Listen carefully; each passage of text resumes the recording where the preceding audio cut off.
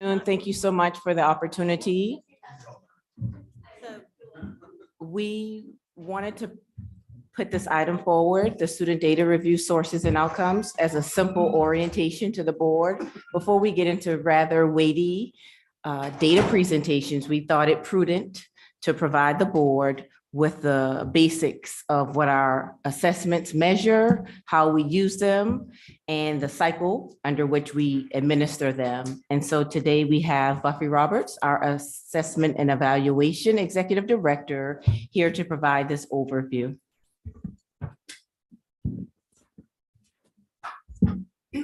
So good afternoon, and thank you for allowing us to have this time to go through our assessments. We are going to talk about some of our state and federally required assessments that are administered in our school district. And in board docs and also in your packet, you'll find a handout. So this is meant to sort of be a reference for you, and we're hoping to just walk through these today, answer any questions you might have, and just provide a basic overview of the assessments. Okay. Having trouble with the cars getting in, or passes aren't working. It doesn't like rain. So our first assessment, my IGDs, is administered to our 4-year-old pre-kindergarten students. It measures our early literacy and numeracy development. The literacy test has 5 subtests, and the numeracy test has 4. Teachers do administer this assessment 3 times a year. And the purpose is to help differentiate instruction on specific skills that the students need to be prepared for 5-year-old kindergarten. So that's our first assessment, my IGDs.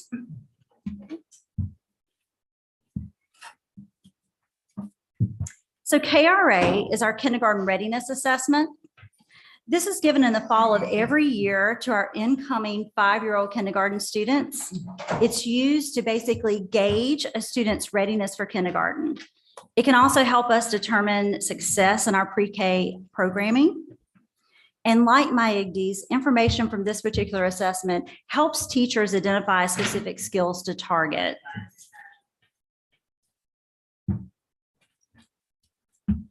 FastBridge. FastBridge is given 3 times a year and includes an early reading assessment for our K-1 students and an early math assessment for our kindergarten students. FastBridge is used by K-1 teachers, again, to differentiate instruction. And our FastBridge early reading assessment is also used as our universal screener for dyslexia.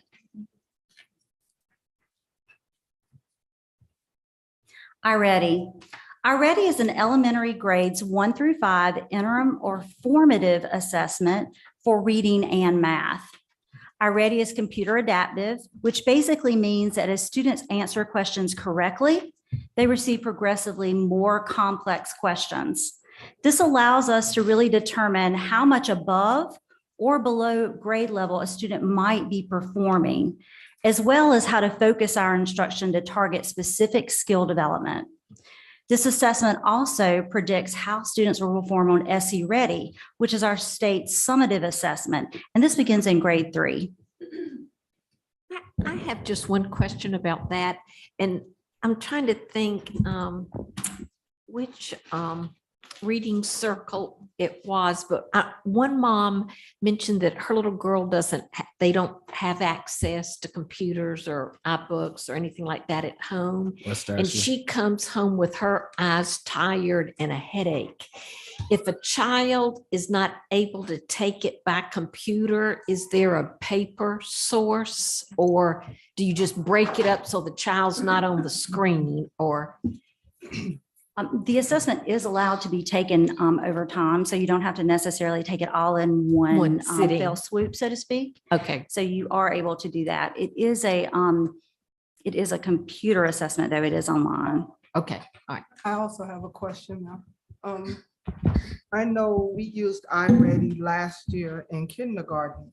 Now, is this just where it's introduced and we actually take the assessments in first grade the following year? Because I know we use this in kindergarten.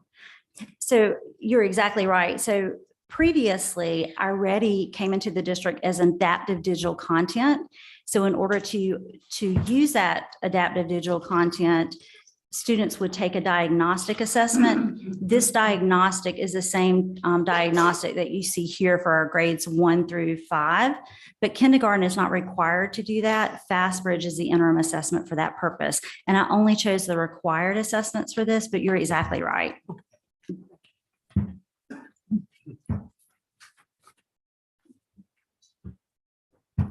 So COGAT and Iowa, both of the assessments here are for screening for our gifted and talented state identification. COGAT is an aptitude assessment, which is given to all grade 2 students and referrals in other grade levels. Information from COGAT can also be used to determine how students learn best, like whether they learn better by listening, seeing, or doing, so to speak. The Iowa assessment is an achievement assessment, so it's much like iReady or MAP. But these are our state assessments for identification of gifted and talented.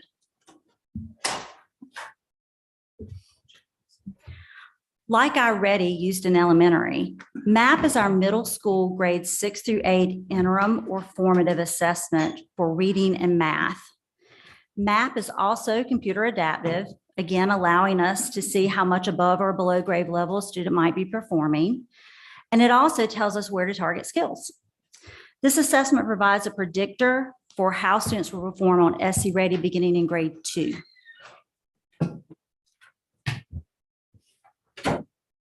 So SC Ready English Language Arts and Mathematics are South Carolina's grade level summative assessment that are administered in grades 3 through 8 every spring.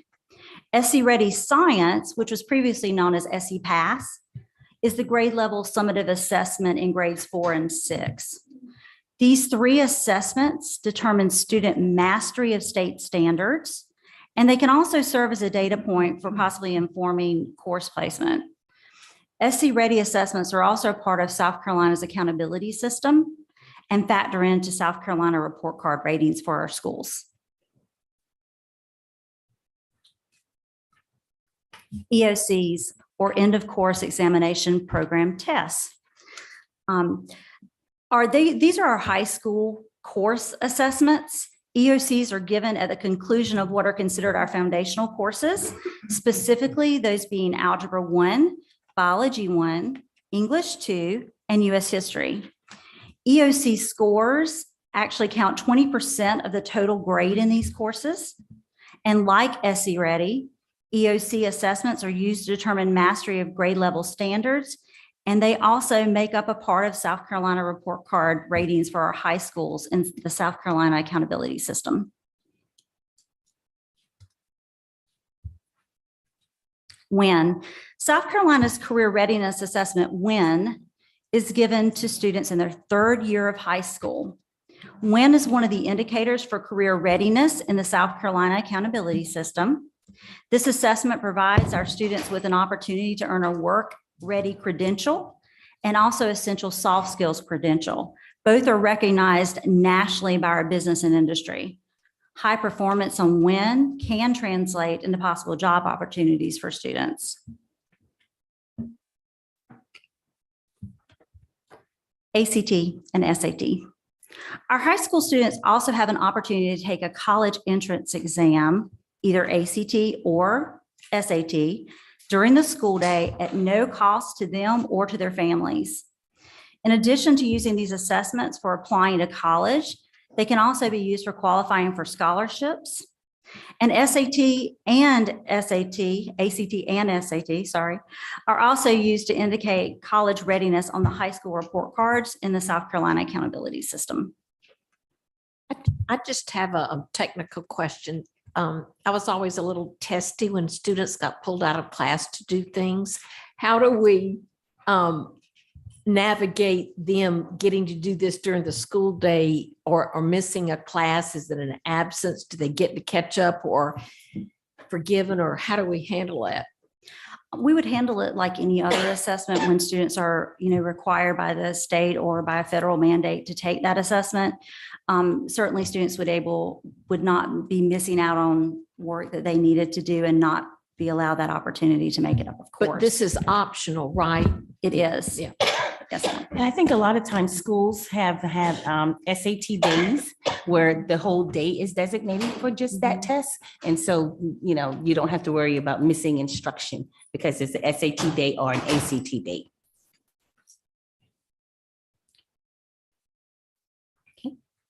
So pre-ACT and PSAT NMSQT.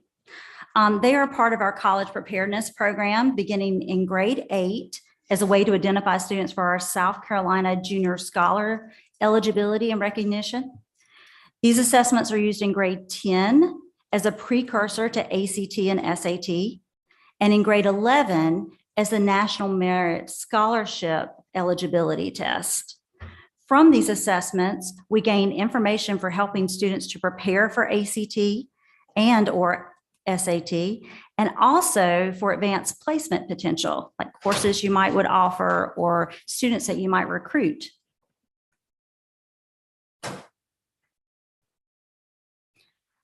Access for ELLs is an annual K through 12 assessment that's given based upon the home language survey completion and limited English proficiency.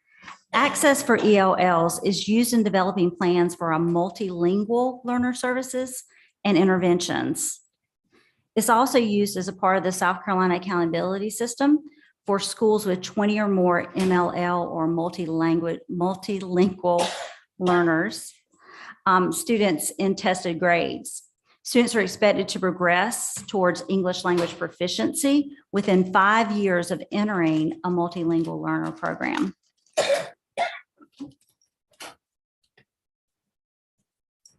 Advanced placement exams. Advanced placement exams are given in the spring. These exams are associated with our advanced placement course enrollment in our high schools. In some cases, like computer science, AP exams are also given in PLTW or Project Lead the Way courses as well. Scores of 3 or higher on an AP exam can result in college credit and scholarship opportunities. AP is also used as a college readiness indicator for high school report cards in the South Carolina Accountability System. NAEP. The National Assessment of Educational Programs is administered to a sampling of students in grades 4, 8, and 12 in selected schools. These assessments do provide information on national progress in education and help identify targets for improvement and opportunity and access across our nation. Excuse me, how do we decide which schools are chosen? I had a feeling you might ask that. Oh, of course. So we actually don't decide.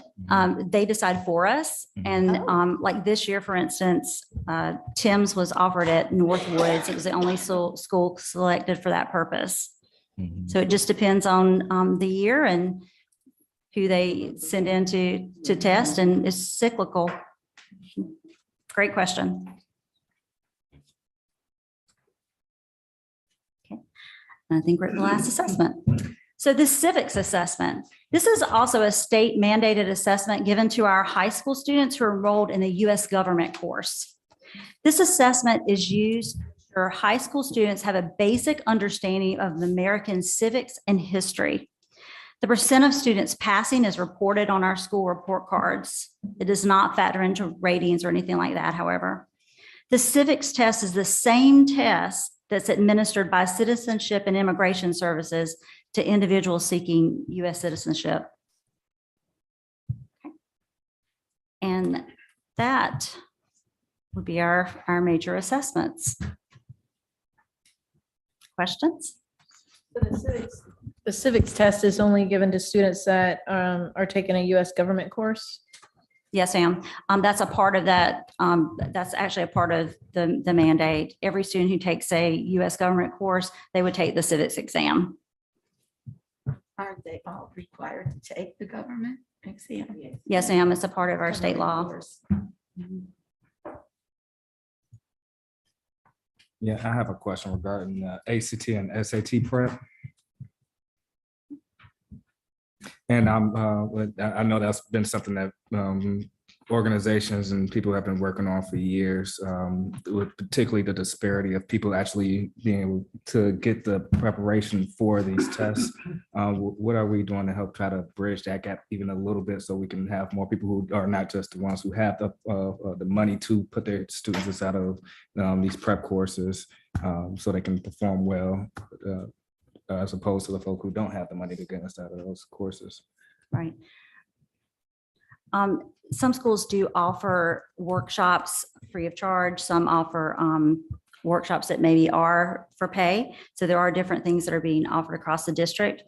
We also have the ability for students to utilize resources at the school. Like for instance, there could be an ACT or SAT prep course that students can access. Add anything? Dr. Heckelsheimer, do you have anything you want to add in regards to what high schools are doing to prepare students for SAT and ACT? And I think we're doing some things in middle school too, Mr. Calhoun, but Dr. Epp? There are some things that are online that the kids can access, and they're made aware of that, like Khan Academy and those practice websites that they can use. So there are sources out there. I think the high schools do a pretty good job of making sure that the kids know where the information is. Now, there are some high schools that use like different workshops, as Ms. Roberts says, and some are free of charge, some companies charge money. I know some of the Title I schools, particularly I was at North Charleston, and they use the company out of Columbia, and they have real good results in SAT and ACT scores. And so they provide 6 weeks, sessions. So depending on the cost of what you want to pay, you can have it for 6 weeks or you can have it for a semester. And they do have a very good return in results across the state of South Carolina. And they also, at some Title I schools, they also provide waivers for families who cannot pay for the ACT or SATs. You know, one of the best things we can do, Mr. Calhoun, I appreciate the question, is offer all kids access and opportunity to rigorous core content that are, aligned with the standards. And so as we look more, Ms. Simmons and I work with schools and departments to ensure that that's available. We're making sure that it's equitably distributed across the district and that the teaching we're seeing in classrooms, particularly with kids in poverty, is top-notch instruction. So thank you for that. Any other questions?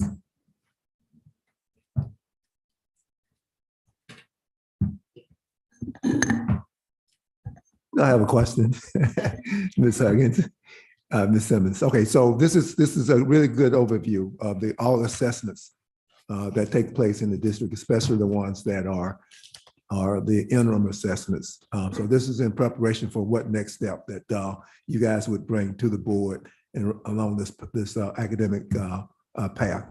Sure. So we opened by saying we thought it was just wise, prudent to give you just the basics of what these assessments measure, how often we administer them, and the information that's gleaned from them, so that when we do offer a comprehensive data dive into these assessments, at least you have some baseline knowledge on what it is, what it does, how we use them.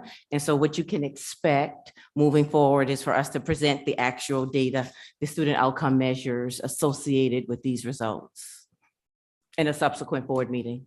We have it already prepared, but we didn't want to dive into the data just cold. We wanted to give you some background information first. And we have a plethora, as you can see, of assessments. We also administer benchmarks to help us progress monitor students and how they're doing. And Ms. Simmons and her team keep track of that. And of particular interest to you will be when we come to discuss the goals and guardrails, because aligned with our reading goal, our math goal, and our college and career goal are various assessments embedded in here. So there are also interim goals and ways to monitor progress along the way. And you'll see, for example, that we use my IGDs when we're focusing on literacy instruction. and we use MAP in some situations. And so this helps, like Ms. Simmons said, give you a general understanding of what those tools are and how they're used in our system to monitor student growth. Do you have any, I know this is a lot. Again, it's hard to digest multiple assessments all at one time, but we hope to give you a really big general picture with the same sort of information to prepare you for those dives, as Ms. Simmons said, that we'll be doing into all the data around the goals and guardrails, so you can help keep us accountable for student outcomes. And hopefully you can use this as your reference online and in hard copy. So I have a key question. I mean, the key to all assessments is to create a foundation, a starting point. Looking at this fluffer of tests, which seems kind of insane how many tests you're using. What's new and what have you been using for 5 years? I mean, where can we go back and look at 5 years, 10 years, 15 years? I mean, are any of these tests, do we have databases, or are these all new foundations, something that we just pulled in the last 2 years? And now we're gonna have to wait 3 or 4 years to really get anything that means anything. No, sir. So NWEA MAP has been in Charleston County School District for over 20 years. So we have historical, long-standing trend data associated with MAP. iReady is newer, but nevertheless, we like to, if we can, when we can, look at least 3 years worth of data points to see if there's consistency, to see where the validity is in terms of our performance and what's impacting a particular outcome. And so some of these are state-driven. You heard Ms. Roberts, reference on multiple occasions, this is a state mandate. And so we wouldn't prefer to administer a laundry list of assessments, some of which we believe inform daily instruction in the classroom. Others just gives a benchmark, a baseline, as you referred to, that's essential to teachers just starting off the year to know where scholars are when they enter the door. KRA, for example, is one of those measures that just gives teachers a baseline understanding of where scholars are. And so to answer your question succinctly, some are longstanding and some are newer. And what's the newest, iReady? iReady, And that started last year? yes. So that would have been for the 21-22 school year, 22-20? So it wasn't adaptive digital content. And so that might not make a ton of sense, but it was used more as a teaching tool. It was informing in a formative way how teachers plan lessons. This year is the first year we're using it as an interim assessment, whereas it's guiding our midpoint checks in a more formalized way. If you want to add on, I saw you about to talk. No, and the other assessment would be WIN, which is just, the state has gone from work keys to WIN now. So this is a newer assessment or returning assessment that we have where you're not going to have the same longitudinal data. Same idea with career readiness with levels, but it is a different assessment. But that was state driven. Yes, sir. And all of these are state or federally mandated. Every assessment that I referenced here, all of these are state or federal mandates. So iReady is being used throughout the state at every district? I'm sorry, I didn't. iReady is being used throughout the state at every school district? So it's not mandated? No, actually, the formative or interim assessment is the mandate. Mhm. So, but the list, the state Acceptable. provides a list of adopted assessments that are approved, and you choose one of those. And Mr. Grabowski, we consolidated based on feedback from teachers and principals to limit the amount of assessments this year. We reduced the utilization of MAP because our teachers and principals found iReady more useful in the elementary grades. So we reduced the use of MAP in the elementary grades and limited it to the iReady based on the feedback that Ms. Belcher, the prior CAO, and Mrs. Simmons were able to garner and to work with the elementary school principals. But you anticipate at least 3 years before any of those numbers really have any value.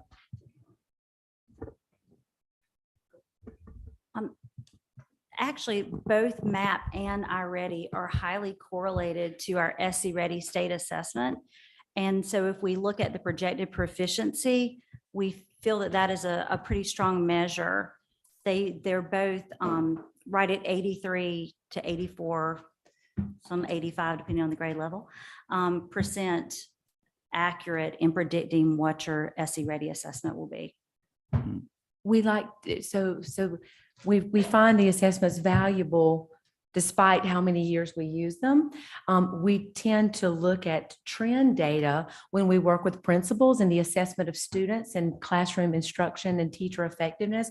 We tend to use at least 3 years of longitudinal or trend data so that we can help principals and teachers set goals for student achievement, if that makes sense. But we, like Mrs. Roberts said, and to which Mrs. Simmons just alluded, MAP and iReady are highly correlated with student success on SE Ready, our state assessment, excuse me. Thank you. Yes, sir. Good questions. Thank you. Let me use this opportunity to compliment you.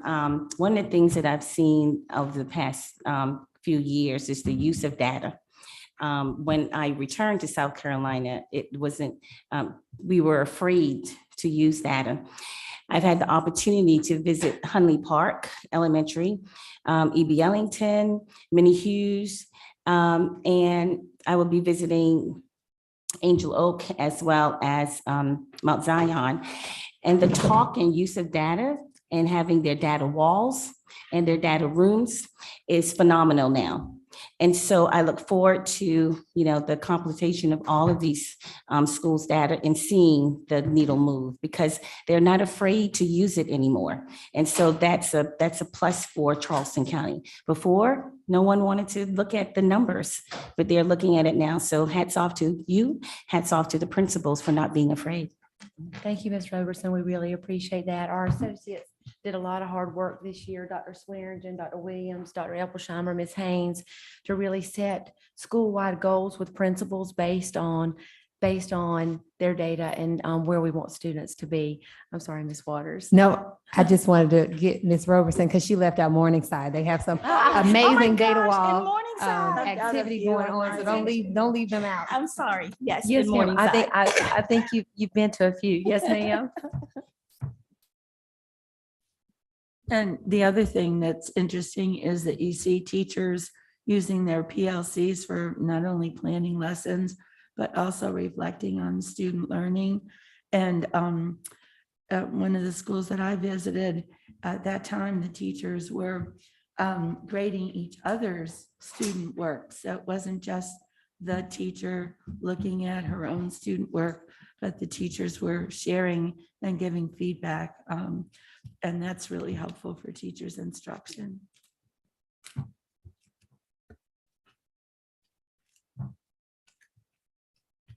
Thank you. Well,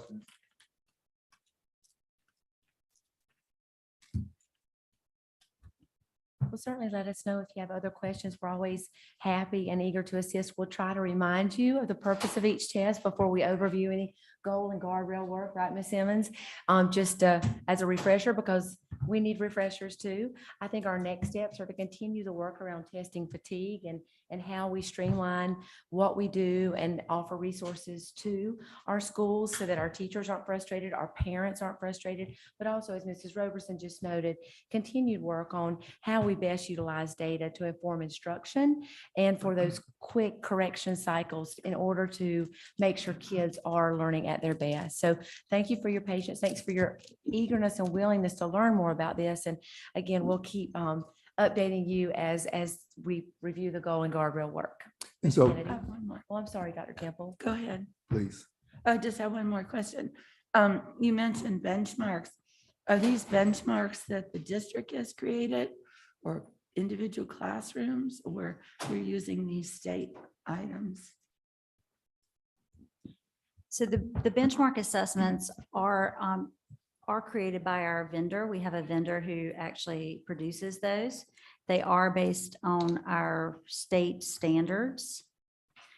A group of instructional specialists with teacher input review those benchmarks, and we plan to roll those out a little more strategically this upcoming fall again. We have found, Dr. Temple, in complete transparency, we've allowed some flexibility in the administration of those benchmarks per principal request in the past. And what Dr. Epplesheimer and I have found in reviewing some student data is in schools where they're used on a scheduled basis and sort of in alignment with the curriculum, students tend to perform better on EOCs, end of course exams, and SE Ready and some other of our summative assessments. And so we are working with the associates on ensuring that is strategic and how it's rolled out to schools and with teachers, so as not to frustrate, but instead, as we suggested, to inform instruction. So one last question from me. Still say last. So we produced and published a calendar a few weeks ago around bringing data to the board. So how does that calendar relate to the assessment lineup that you have here?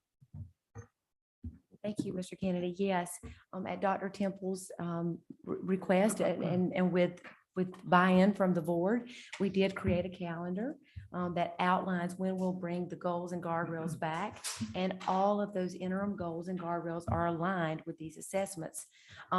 Because in order to measure literacy achievement, math growth, to make sure students are on track for Algebra 1 or rigorous math coursework and college and career readiness, we have to measure with these assessments and some of the formative assessments that we have in place. Some of the guardrails are also linked to this work, but yes, sir, that calendar is very much linked to these pieces that Ms. Simmons, Ms. Roberts, and I've outlined for you today. Michelle, would you add anything else?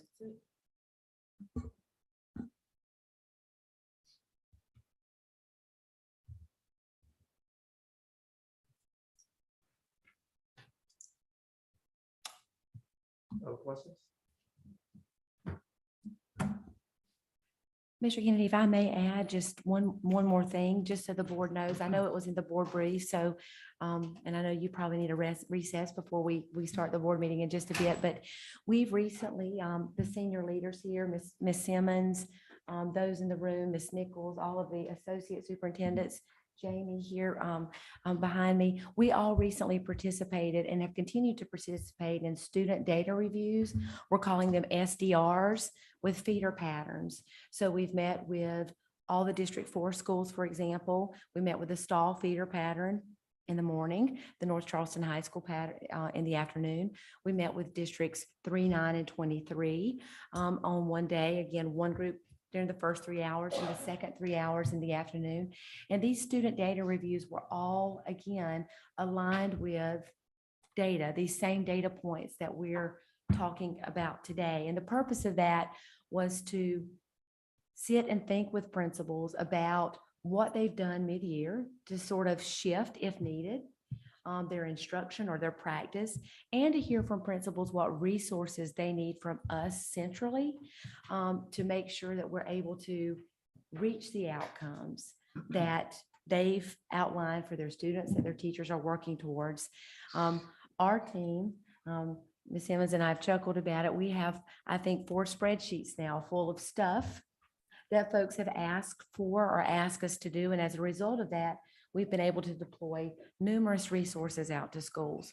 For example, in the first student data review with District 1 and 2, Mrs. LaCarma Brown McMillan, I think some of you have visited St. James Santee, talked to us about the challenge with Mr. Brigman of being able to retain teachers and recruit teachers, and talked about the rural travel stipend and how we have needs, teachers have needs for just to get to and from her school to teach. And so at Cabinet just last week, we brought forward a recommendation filtered through HR to increase the rural travel stipend right here before prime hiring season starts. And so the purpose of those meetings were to focus on data, but a byproduct of those meetings were our ability to address teacher, school, and principal needs. So again, these pieces really infiltrate all of our work. So what I'm hearing is that we shouldn't, if this works, we shouldn't have to be nervous about getting the school report card from the state because we would know ahead of time. We certainly can predict, Mrs. Roberson. Now, whether we need to be nervous is a whole nother conversation. But we have a lot of tools in our bag to help us predict where our students are going to be. As Mrs. Roberts said, MAP and already are 85%, 84% predictors. And we had that conversation, for example, with a principal last week who said, I'm worried my MAP numbers are here. And we said, well, MAP's a pretty good predictor. So what can we do to help support your students? What resources can we provide? How can we support that? So we hope there won't be a reason to be nervous. I know hope's not a strategy, but we're working toward a place where there'll eventually be hopefully no nervousness. Yes, ma'am. I like the concept of working with feeder patterns. So working here with, excuse me, I have a cold. So, with the assessments, I think that's really great. Are you doing anything else with the feeder schools in terms of their academics or in terms of any kind of practices like restorative practices? And the focus here is just trying to learn more, since we have time, about what you all are doing with these feeder patterns, because I think that's significant. I'm so glad you asked. Thank you, Dr. Temple. These SDRs, as we call them, needed to be a lot longer than 3 hours, because what happened was we had, and again, we had anywhere from 6 to 10 schools come in at any one time in their feeder pattern. And what grew out of that was, in many instances, you see Dr. Coakley here in the room, Mrs. Allison in the room, a lot of things that surfaced were the need for more mental health services, help support with discipline. So we are introducing circles in some of our schools. There was a need, for example, again, in District 1 and 2, I'll just call this out. As students, because we've discussed it as a board, thankfully, because of your interest, as students transition from St. James Santee, for example, to Wando, there are needs there to prepare those students and families to leave the Allendale area and go to Wando. And so as a result of that, Mrs. Allison and Dr. Coakley, with Dr. Williams's support and Dr. Epplesheimer, are working to begin programs and systems to help families there. Again, it really was a powerful time for us, I think, as leaders, to see the trends across feeder patterns, to say, look, we all need the same thing in this feeder pattern. What we're finding is a systems issue, Dr. Temple, is, for example, student attendance and chronic absenteeism, and our need at the central level to provide more supports to all schools. But there were certainly practices and needs that emerged with feeder patterns that differed from others that we've been able to more aptly pinpoint and provide support. So yes, ma'am, we are doing that. So you've described a lot of the problems, but what are the resources that you're going to have to address the problems? Oh, that's a great question.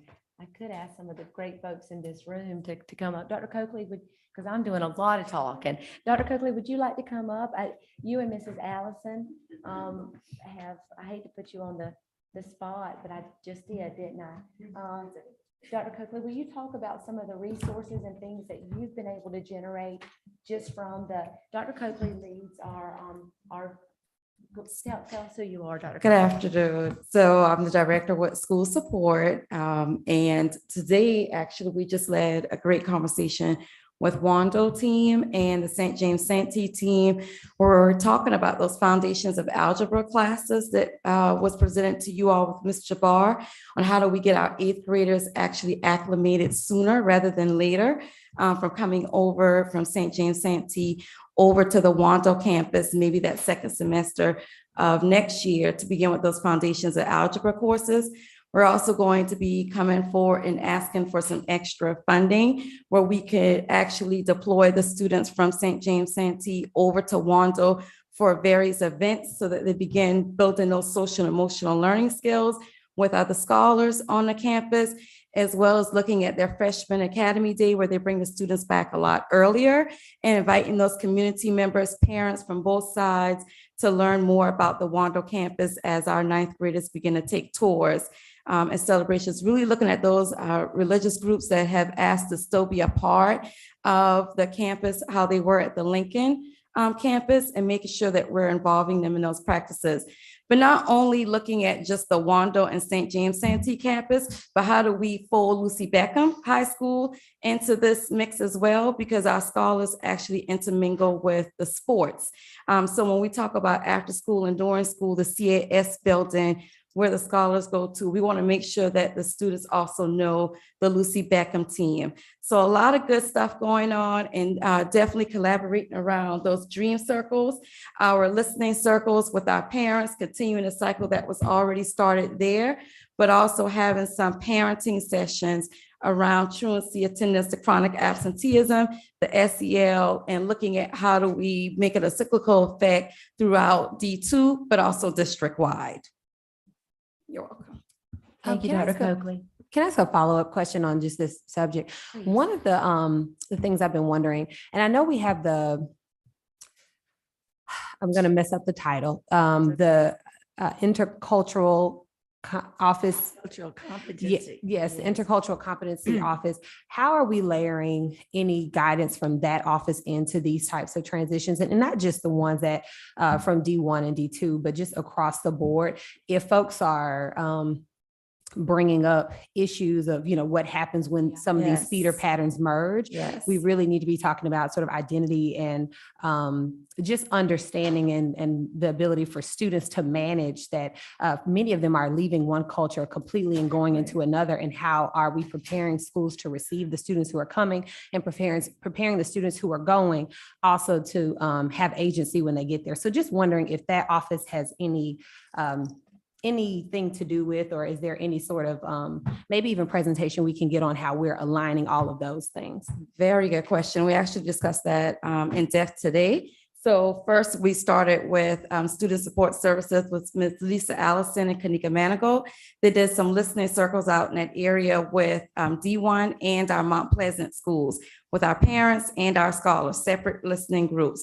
But today we talked about folding in Ms. Blake, where we could actually get a series around culture and climate and looking at what our personal biases would be when we're talking about inviting students from other cultures within the school. And it goes back to looking at that funding so we can fold the St. James Santee students within the Wando and Lucy Beckham population a lot sooner than what we have. And then the part that we really haven't addressed would be like those territorial issues that we have between that D1 area and then that Mount Pleasant community. So really identifying those subsets of groups where we can talk about where are those differences, which is historical. There's nothing that has happened because of the merge with Lincoln and Wando. And I think that's one of the biggest myths that we have out there, that these issues happen because of the merge.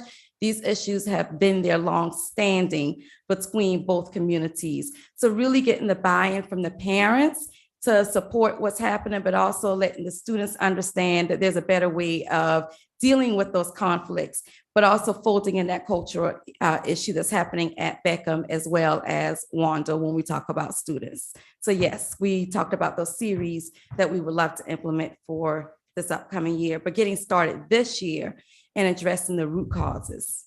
Awesome. Thank you. You're welcome. Thank you, Mrs. Waters. And the process has really also allowed us to identify just some other operational sorts of things. For example, the principal at Goodwin told us last week, I've got a huge problem with truancy. Some of my kids are in the 1.5 mile walk zone, but they're not getting there. So Mr. Broey and his team are already working out a path to pick those students up.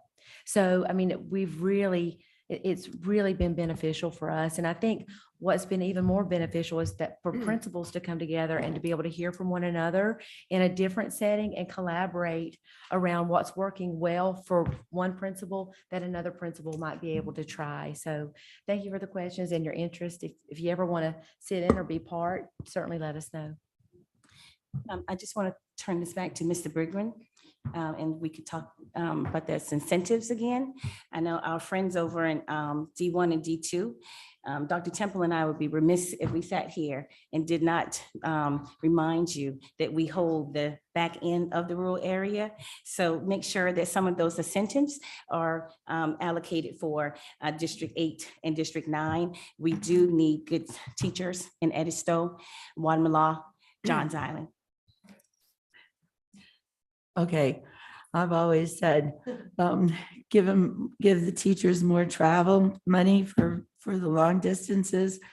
But if I were a teacher, I'd just like an Uber so I could grade my papers while I was driving and didn't have to worry about all the traffic. Mr. Kennedy, that's all from us. Again, we hope you find it. I just have a information follow-up helpful. with what Oh, Ms. sure. Robertson just said. What's the time frame? What are you looking for in completing this? I hear a lot of focus being done on D1, D2, which I appreciate, but nevertheless, she has a very good point. Well, I happened to pull D1 and D2, but we've done D1, D2, D3, D4, D9, and D23 already. So the only ones we have left, we've got our magnet schools and we've got District 20 downtown and West Ashley. So I think, in fact, the principal of West Ashley High School texted me today and reminded me because I sent him another appointment. He's like, don't we? I said, no, it's another day. So District 10 is this Thursday. They're typically on Wednesdays, but District 10 is this Thursday. I'll be there. Yes. And if I can just clarify for Mrs. Roberson, so the rural travel stipend is across the entire district for all, includes District 9, includes the Hollywood area. Okay. Just want to make sure that was clear. Yes, ma'am. It is within your feeder. In fact, that's where we got Mrs. LaCarma McMillan shared that in District 1.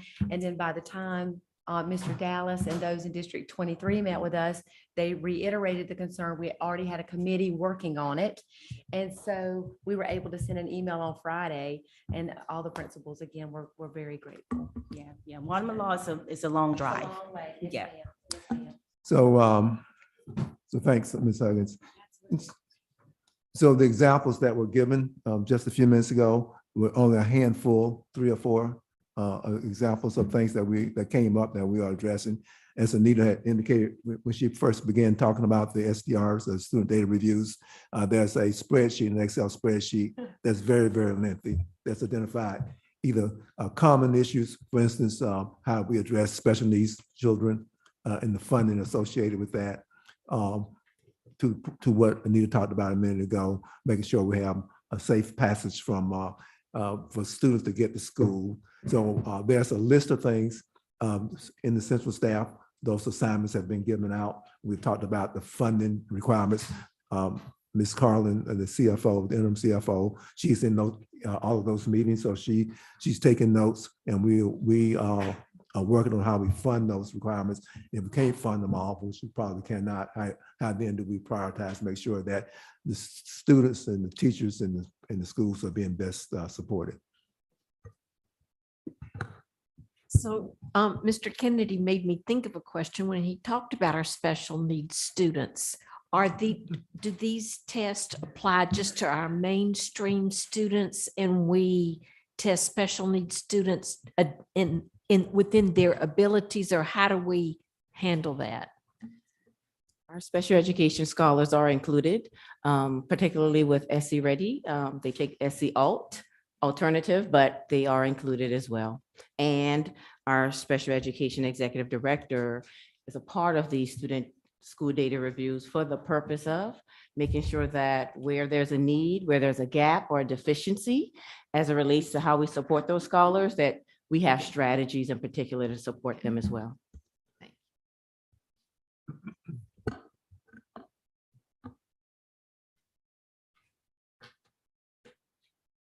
Am I chewing this? Oh, On so this front table.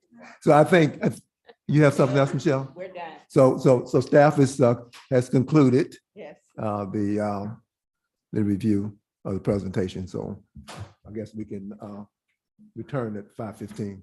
Correct. Thank you. Thank you. Thank you. Thank you.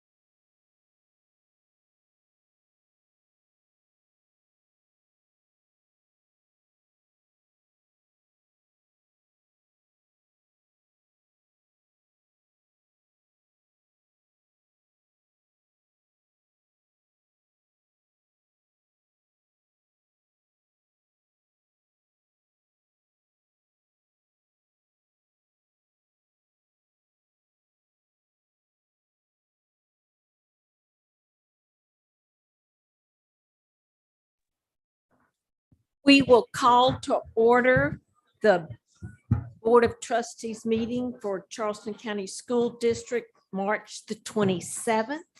As 2 points of explanation before we begin, per the request of Ms. Roberson, we have our parliamentarian with us, sitting with us. So if we need questions answered, Ms. Paler is readily available. And per the request of Mr. Calhoun, we are going to try and expedite our conversation and introduce even more decorum. And after a motion is made, seconded, and ready for discussion, each trustee will have the opportunity to say no question or ask one, and we'll just pass it down after everyone has had their one chance. If they need another chance, they certainly will have that also. But we're trying to do that to accommodate time and effort for everyone. Before we even go to the adoption of the agenda and approval of the consent agenda, I move to add to the executive session agenda an item 6K for a discussion of allegations of misconduct on the part of a person subject to regulation by the board in accordance with South Carolina Code 30-470A1 and 3. Is there a second? A second. Ms. Watley seconds. This will be a voice vote. Mr. Grabowski will start with number 1. Aye. Yes. Aye. Aye. Aye. Aye. Aye. Yes. And the motion passes. Is there a motion to adopt the agenda and approve the consent agenda? I move. Ms. Watley moves. Is there a second? I second. Mr. Calhoun seconds. Any question? Okay.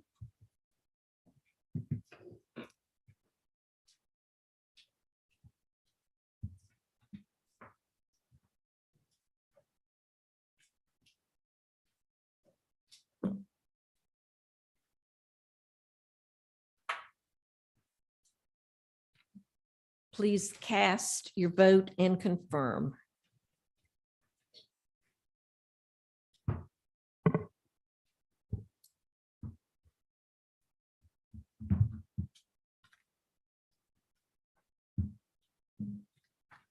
And the motion passes.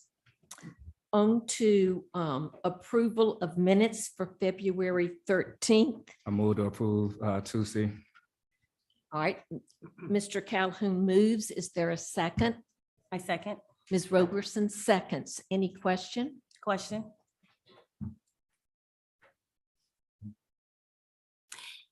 Once we approve the minutes for February 13, it would be prudent for my friend from District 2 to resign the position of chair, because this February 13 minutes will be our official documentation, and we cannot have 2 board chairs documented for the record. I will have to call on our parliamentarian who translated that differently.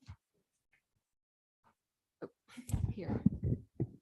Well, I understand what she's saying, that up until you approve the next set of minutes, there would be 2 chairs. Is that where you're So- coming from? And it don't need to be a vote. It just needs to be a statement that I'm going to resign the duties of the chair. They don't have to come up for a vote, but just wait. So when we come up to the next minutes, it won't show that we have 2 chairs moving forward.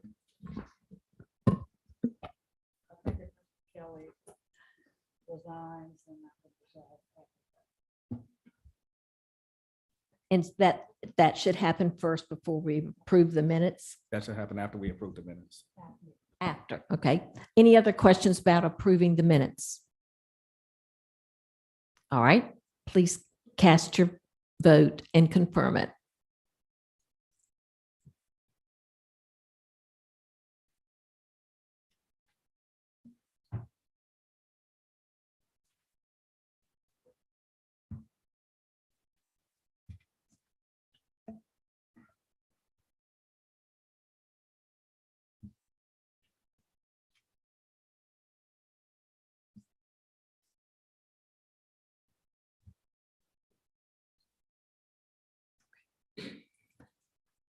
And the motion passes.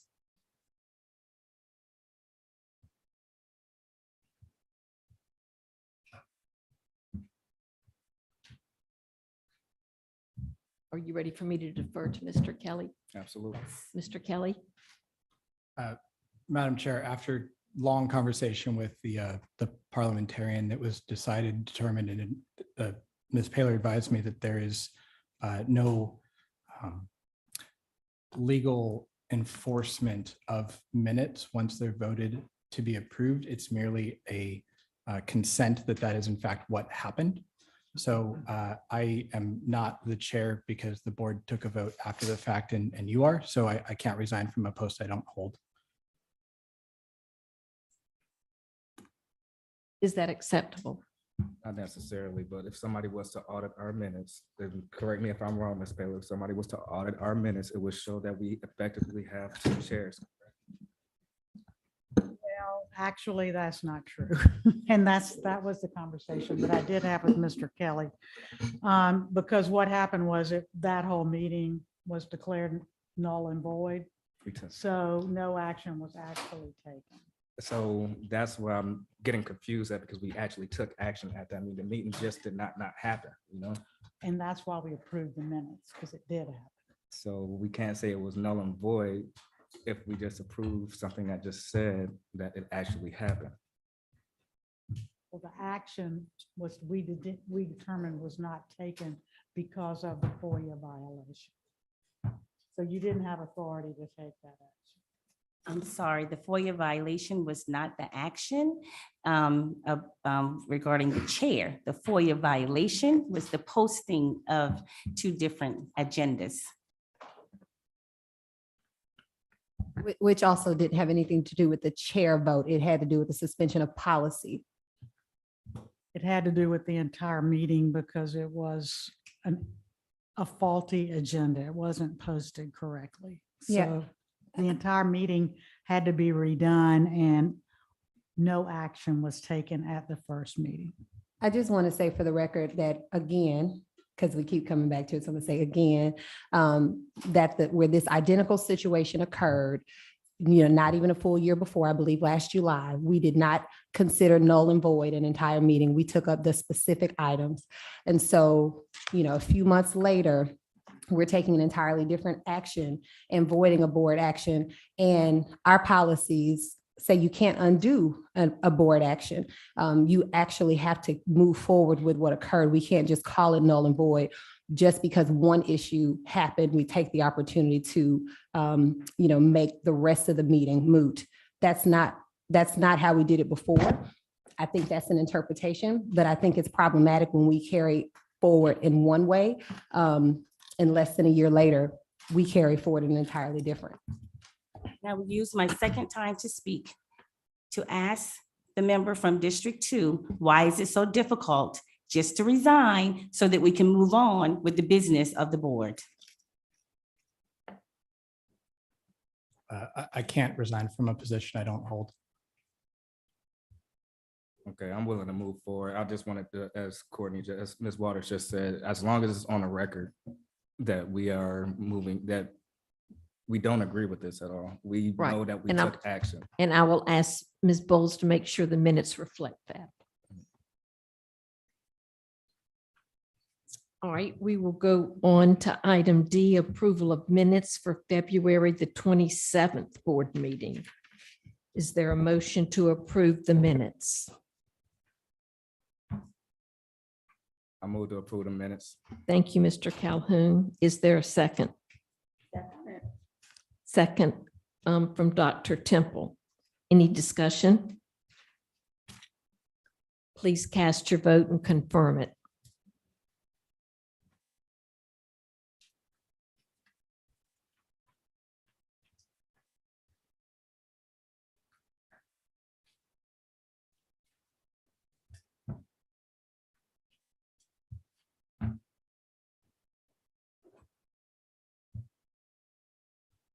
And the motion passes. Is there a motion to approve the minutes of the 3 p.m. special called board meeting on March the 13th, 2023? I move.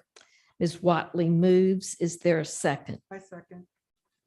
Ms. Bailey seconds. Any discussion? Cast your vote and confirm.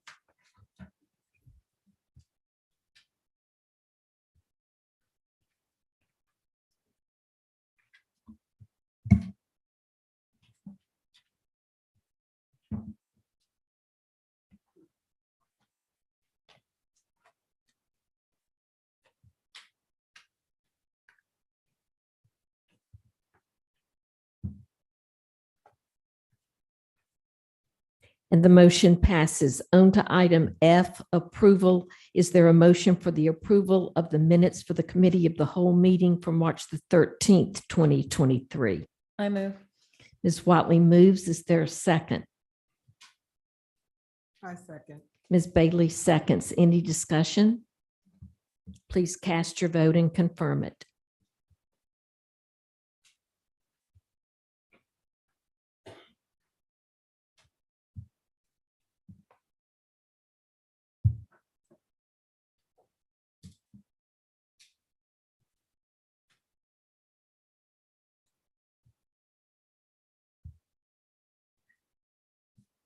And the motion passes. Is there a motion to approve the minutes of the 7 p.m. special call board meeting for March the 13th, 2023? I move.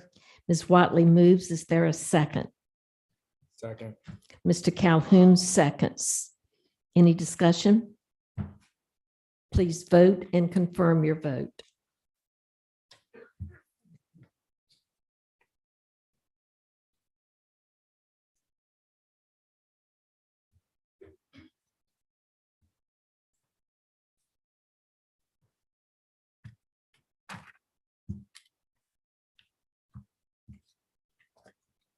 And the motion passes. We are on to item H for a moment of silence, and then Mr. Grabowski will lead us all in the Pledge of Allegiance to the flag. This evening, we'd like to take a moment to remember a teacher of Charleston County School District and her family. She has recently passed away. Second grade teacher, Laura Coleman.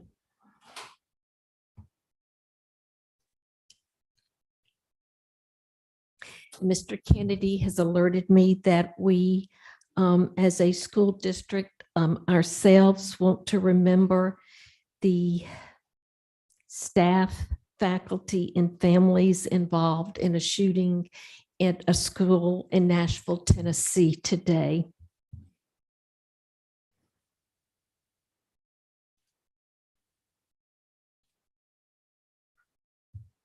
Thank you. If you'll join us. So everybody, please stand. I pledge allegiance to the flag of the United States of America and to the republic for which it stands, one nation, under God, indivisible, with liberty and justice for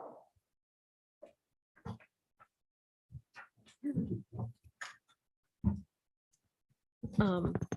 We will move to item 3A, the public comments. And I would want to remind everyone, the public and especially the trustees are most interested in public comments, whether spoken or written. We listen to them all. And I would like to read to you from policy, which you know we follow, but some people might be new. There is a suitable visible timing device that is employed and will be audibly mark the end of the presentation period, as well as being on the screen. Because of the number of speakers this evening, the 30-minute allotment is for 31-minute speakers. And no speaker may use the public comment session for personal or derogatory comment of any individual, to discuss personnel matters, or to discuss matters otherwise private or confidential. Speakers are to discuss issues, not individuals. Issues addressed should reflect business that is before the board and or is relevant to the district. Ms. Bailey, our vice chair, will now handle the public comment session. And as in the past, she will call 3 or 4 of you at once for us to keep the process going. Thank you. Good afternoon, everyone.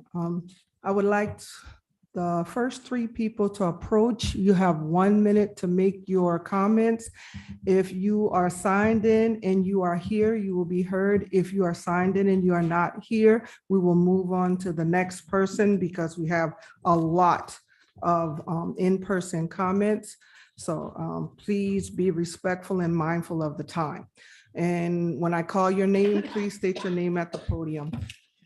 Penn Dolsher, Parker Ursery, and Miss Bonnie Cleveland.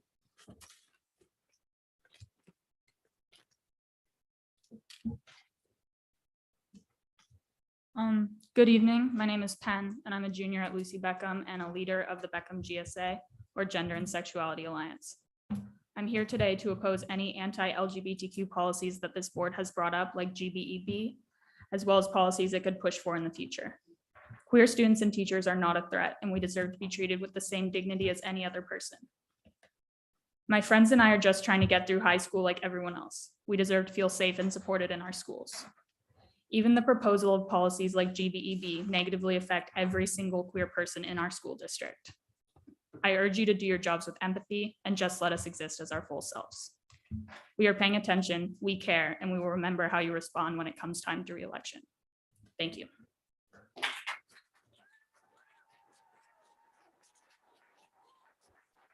Madam Chair, I would ask, please, in all respect to the board and all the other people, could you hold your clapping down? It really doesn't help.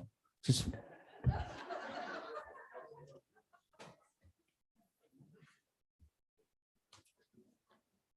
Trustees, CCSD staff, and Ma'am, public. please state your name, ma'am. I will. I'm Bonnie Cleveland, CCSD parent. Mr. Kelly asserted in the January 23rd meeting, and I would like anybody who does not want our district to pray aloud to please stand up in solidarity with our Constitution. Mr. Kelly stated that the public prayer policy is intended to bring policy in line with behavior since prayers were a longstanding practice. This is not true. At best, Mr. Kelly did not perform due diligence. At worst, he is bearing false witness about history in order to make the public prayer policy appear traditional and ongoing. In that same meeting, Mr. Grabowski and Ms. Watley repeated these false statements. At the February 27th meeting, Mr. Kelly once again said it. I notified him in a March 22nd email, but he hasn't responded. I have searched the last 3 school years agendas and minutes, and they did not pray at any of those meetings. They opened with a moment of silence. Thank you, ma'am. Thank you. But you took some of my time interrupting me, so I'm going to just finish. A vote for public prayer is a vote to create a new policy allowing public prayer to open CCSD board meetings. Vote no to policy BC. Thank you, ma'am.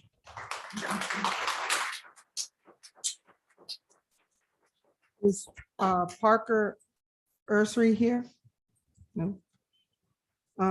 Francis Belittle III, Calla Ryan, Gary McAuliffe. I remember hearing a lot of talk about getting back to the basics. I want to tell you a few basic things that are happening in my schools, my kids' Can you schools. please state your name, sir? You just stated it. Thank you very much. Sir, please be respectful for everybody in the room. Okay. State your name. Hi, everyone. My name is Francis Baylott, and I am a parent of a middle school and high school student. And I want to speak on a couple of issues that are unmet. If you're unaware of these issues, shame on you. If you're aware of them, I'm sure you're working hard to help resolve them. One has to do with overcrowded buses. 25 to 50% of the time, my daughter sits on the floor of her bus in the aisle. That's unacceptable. It should be closer to 0, don't you think? Fights.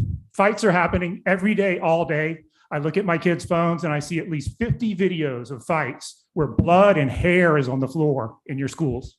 What are you doing about that? Vaping. Vaping is occurring everywhere throughout all of your middle school and high schools, in the bathrooms, in the buses, and even in classrooms.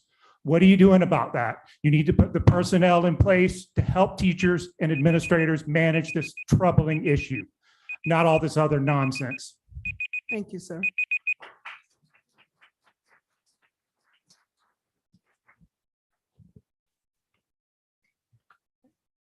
I'm ready. Hello, I'm Keller Ryan, and I'm a seventh grader at Beast Academy.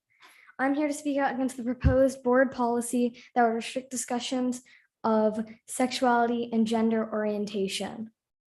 These would make it near impossible for teachers to speak with students about sexuality and gender identity. This may make students feel unaffirmed, unwanted, and uncared for. Surely, if this policy passes, transgender and gay suicide rates will rise in this district. This policy is being pushed with the supposed goal of protecting children that would have the opposite effect. I have a friend at school with 2 mothers. If this policy passes, would she not be able to speak about her parents at school? Multiple kids at my school are gay or go by different pronouns than their assigned gender at birth. It would hurt them to not be able to talk about their own gender and sexuality identity. To truly protect kids, they need to be able to have their gender and sexuality affirmed. They don't hurt anyone. Thank you.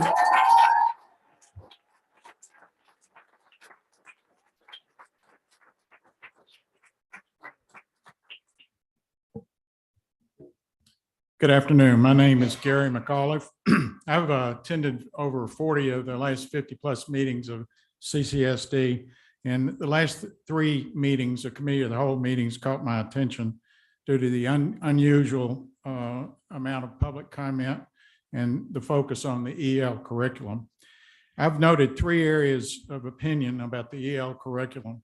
In the public comments, 95% of the comments supported EL curriculum. In the written comments, 58% of the comments supported EL. And in the Charleston Teacher Alliance, there was only 25% that supported EL. I think there's a wide range of opinion about EL. I'm aware that the superintendent and staff are supportive of EL, but I believe that as comments are received, they need to adjust, make sure they're welcome. CCSD has choices, in my opinion. One, will it focus on the divisiveness that is promoted by Ibram Kendi, Nicole Hannah-Jones, Richard Delgado, Gene Stefani, and Robert D'Angelo? Or will it focus on the unity promoted by Thomas Sowell, Jason Riley, Robert Woodson Jr., Carol Swain, and Tim Scott? Thank you. Thank you, sir. Thank you. Thank you for your time. Next up, it will be Joseph Kaiser, Nelson Rivers, Dan Ryan. Good evening. My name is Joseph Kaiser. I'm a lifelong resident of Charleston County. I am here tonight because actions speak louder than words. This school district has a litany of very serious issues that need to be addressed. We have teachers that are not paid enough. We have disparities based on zip codes in schools. And this school board is more concerned about praying before your meeting. Where are the priorities of this board? Thank you.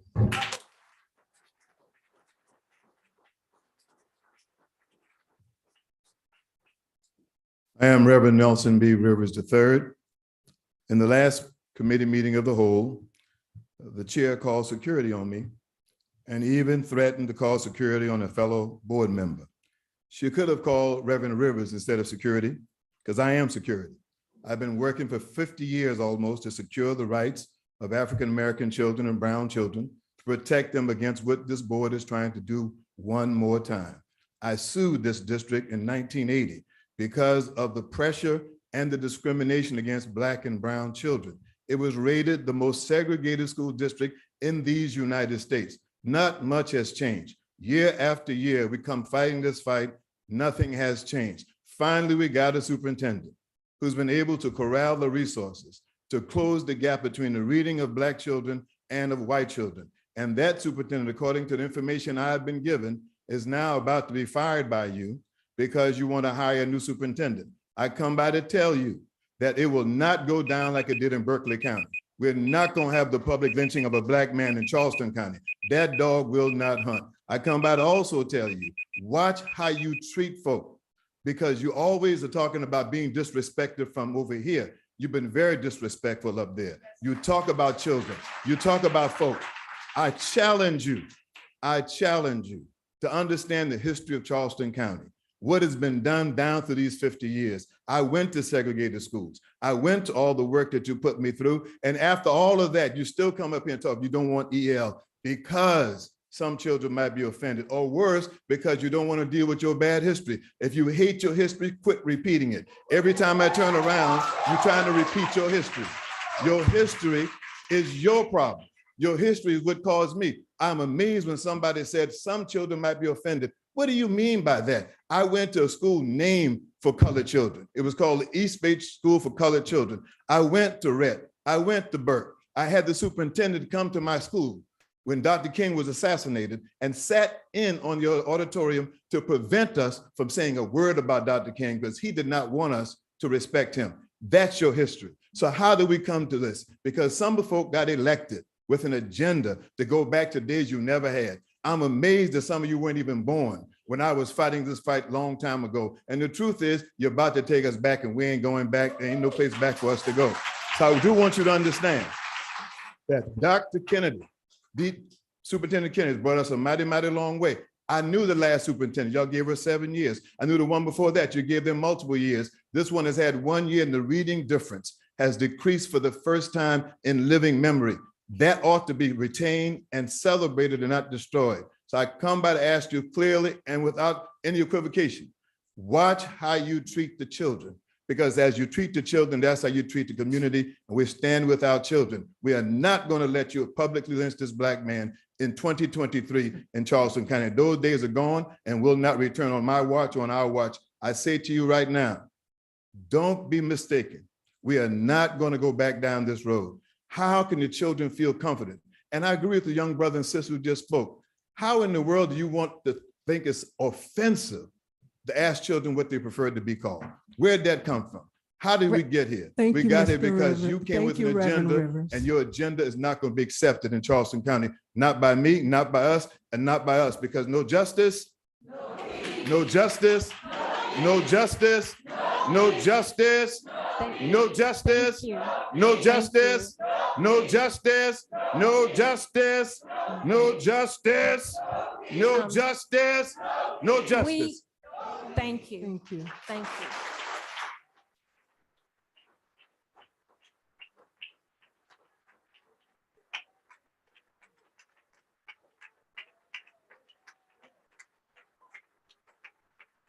Go ahead.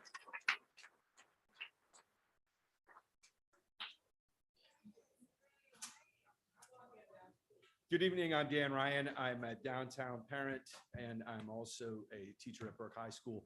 I'm here today to talk about the problem of teacher retention and teacher recruitment. The so-called problem of teacher recruitment and teacher retention today is in fact a crisis.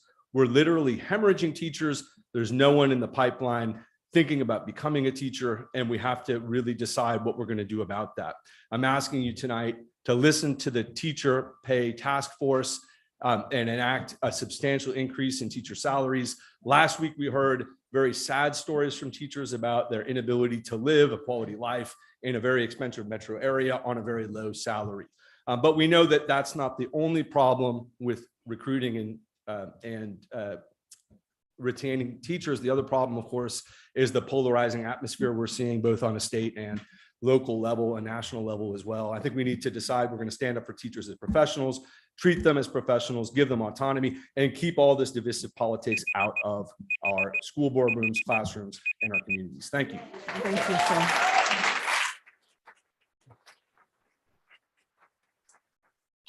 Next up, Luke Interent, Rose Porter, and Samantha Blake. And I do again advise you, please be respectful of the time. We have a lot of speakers that have to speak. My name is Luke Interante, and I'm in 11th grade. I attend Wando High School and identify as a straight ally who goes by my biological pronouns. I say all of this to present the board with a viewpoint on GBEB from someone who would not be directly affected by it. The bill strongly emulates the proclaimed Don't Say Gay bill passed in Florida, which was called discriminatory and horrific by the White House. I would like the board to consider that LGBT members are 4 times more likely to be the victims of violent crimes, and worse, causes queer youth to be 4 times more likely to consider, planned, or attempt suicide. Would it really be a good idea to oppress them in potentially their only safe space of their schools? In turn, I would ask you to consider the teachers' side of the addition. When the school district is currently facing a deficit of teachers, would forcing certain teachers into entire lifestyle changes be a good way to keep or attract them? This bill would not only cause teachers to quit or lose their jobs, but it could also make less youth consider becoming teachers and attract significantly less teachers.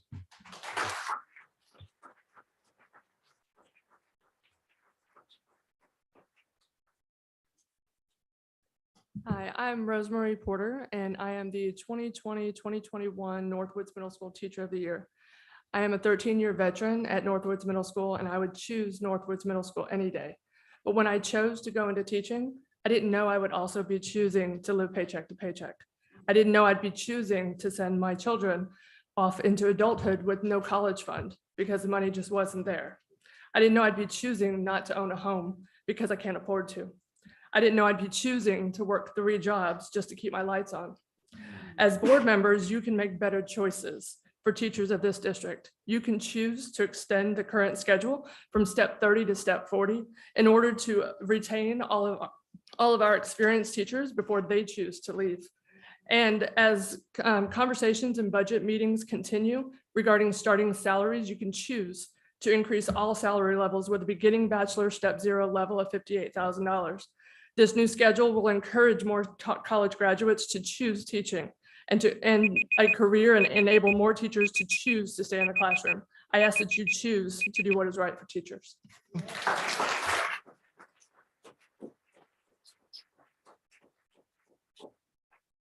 Samantha Blake.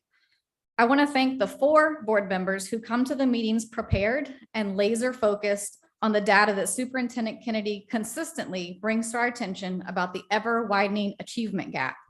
Unfortunately, the last several board meetings have made it abundantly clear that the majority of this board is rather focused on using policy to perpetuate biases and stereotypes. It is evident in the policies you choose to prioritize for revision. It is evident in your committee assignments and the removal of the most qualified leaders. It is evident in the tone of your voice and the words that you choose to describe your school district leaders, as well as members of the student population. It is evident when you do not follow proper decorum, and it is evident every time you call for security. I challenge you to move forward in your roles with common purpose, common sense, and common respect.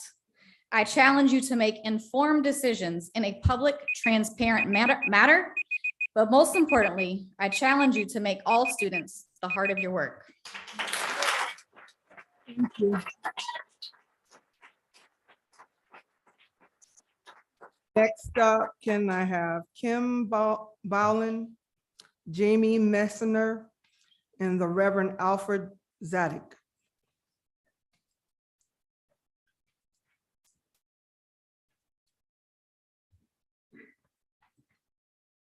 Kim Bolin. I come before you today as a former public school educator, a CCSD parent, and the spouse of a CCSD teacher. I am here to speak against the proposal brought forth to ban Charleston County educators from talking with students about sexual orientation or gender.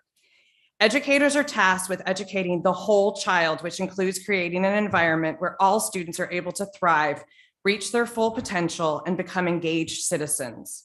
Multiple studies have shown that excluding students' basic needs by denying any way to talk about sexual orientation or gender is detrimental to all students. Every student deserves to learn in a safe and supportive setting, free from discrimination. As the Federal Department of Education has reaffirmed, discrimination based on sex, including sexual orientation and gender identity, isn't just wrong, It's illegal. And this proposal violates federal law. Title IX prohibits discrimination against any person on the basis of sex, where no person can be excluded from participation in, be denied the benefits of, or be subjected to discrimination under any education program or activity receiving federal financial assistance. Protect all students. Remove this proposal now. Thank you.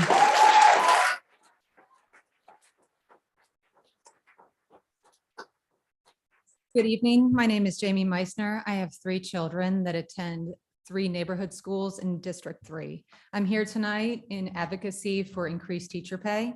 After the last meeting, it seemed very clear that you did not have the financial information that you all needed that evening to make this decision as soon as possible.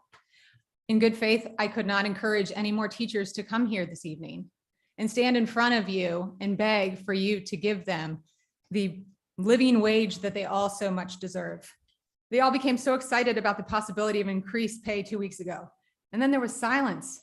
I'm asking you to not tease these teachers. Do not use them as a photo op or a pawn in a game. That would indicate that you do not understand the seriousness of this situation. Your personal agendas are not the priority right now. April is coming, and that is when they will be given their contracts to sign. Right now, many of them are applying for jobs that are not in education that can guarantee a better pay and less work. Leadership showing up with pizza and cupcakes and giving permission to wear jeans is just not good enough. It's just not good enough.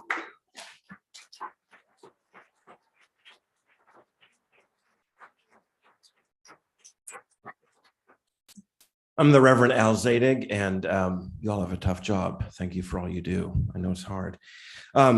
In Matthew chapter 19, we hear Jesus saying, "Let the children come to me and do not hinder them."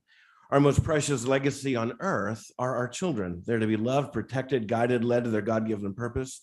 And this begins as we pray for them that the hand of God would keep them as the apple of his eye, protecting them under the shadow of his wings. Therefore, I call with great compassion that the Charleston County School Board begin every meeting calling on Almighty God to lead their deliberate decisions and the agendas that they have. Please, school board, look up before you look out.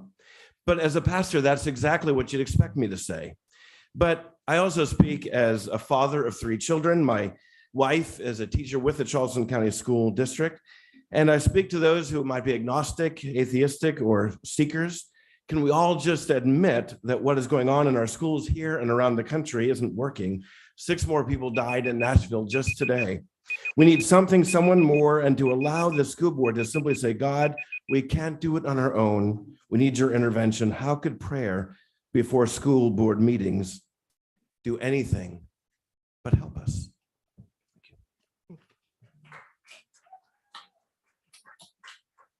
Next up is Catherine Nagal, Heather Carey, and Adrian Litt.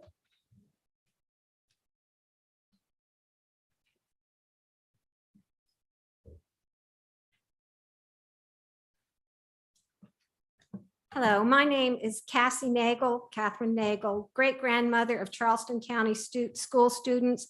I regularly attend CCSD meetings. It's great to see the flood of public attendance since the new board has been sworn in. I wonder where everyone was for the last 2 years while our children were falling behind in their learning and achievement skills. I have questions about the EL curriculum, especially with the rapid push to deploy it before the new board was sworn in. Last spring, we heard of 2 pilot uses of EL. Then there was a much broader use this fall. I find it questionable that the fall semester provided enough time to conclude EL is the greatest thing since sliced bread. Other than anecdotal comments, where is the data? The pro-EL faction has been bragging about their overwhelming numbers and show of support. When EL has been on the agenda, the slots for public speaking filled up in minutes.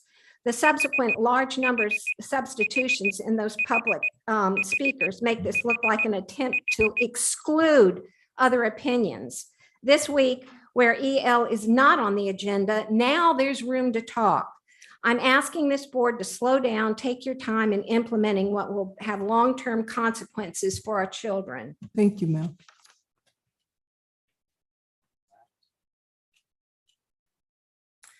Hello, excuse me. My name is Heather Carey, and I'm here to speak about teacher pay. I am a first-year art teacher at AC Cochran Elementary. I am brand new to teaching. It's my first year, and this is my second career. Even though every day is full of challenges, and even though this is the hardest job I've ever had, I love what I do. I truly care about my kids, and I feel like I put my heart and soul into my job every day. The problem is my work week and days don't end on Friday at 3 p.m. Myself, along with many other teachers, have to work on the weekends. I DoorDash almost every Friday and Saturday night, and sometimes on Sundays. This is simply to get me from paycheck to paycheck. Previously, I lived in New York City working in theater and indie films. I'm actually finding it more financially difficult to live here in Charleston than when I was in New York City. And trust me, I did not make a lot of money for what I did then. I have personal goals of saving for my wedding in October, paying off my credit card debt, actually making payments on my student loan, et cetera, et cetera. Please, please raise the wage. It'd be awesome. Thank you.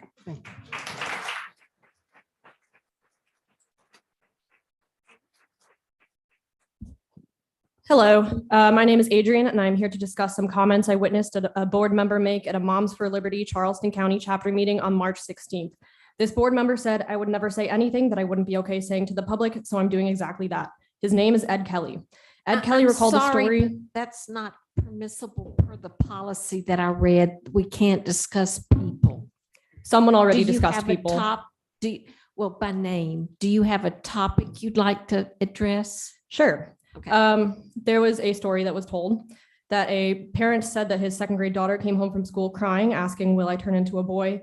When the father asked his daughter why she said that, the second grader explained that her teacher said that they were going to be a man now and that the student should call the teacher Mr. instead of Ms. A board member who shall not be named applauded the parent for coming to speak to him because the board member said that if his child said this, that the board member would have showed up at the teacher's house with a gun. The board member then recalled how he threatened to immediately fire the superintendent that if the teacher came into school the following Monday. He then boasted that this trans teacher had been put on unpaid administrative leave. This board member knowingly shared confidential personal information about an ongoing personnel issue, essentially threatened to threaten a teacher with a gun, and unjustifiably threatened the superintendent's job because of his bigoted and transphobic views. I and many others call for the public apology and resignation of Ed Kelly. Threatening the livelihoods of district employees is unacceptable conduct for a board member, and he is not fit for this role. Thank you.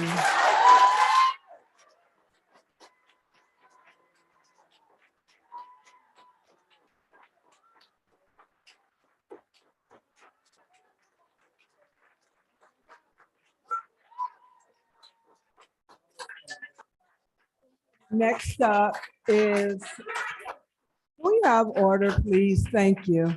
Next up is Molly Sneed, Letitia Reed, Melissa Reese.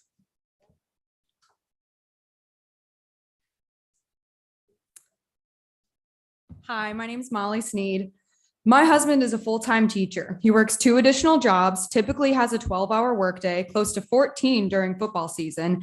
And after taxes, his salary doesn't even cover basic necessities like rent, utilities, insurance, groceries for our family. Because of the housing market in Charleston, we've been consistently outbid on homes at the max of our budget throughout Charleston County, some by over $55,000, which, fun fact, is more money than a 15-year teacher takes home in a year. It begs the question, what on earth is incentivizing people to enter this profession? Why would anybody want to teach in Charleston knowing they'll need multiple jobs and still likely live paycheck to paycheck, be unable to afford to live close to work, long commutes, and save little to no money for retirement? Invest in our future generations in the school system by incentivizing qualified candidates to join and stay at CCSD with reasonable salaries. The lessons teachers instill go so much further than the school curriculum. For some, the school is a safe space, the teacher's the male role model missing at home, the lunch is their only meal for the day. Wouldn't you want to ensure that each school is staffed with the most qualified, compassionate men and women for these students? Even if I wasn't married to a teacher, I would still be here imploring you to increase teacher salaries. Thank you, ma'am. Invest in our teachers. They are some of the most important people in our children's lives. Thank you.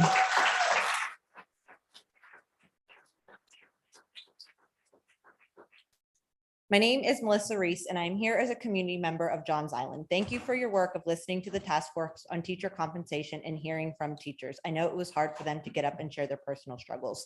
I want to encourage CCSD and its Board of Trustees to find a way to start the teacher salary to at least $58,000, if not higher. I do not claim to thoroughly understand the inner workings of CCSD's budget. However, I understand that we do have the constraints of Act 380 and that for every dollar we send to Columbia, that approximately 25 cents comes back. I know that we must keep state mandated fund balances, and we do have some flexibility with millage.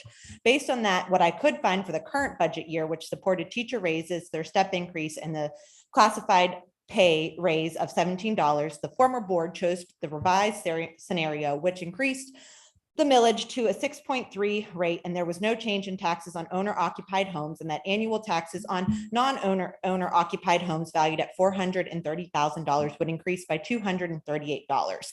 I'm just not sure that we can continue to attract and retain teachers without the financial support of our whole community and getting creative. I know it is a big ask, but I want you to know that I support a tax increase so that we can give teachers a livable wage. Thank you, ma'am. Next up is Lily Allen, Said Hendigan, and AJ Davis.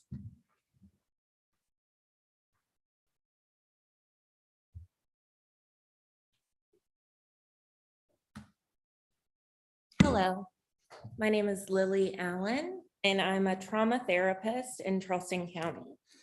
I work primarily with LGBTQ folks, and my pronouns are she, her.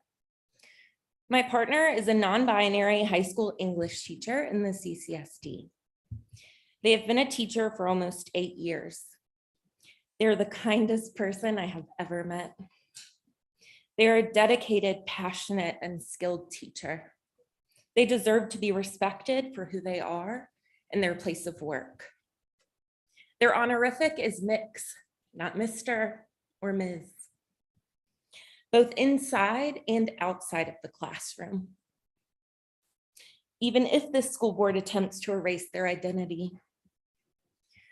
They deserve better than this proposal. Trans and non-binary students who get to see themselves represented by a queer teacher deserve better. I urge you to do better, but by not pursuing the GBEB policy proposal, which is discriminatory and detrimental, both to teachers and students. Thank you, ma'am.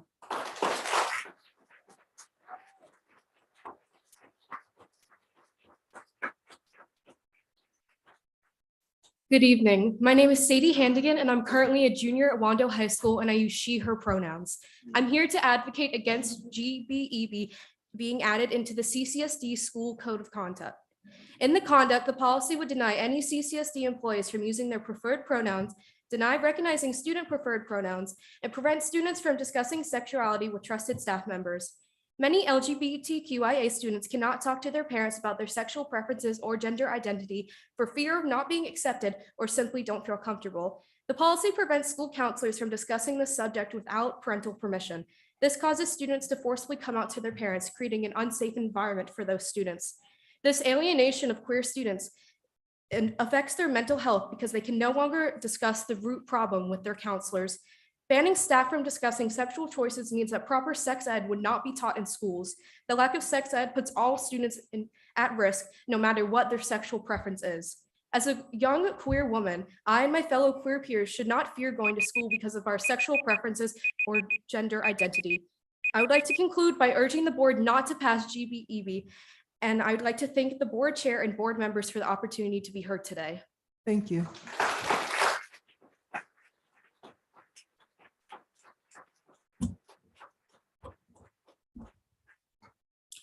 Good evening, AJ Davis. A minute is not enough time to make a difference, but I will attempt to make a point. There was a question about where were folks prior to 2 years ago. That answer is that we were here fighting racism at one of our most prominent high schools, fighting to keep majority Black schools from being closed, and of course, fighting for teachers and staff.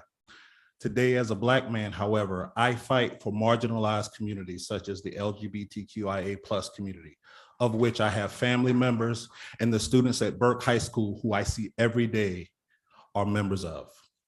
At this particular point, it is beyond reasonable to see a board that was elected by the public, of which includes members of these communities, to continue to disrespect and demean and degrade all of these individuals.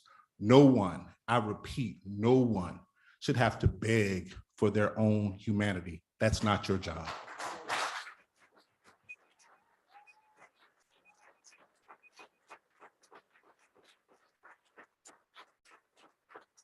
Next up, Mr. Pat McKinney, Jody Stallings, and Michelle Nichols. Thank you. My name is Pat McKinney, and my friend, Major General Charlie Baldwin, is the retired Chief of Air Force Chaplains, and these are his words. I had the tremendous privilege of serving as a chaplain in the U.S. Air Force for over 30 years. One of the greatest opportunities was being asked to open the event with prayer. Not only pilots about to fly into combat or the doctor in the hospital tent trying to save a wounded airman's life, but almost every commander starting his weekly staff meeting asked the chaplain to begin the meeting with a prayer.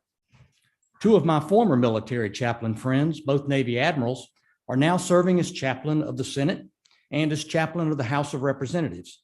They open every session of their respective bodies with prayer. With the important matters of educating our children at stake, I would think that it would be very critical to open the school board meetings with, "Dear Lord, guide us to do what is right and good for your children."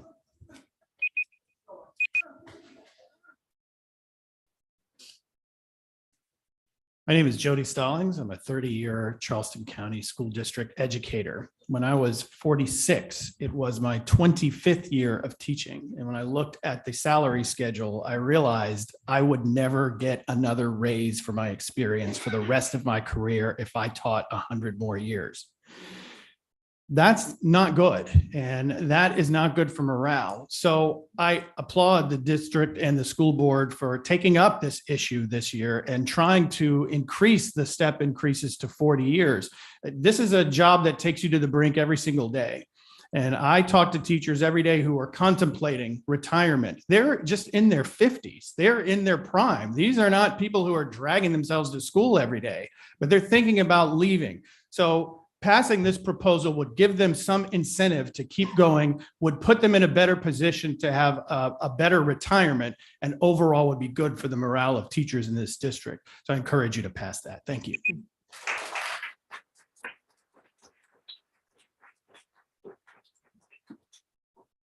Good evening. My name is Michelle Nichols. We've all experienced lately going to a restaurant that doesn't have enough employees to serve you or has a skeleton crew that is overworked, resulting in subpar food.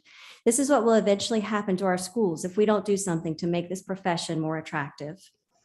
Tonight, I would just like to say thank you. Thank you for voicing your support of raising teacher pay at the most recent Committee of the Whole meeting. I know there is a long road ahead with funding, but your unanimous support for the profession did not go unnoticed. Many teachers remarked on the moment when differences were put aside to express a genuine interest in helping them.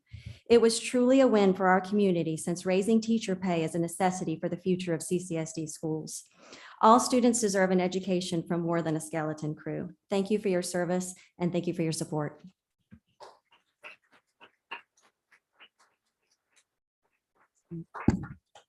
Next up is Gabby Mullins, Jonathan Guerrero, Robin Van Werken.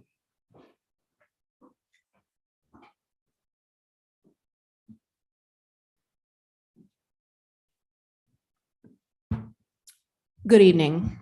My name is Gabby Mullins. My pronouns are they, them, and I'm the program coordinator of the local LGBTQ+ youth nonprofit, We Are Family. I'm here today to urge you to protect all CCSD students in everything that you do.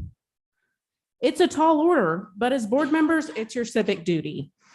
That means holding time with students to hear their needs. That means not letting your private interests or the interests of lobbying groups dictate their lives and opportunities.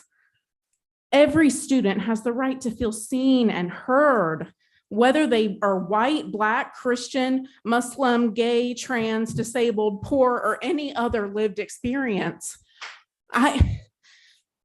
When we operate with abled white Christian men as the default and everyone else as less than. Our students see that, they hear that, they know, even if you're not saying it outright.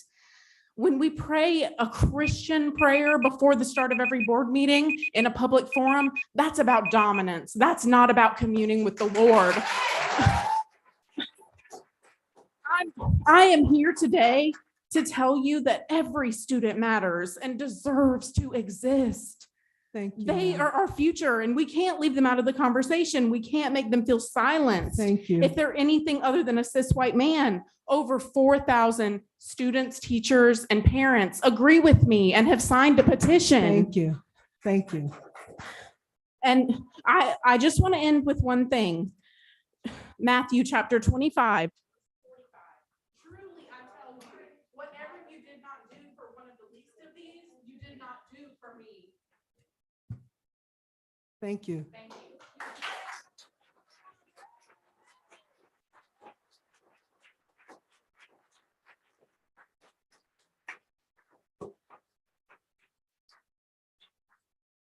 The mic is working. My name is Robin Vanderwerken. I'm a gay parent, and I have a master's degree in education policy. Good education policy is formed at the intersection of scientific research and community involvement. But someone has been telling news sources that they created this policy after a concerned parent said that their child had a nightmare about becoming a boy. It's embarrassing for the Charleston County School Board to have a representative going around saying you create district-wide policy based on the nightmare of a single child.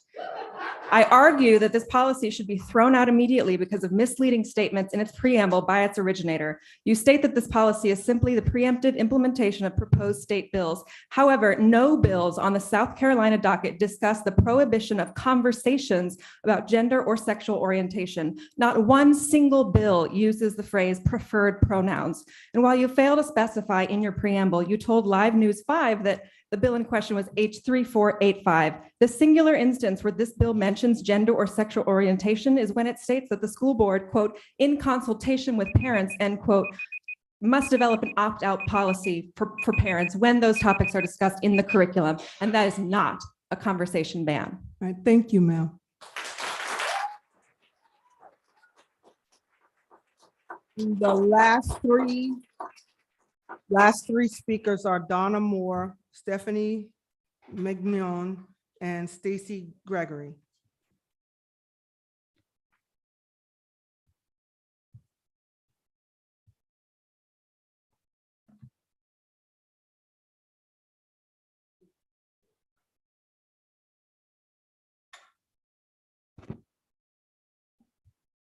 Good evening, and thank you for serving. I am Stephanie Mignon, live right in this neighborhood, have 2 adult children who are products of CCSD schools. GBEB is going to create some problems, if it's passed, some unintended consequences. If you think it's going to stop teachers from announcing to their students that they have to use new pronouns, it will actually have the opposite effect. Scenario. A fully transitioned, completely passing, completely male presenting, excellent high school teacher now is forced by the policy to come in and say, kids, you got to call me by different pronouns than you've known me for all the years I've been teaching you. No, you can't tell just by looking at somebody that they're transgender. Your policy would force teachers to do exactly what you're trying to prevent. Thank you.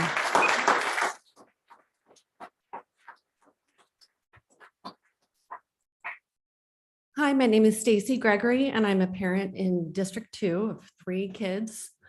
I have been to or watched every public meeting since this current board was sworn in. I just want to make sure that we keep the focus where it should be, on our students and teachers. Many of the newer board members mentioned parents. You mentioned parents' choice or parents' rights. Parents are definitely important, but you need to remember you are here to represent all the parents in this school district, not just the ones who look like you, vote like you, and pray like you. You asked for public comments on EL and you got it over and over. You asked for a task force on teacher compensation, and I sat through a 4+ hour meeting where the highlight was the 15-minute presentation on the task force. It was clear that we have to figure out where the money is and pay these teachers what they are worth before the teacher shortage reaches a crisis. Rather than these issues being addressed, I have witnessed you vote in EL, then bring it back for discussion, then table it, then have listening circles, all this energy for a curriculum that's already paid for. You don't have money for another curriculum. You have money to pay teachers what they're worth. Please do it. Thank you. Is Donna Moore here? I signed up to be on the agenda. My name is Beverly Gadsden Birch. Okay, ma'am, Donna Moore is not here. The next person is Joy Brown. I thought you said there were 3. Those were the last 3 persons? Yeah, but Yes, ma'am. but she isn't here, so the next person up is Joy Brown. Okay. I'll wait for Joy Brown and then I'll speak. I would like to hear what she has to say as well, please.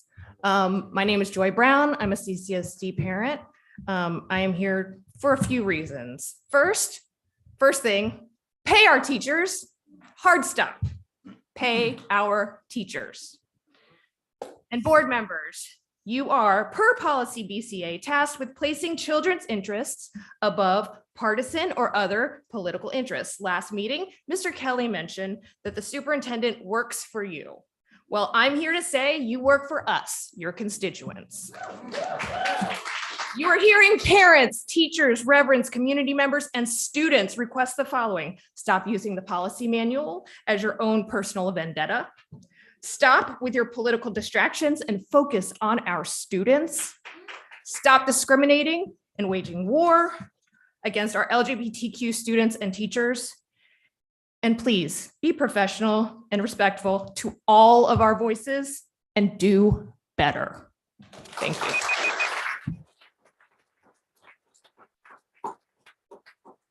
Good evening. I'm Beverly Gadsden Birch. As I said, I signed up. I think you need to change your policy about the 1 minute for the public to make comment. It's not enough time. I'm here to speak about the superintendent's search. I implore you to make sure your committee search is transparent and it's inclusive of all races and stakeholders. Here's the reason why. How many of you have children that attend public school? Okay. How many of you have children that attend Morningside, Burke, St. John's, Baptist Hill? I bet if you have any children in school, they're at Academic Magnet, Buse, etc. So let's make sure that all public schools are good schools for all children. So in your superintendent search, I think you set May for your deadline.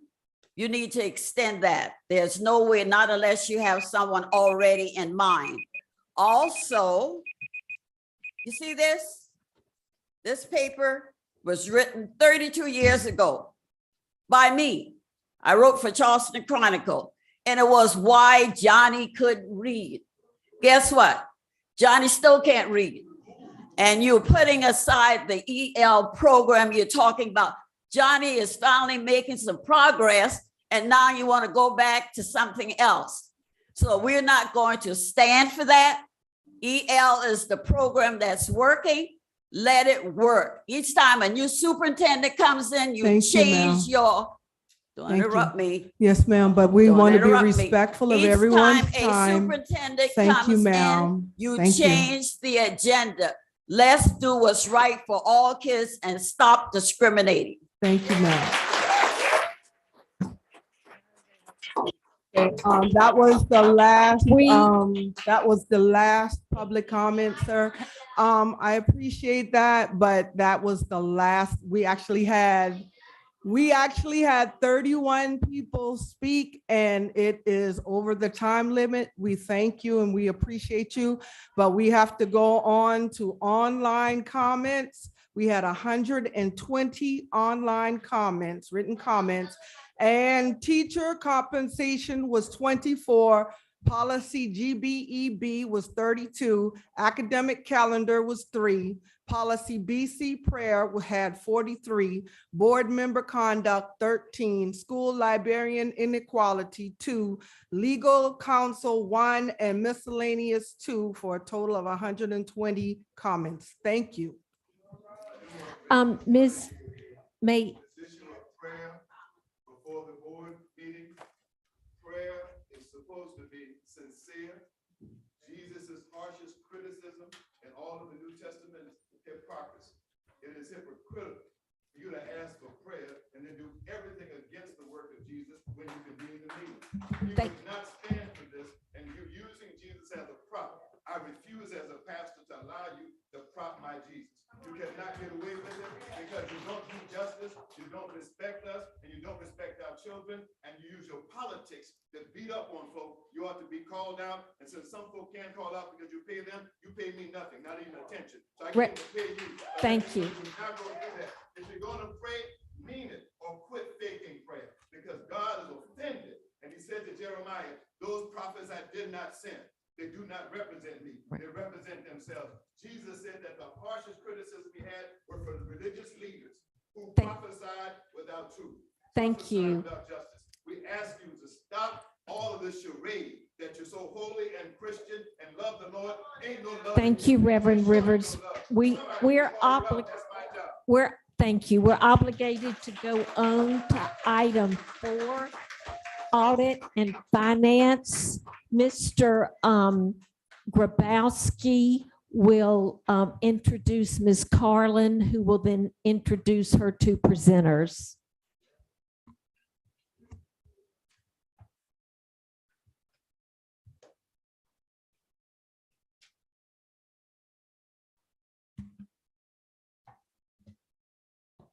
Thank you. Thank you, Mr. Chairman. I'd like to introduce this item to the public with a review of how this issue made it in front of this board, some of its history and its status. This issue involves audits focused on the district's compliance with state procurement rules, especially as to the issuance of contracts to minority challenged vendors pursuant to Rule 5320. This rule allows the district to enter into direct negotiations with vendors, bypassing the protections or oversight set forth by the state procurement law. The current board was first advised of a problem with the procurement process 3 weeks ago, when presented with audits that we have had before us and have been available to the public, which I hope you've all read. Right. Unlike previous financial audits provided this board for the first time, these audits showed a substantial number of problems and recommendations within the finance department, something you expect when reviewing a 600+ annual budget. The violations occurred for a period of over 5 years prior to 2022. This is important as state mandates that procurement processes be audited every 3 years. The only reason the problem surfaced over a year ago was the result of a disparity audit that was performed to make sure that the district was awarding at least 10% of its contracts as a target set by the state to minority vendors. In fact, we were doing a really good job. Over 46% were being issued. What the disparity audit disclosed, which was not disclosed through oversight by board, the district staff, or its auditors during this period, was most of the contracts were issued during this period were in violation of state procurement laws and policy. The violations are clearly set forth in the documents before you. When the district staff first became aware of the problem, it solicited the help of an additional audit company. Steps were taken without notice to this board to correct the identified problem. This included the firing of the procurement department director in February of this year, before we even knew about the audits. Unfortunately, the head of the finance department has since resigned and is not here to explain why the board was not advised of the problem, the cost, the money that we've lost, and the steps that were taken. On the other hand, Dr. Kennedy did as CFO, was the CFO during this whole period. This is all was happening. And he did take the steps in bringing in an audit, and he did take the steps to correct it. But that was a year ago without any notice to this board. As I've said since the first day I've been involved in the audit and finance situation, this cannot be allowed. We need to take strong oversight as trustees of our stakeholders' money and making sure that our tax dollars are spent correctly under the law, such as the payment of teachers' salaries. Just think about it. If we hadn't lost all this money because of improper oversight, maybe we would have money for teachers. So when you start complaining about policies and looking at policies, we need more oversight. We have a very competent staff here. We need to let them speak freely. We need to let them do their job. The district's good, but we need oversight of this financial, and these audits will show you things that should never, never have happened. Go ahead, Dr. Kennedy. Let's invite our Ms. Carlin, go ahead. Hi, Ms. McKinney, he did make a comment that was incorrect that I feel the need to clarify. There was notice to the board when this was found a year ago, but there was a different board. So I want to clarify that. Thank you very much. Thank you. Thank you, Ms. Waters. So we have Emily Sobchak from Green Finney Colley that is going to present the procurement agreed upon procedures audit report.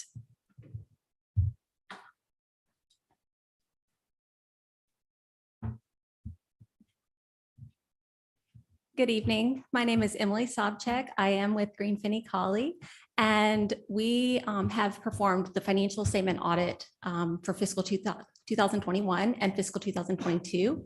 Tonight, I am here to present the results of the procurement agreed upon procedures that were performed for the 2-year period ending June 30th, 2022. It's important to understand what an agreed upon procedures engagement entails. This entails us performing procedures as dictated by the district, or in this case, those procedures are determined by the state as required by state law. And the purpose is to test the school district's compliance with its procurement code. An agreed upon procedures engagement is very different from an audit engagement. When we perform the financial statement audit, the goal of that audit is to issue an opinion. And so we use our professional judgment in determining what audit procedures to perform in order to gain sufficient assurance as to whether the financial statements are materially correct. In an agreed upon procedures engagement, we don't provide an opinion or issue any assurance. And one of the reasons for that is because we do not determine the procedures that we perform. And so we also don't change the procedures based on the results that are obtained during the engagement. In both an agreed upon procedures engagement and with the financial statement audit, we are independent of the district, meaning we are not making management decisions on your behalf. The procedures that we performed are all detailed in the report. It follows the standard report format that's required by the state, but I'll highlight some of the procedures performed here. For that 2-year period, we reviewed for each year 55 procurements of supplies and services, IT and consultants. We reviewed 5 major construction procurements and 3 A&E procurements. We reviewed 39 sole source procurements. We reviewed 2 months of procurement card activity. And then in addition to that, we also tested 25 individual procurement card transactions. We also reviewed 25 direct expenditure vouchers, 5 procurement ratifications, and 5 surplus property sales. And again, those procedures are determined by the state, and the state also includes the sample sizes that they'd like us to use. And the reason for that is because the state wants to ensure that the same procedures are being performed for every district that is required under the state law. In addition, one of the procedures was for us to review the SWMBE policy, the goals that are included in the district's policy, and what the actual results were. We were not asked to actually test the results, but rather review the reports that were provided to the board. And so for fiscal 2021 and 22, the district had a goal of 20%. And as you see here, the district did exceed that goal. The actual results for fiscal 21 were 46%, and for fiscal 22 were 33%. And so we had a couple of findings as a result of the procedures that did require corrective action by the district. The first is a reporting finding. The Facilities Management Office is required to submit quarterly reports to the CFO and COO that includes a listing of all trade-in sales made during the period. Those reports were not being prepared for the period under which we reviewed. The second finding relates to those minority business procurements. We identified certain procurement contracts that are required to comply with the district's procurement code and the required levels of competition, but certain contracts did not meet those requirements. So the finding, we identified 6 procurements of supplies and services, IT and consultants, and we also, let's see. We also identified, 4 procurements of construction services. And so remember, our sample sizes for those were quite small. Out of the 5 construction services procurements that we tested, 4 of those were not in compliance. As you've heard some discussion already, the district did perform some additional procedures in order to address these findings. And so again, because we are not adapting our procedures based on the results that we're obtaining, had we performed additional procedures or different procedures, then certainly other matters may have come to our attention that we would have then reported to you. I'm happy to answer any questions that y'all may have.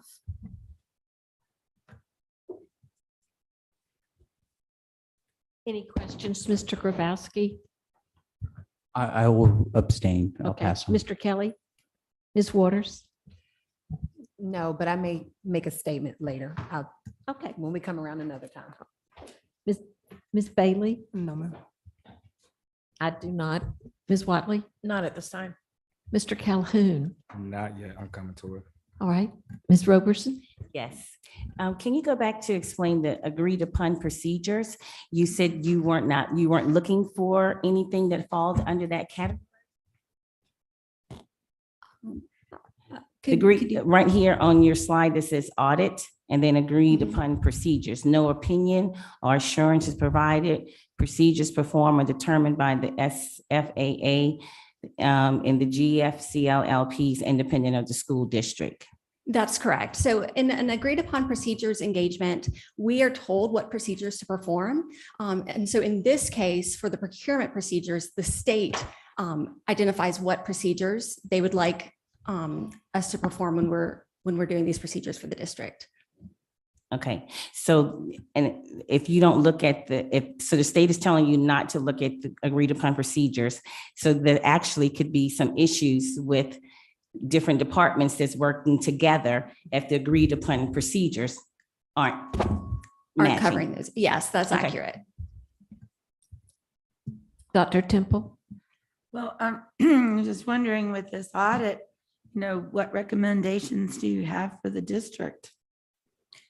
Well, the recommendations that we have related to the findings requiring corrective action. The first, like I said, was a reporting finding. So our recommendation was that those reports be made quarterly as required by the procurement code.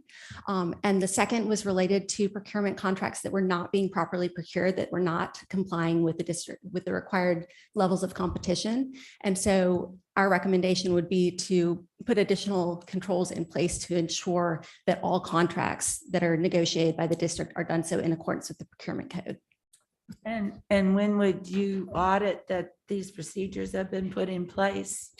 The agreed upon procedures are required every 3 years, but we typically do them on an annual basis rather than waiting and performing procedures over the full 3-year period at one time. Last year for fiscal 2021, we were asked to defer those procedures and perform them along with fiscal 22 this year. So my current expectation is that we will return to perform the same procedures for fiscal 2023. Typically that would be done in the fall. Okay. I will make a point here. The finding that's been discussed here on the procurement section 5230, although the recommendation from this audit here from Green Finney is to not procure under those circumstances. The district actually stopped that this time last year. Mhm. So when the discrepancy was first discovered in the winter of 2022, we immediately stopped that. Yes, and I'd also like to include, when they come back in and do our procurement audit as well as our external, our financial audit, and which is literally and we'll get started on the preliminary work here very shortly. One of the things that they're going to ask to look at is these prior audit findings and how in our corrective action plan and what we've done to mitigate the risk to ensure it doesn't happen again. Good. Go ahead. Anything, Mr. Grabowski? This will be our second, maybe final. We're going to have the second audit presentation. We are. I we will are. hold my questions Okay. second audit. Mr. Kelly, Ms. Waters, did you come up with your statement or? I'm going to hold. Okay, Ms. Bailey? None from me, Ms. Watley? I'm going to hold as well. Mr. Calhoun? Ms. Roberson? I'll go. Mr. Kennedy, you talked about the district not using the procurement code 5230 anymore. That's a little concerning to me. It is necessary for equity. I think that instead of not using 5230, maybe we should use 5230 correctly. And I think that's what Dr. Temple was alluding to, putting the proper AUPs in place to make sure that departments that send contracts over to the procurement department, that is done correctly. So I would hate for us to not use 5230. One of the things that we were doing incorrectly when we were utilizing 5230 was dealing directly with minority vendors. And we did not realize at that time that that was not appropriate. So yes, we have stopped using 5230 with the second presentation that's coming on with Malden and Jenkins. They're going to explain or provide some recommendations of next steps as we move forward. But I will take in consideration what you just said about utilizing 5230 correctly. Yes, because I read every one of these. And it is very disheartening to stop using 5230 and allowing equity and construction contracts. The proper thing to do is to learn to use it correctly. Right. Point taken. And if I Mr. just Kennedy. correct myself, and Dr. Kennedy, correct me on this, I think the state has a target of about at least 10%. So if we're doing it right, we should be hitting that target.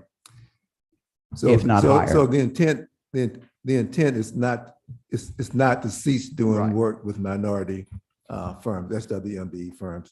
The intent is to make sure that we use the procurement code correctly. 5230 precludes at some point in time, I don't remember what that date was, that the state of South Carolina did allow under the procurement code direct negotiations with vendors. 5230 currently does not allow direct negotiations with vendors. It does not preclude us from making sure that we set SWMB goals, work towards meeting those goals, and in fact, meet those goals. So, Mr. Calhoun, do you want it's a clarification? It's coming to me now, and I want to definitely jump off of what Ms. Roberson was just saying. 10% is the bare minimum. The absolute bare minimum. We should be striving to be way further than 10% as we were with the 46%. And I just want to make it abundantly clear that it was not the minority businesses' fault that any of this was happening. Correct. So we can't put it on Not at all. them. So we can't say, all right, we need to stop doing it and going towards minority businesses when it wasn't their fault. It was on our end. So let's make that completely clear. Like, it was not their fault. It was not on them. It was on us. Right. Yes. You still work with them. It's just we have to be on completely transparent and proper order on our end. Yeah. I think that's really just nagging at me because we should not be going after 10% saying, all right, just 10%, that's it at all. We need to, I like the 46% and we just got to do it correctly. All right. Anything else on this one report, Ms. Carlin? No, I believe that's it. Thank you. Thank you. Thank you. So next up, we have David Roberts with Malden and Jenkins, who's going to present the procurement audit on section 5230 and how it was awarded. And he'll also give a high-level assessment of the process, the procurement department's organization, key functions, roles, and responsibilities. Great. Thank you, Jackie. And thank you, Madam Chair, and all members of the board. My name is David Roberts. I'm a partner with Malden and Jenkins and led the 5230 audit that I'm about to present to you. So just looking at the table of contents, we're going to dive into what I refer to as the universe of awards, which quantifies the impact and magnitude. We'll talk about issues identified related to the use of 5230, general issues, as well as some common themes related to the procurement department. So on slide 2, just to level set with everybody, section 5230.1 of the Charleston County School District Procurement Code does allow for the ease of procurement processes when working with certain minority vendors. But it does restrict the eligibility to the South Carolina Small and Minority Business Assistance Office, as well as restricts to South Carolina-based minority firms. The procurement department determined which contracts to designate under 5230 on a case-by-case basis. The districts made awards citing 5230 from fiscal year 17 through midway of fiscal year 22 when the use was discontinued. The bottom of the slide shows a snapshot of the universe, as I refer to it, between that time period. There were 109 vendors, a purchase order count of 1692, total purchase order value of 121 million, and an average purchase order of 72,000. The next slide shows just graphically the total number of purchase orders by year. And again, you can see it starts in 17 and ends midway within fiscal year 22. And then the chart on the right shows the total value of purchase orders by year as well.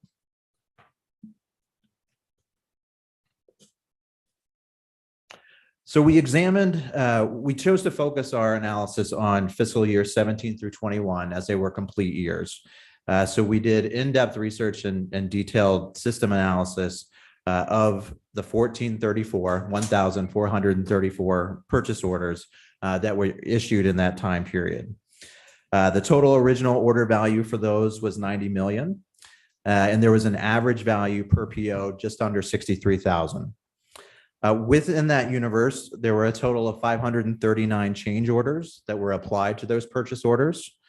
And those change orders resulted in a net increase of 16 million, bringing the total order value to 106 million. Here, just kind of laying out the next couple slides in terms of issues that we identified related to vendor classification, eligibility, evidence of quotes, and the use of change orders. So for vendor classification, Munis is your procurement system. It's also your financial system. It does not designate a box when measuring or classifying vendors as being 5230 compliant. Within your Munis system, there are the following 15 different subtypes that can be classified or chosen, and none of them directly tie, or any combination thereof directly ties to a vendor being quote unquote 5230 compliant or eligible. So as I mentioned, no classification there ties directly within your system of 5230 eligibility. Vendors submit a vendor application when they wish to do business with the district, and they choose one of those classifications. They self-attest. However, there's not any formal certification requirements during this process or as the purchase orders are created. And the vendor classifications that the vendors chose sometimes do not align to the system coding within Munis, so noting some inconsistencies there. The next slide speaks to eligibility verification. So as I mentioned, the verification does require certification from the OSMBA. Since the code was adopted, Actually, the South Carolina Division of Small and Minority Business Contracting and Certification Agency or organization assumed those roles and responsibilities. So out of the 109 vendors that we looked at that received awards under 5230, only 33 vendors or 30% of the vendors have records within the MUNIS system proving that they have the certification from either OSMBA or SMBCC. 15 vendors or 14% do have evidence of certification, however, is issued by a different authority, such as South Carolina Department of Transportation, Charleston County, or the City of Charleston. 61 vendors or 56% did not have any evidence of certification within the system. Moving to the next slide, this relates to POs or purchase orders. 1113 purchase orders from the set of 1434, so the vast majority, which totaled almost 90 million, were awarded to vendors for which the system did maintain the proper certification. 187 purchase orders totaling 9.6 million were awarded to vendors who were certified by another organization. And 134 purchase orders totaling 6.6 million were awarded to vendors without any certification documented in the system. And the next slide, still sticking with eligibility verification. In addition to awards being made to vendors without proof of certification within the system, we did see where awards were made to vendors who had their certifications expired. And approximately 130 of the purchase orders out of the 1434 that we examined in further detail were awarded to vendors who had their certification expired.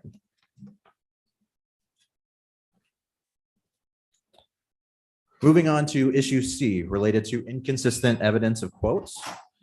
We did obviously look at the more than 1,400 purchase orders, and 90% of them maintain some type of quote or estimate. Obviously, we want that to be closer to 100%. We did note that when they're first created in MUNIS, the project details within the system and the purchase order don't always align as well. And the use of blanket purchase agreements appeared to be roughly half as likely to have a quote attached to it than a non-blanket purchase agreement. And if you look at the table on the bottom of the slide, what we're showing here is that you're more likely to have a change order when you don't have original quote or estimate. And you can see that by the 37% that had a change order related to ones that did not have a quote, compared to 18% of purchases that did have a quote. Moving on to letter D, inappropriate use of change orders.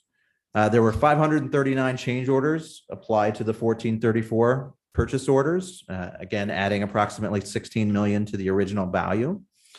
A review of the change orders did suggest that there were changes in the project scope in about 20% or 1 out of 5 of the purchase orders.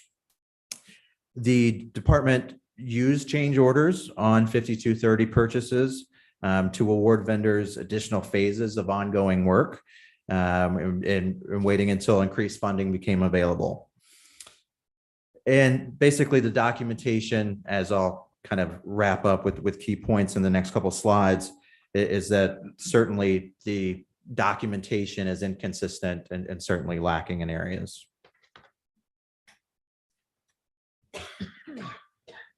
Moving to general issues. So the department's documentation related to vendor classification, eligibility determination, quoting, purchase order maintenance, frequently incomplete and occasionally inaccurate. The department, as I said, does not handle and store the documentation within the MUNIS system in a consistent manner. And I think a very key point that I'll touch on again in a moment, that apart from the code, the department does not provide any formal or standard guidance that's written and documented to employees on the procurement process and procedures. So instead, they're relying on informal documentation, word of mouth, tradition, and training from prior employees. So moving to the procurement department as a whole, as part of our audit, we did conduct interviews with department professionals, really just to gain a very high level understanding of department functions, roles, and responsibilities. As I mentioned, the district did adopt the South Carolina Consolidated Procurement Code, as many other school districts in South Carolina have done. The South Carolina Consolidated Procurement Code really serves as a policy framework to guide operations. It certainly does not stipulate detailed policies, procedures that can be used for operations. And really the district right now lacks those detailed policies and procedures to operationalize and to carry out the intent of your adopted procurement code. And I think because the lack of policies and procedures, you can see here on the bottom of the slide, it certainly resulted into issues related to vendor classification, eligibility verification, documentation, evidence of quotes, use of change orders, and quality assurance around individual actions. So on the next slide, certainly in addition to the department lacking policies and procedures, there's a lack of formal onboarding and job-specific trainings and job aids. Again, this results in folks being trained by others without really any defined criteria for which to measure against. There are issues with your current munis system related to procurement, related to documentation management, and things that could certainly be enhanced, not only enhance your efficiency, but also reduce risk throughout the procurement life cycle. And if you look at the bottom of the slide, you'll see a basic continuum. I refer to it as the procurement maturity model.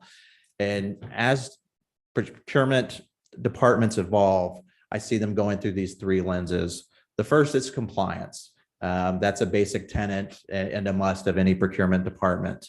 Then with the establishment of compliant, you learn to do it more efficient and effective. And then as you're still maintaining your compliance, you're operating in an efficient and effective manner. You really then become that strategic partner to your end users, helping them strategically source the information and the goods and services that they need. So from a next steps perspective, we believe that the procurement department should certainly develop formal policies and procedures that operationalize and really tell you how to operationalize the requirements of the adapted procurement code. Once those are adopted, training should be provided to all procurement department professionals as well as end users. So those that interact in the procurement department throughout the district. Formal onboarding should be provided as well as job aids for each position so that we're not losing any knowledge and that we've memorialized the right way of doing things going forward.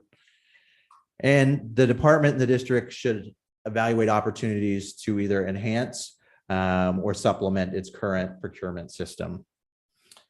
And I think that once, obviously once these new recommendations are implemented and you have a new baseline, it's really then about fostering communication and collaboration between the department and its end users. And in conclusion, from a last slide perspective, we were engaged at the conclusion of our audit, and we have an additional detailed report that we provided previously to the district. We were engaged in February of this year to help implement a number of the recommendations. And specifically, we're addressing the items that are here on the slide. So one, focusing on achieving and maintaining compliance, looking at operations and defining that future state, helping to assist developing departmental policies and procedures, looking at the prior or recent procurement audit findings from multiple reports and helping to remedy those. Create onboarding and training curriculum for the department and for end users. Assess your current procurement system and identify potential gaps and ways to remedy those. Provide transition support to any future department director. Develop strategic goals, performance measures, and dashboard reporting for the department. And lastly, to provide periodic updates to the Audit and Finance Committee. Again, my name is David Roberts. I'm certainly happy to answer any questions. Thank you for your time. Thank you. Thank you. Mr. Grabowski, any questions? Yes, I see in one of the recommendations that you had was the district procurement should implement policies and procedures governing the reviews and determinations of potential conflicts of interest in awarding work to vendors arising to vendors indicating family or relatives, employees of CCOD. So while this audit was being done, you found evidence of contracts being issued to people that had interest, family members of CCOD, correct? That is accurate. I also noticed that 81% of all these vendor contracts over the period that you looked at, 81% had a value increase. And I want to assure the public that since I've sat on audit and finance and worked with staff, we deal with amounts over 250, and I am impressed by how well. So something must be working with these changes. I'm totally impressed with looking how few change orders I see and how well they keep the projects. So it was so scary to look at these audits. This is a real audit. This had an audit with 14 recommendations. I know the state didn't mandate, they only had a sample of 5 and you looked at 109. So just think, if we start looking deeper into what we could do and what we can save, we have a good staff. And I'm so appreciative of the work that you did, what your staff did, and all of what the auditors did. And I'm very appreciative of what staff is doing and what I have seen since I have been with audit and finance. But when I see this from that 5-year period, and then you look at it, and we haven't even begun to look at ERSA or ESSER and start looking at that. That wasn't included in this audit, was it? No, sir. Oh, boy. I pass. Mr. Kelly, Ms. Waters? I do have a couple, thank you. And some of these might be for the district versus you, but I'll start from the top. One, just whenever we see audits like this, I would love, particularly when it pertains to the SWIMBY category, I would love to see an actual breakdown of people of color versus just women-owned businesses. And the reason for that is that, we're trying to get dollars to circulate in new communities. And you can actually just put your wife at 51% ownership or get a partnership at 51% ownership and be deemed a minority business. And so secondarily, would love to know too, just some context around the partnerships that come and making sure they're true partnerships that are leading to more business going to communities of color, specifically in Charleston, because that is really the crux of the issue, that we need the dollars to circulate to families that have historically been here that have been left out. And so that's an offering, and you don't have to respond now. Okay. So I do agree. In fact, the disparity study itself that disclosed the issue with Section 5230 of the procurement code was issued in October of 2022. So this past fall, it was in the winter of I think 2021 that we first begun to talk about a disparity study. And the reason why we talked about the disparity studies is because of the Audit and Finance Committee has said that maybe the 10% target or the 15% target that we had at the time was, if we were meeting those targets, let's take a look and see whether or not we can increase the procurements to minority and women-owned firms. And so I said we had no way to determine whether or not the capacity existed without doing the formal study. And so that formal study started whenever, I don't know, Jackie, if you know the exact date that study started. But the reason for that study was to do exactly what you said. In the execution of that study, it was in February, March of 2022 that this issue came up. And so we will continue to look at minority firms and how we award, but making sure that we do it so within the confines of the proper use of the procurement code. Thank you. And Ms. McKinney, I did have 2 more. Am I able to Go ahead. Okay. So just a clarifying question. So the firms have to be certified by the state or at least the city? So going back, bear with me City a or second. county? And It's not from the city. It's state certification for the use of 5230. Okay, It's so state they- certification. And is there any, and let me name why I'm asking this.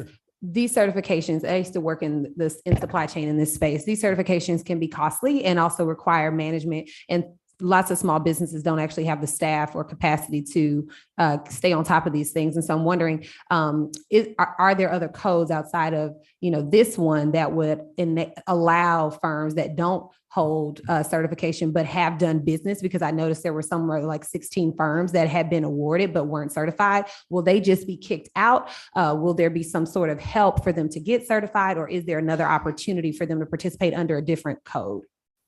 Yeah, there are absolutely opportunities for them to participate under other codes. Okay. And then the last thing is just in reference to what Mr. Grabowski mentioned at the beginning about a termination. I know we can't discuss that here, but maybe we can have some conversation in executive session. Just hearing these findings, it seems like there's a need for some infrastructure, some structural things to change. And so I just want to make sure we weren't inappropriately like punitive in a situation where an employee wasn't the issue, but maybe there was some structural issues that could have been addressed.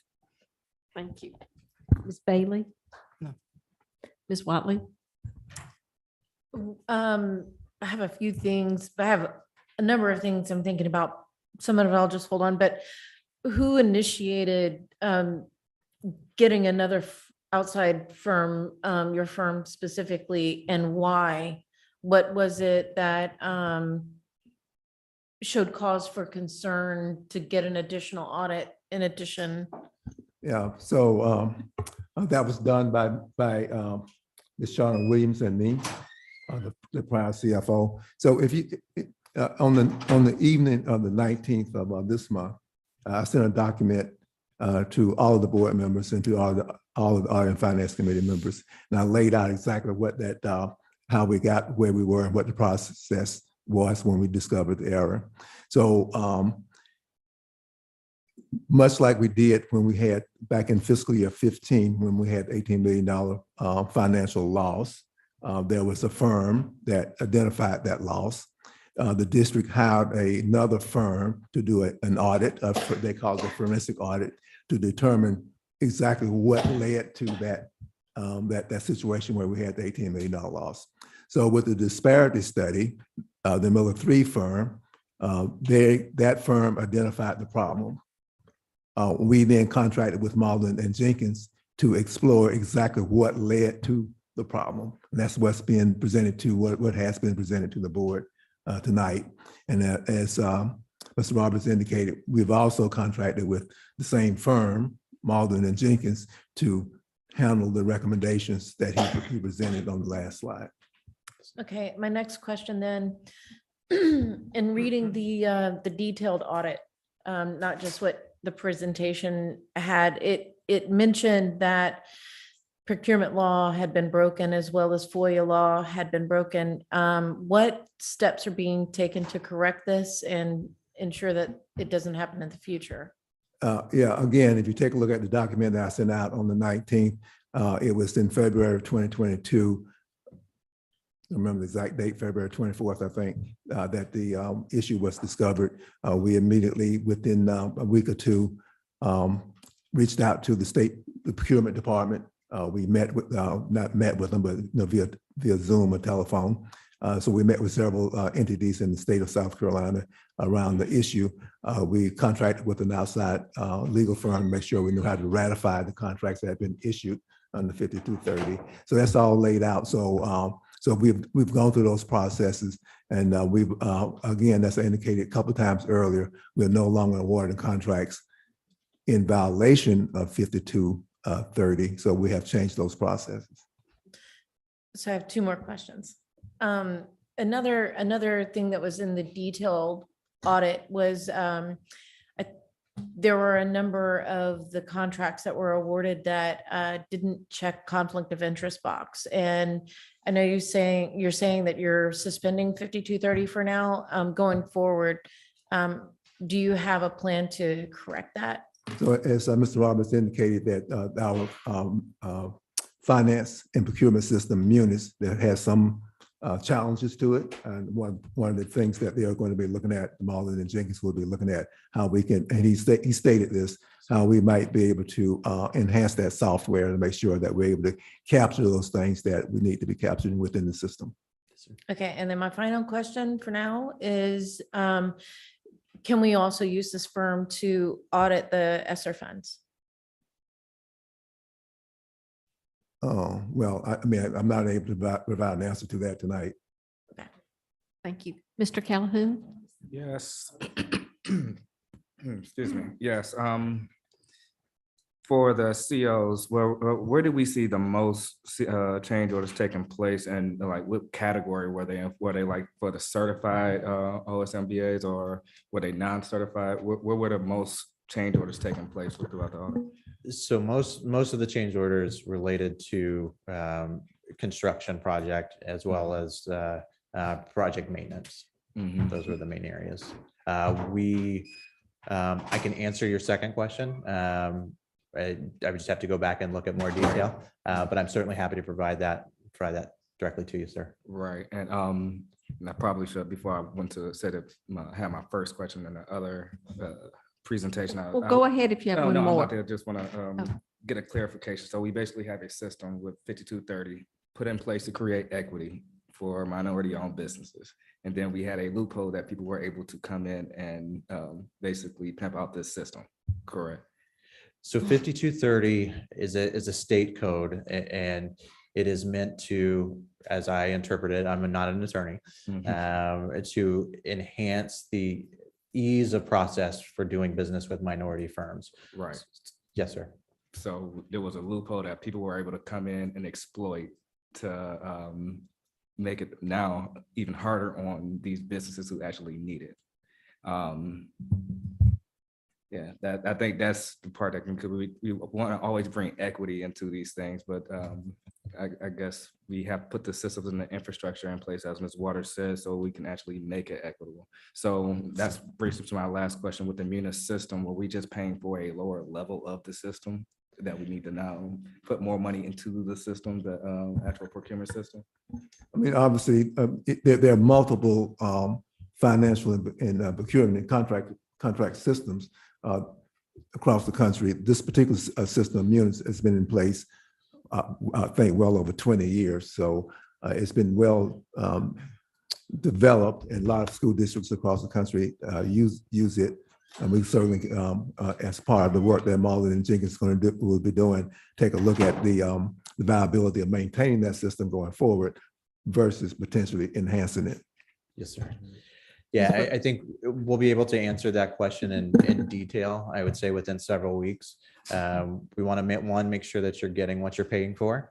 And two, that also that you did procure or were aware when you procured the system, all the available options.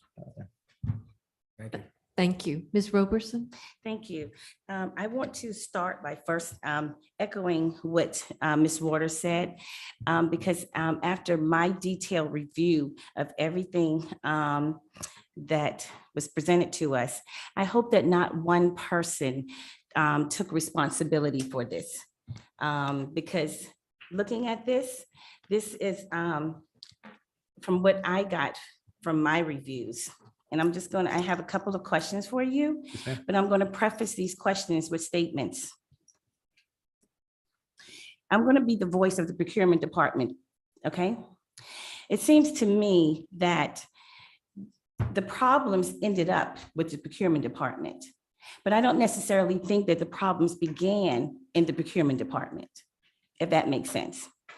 When I see the number of COs, the procurement department do not initiate COs, but they end up in the procurement department.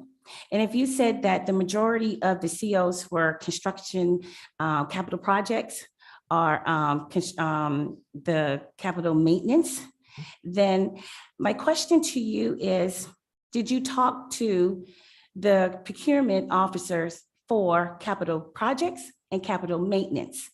Because for me, that's where the problem is. And so when you don't have all the documentations that you need, it could be with those procurement officer and not the general district procurement officer. So I think that if we're going to fix the problem, we have to actually go to where these problems are actually generated and not just blame the procurement department. So my question is, did anyone speak to the COO or the procurement officers for capital maintenance and the construction projects? Yes, ma'am. We spoke with everybody in the procurement department multiple times. And their answer to why so many COs? I think that so I'm paraphrasing, but there are naturally going to always be some degree of change orders. We all can't predict the future, whether it's related to cost of goods and materials or unforeseen circumstances. So COs are always going to happen to some degree. To some degree, but I'm sure the district employs professionals to do construction the estimates, and that's their jobs to do those things. So it shouldn't be to the degree of 509. We know that there's going to be an increase in cost. We know that.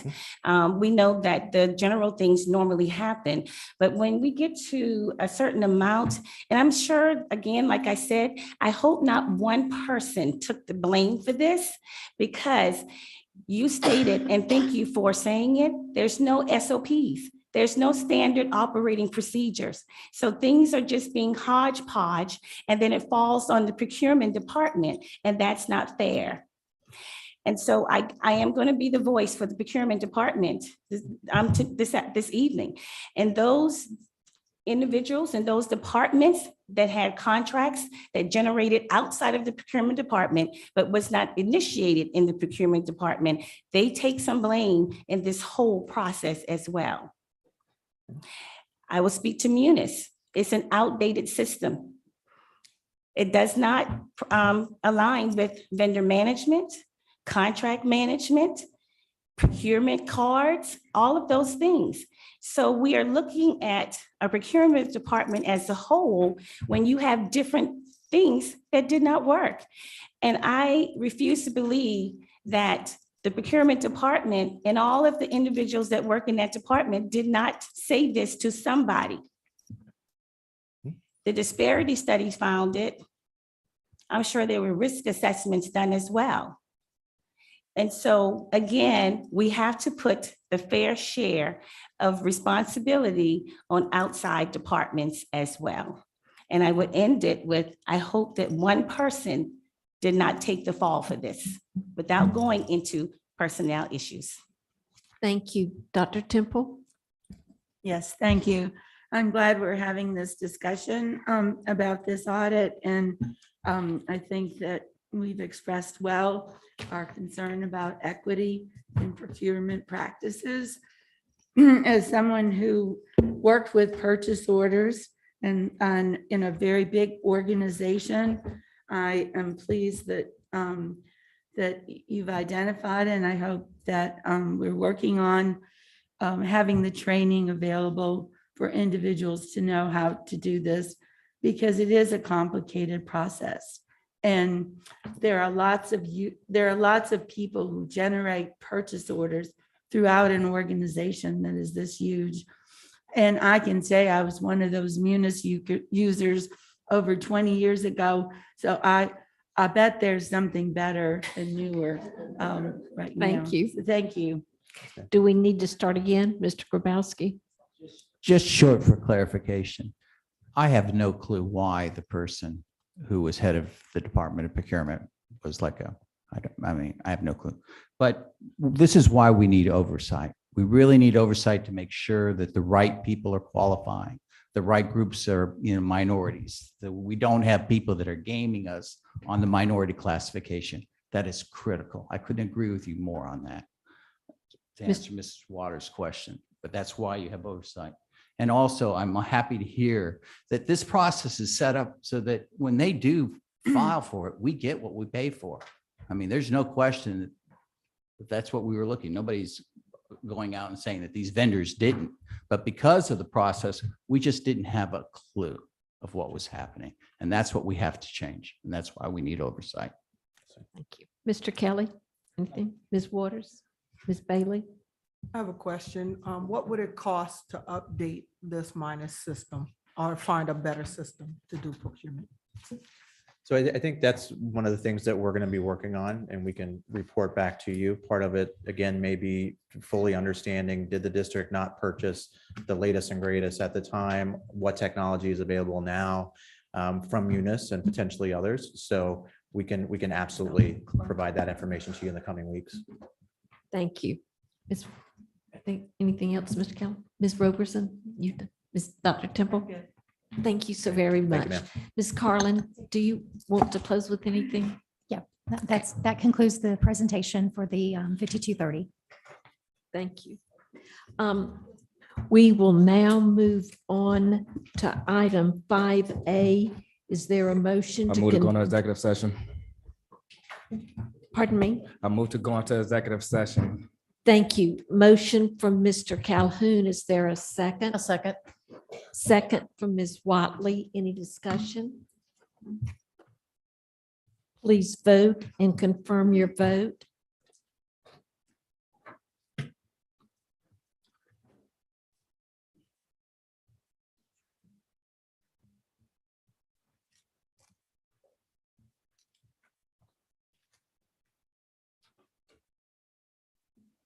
While the votes are being tallied, I will make the comment that, as you see from the agenda, this will be an extremely lengthy executive session. So if you need to leave for a while, it will work.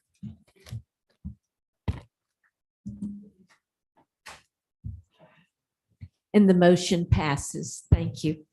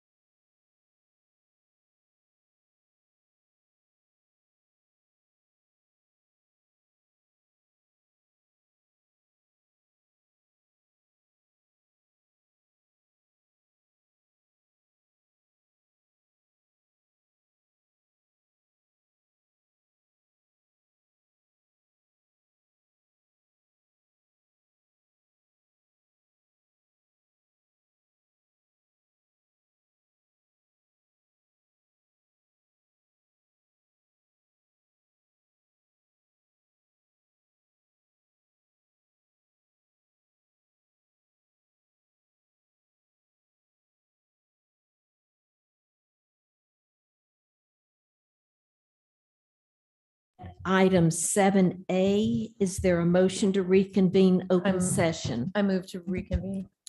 Ms. Watley moves. Is there a second? Second. Second by Ms. Roberson.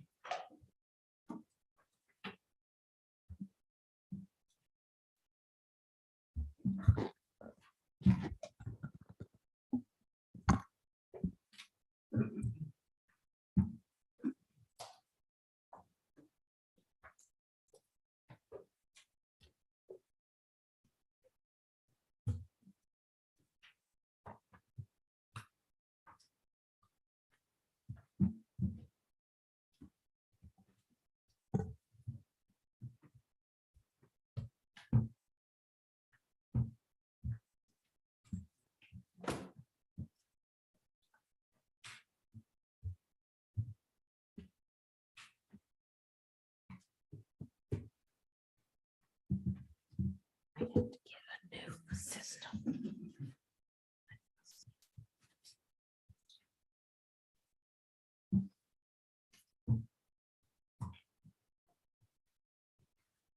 Thank you, and the motion passes. Item 8A, personnel matter. Is there a motion?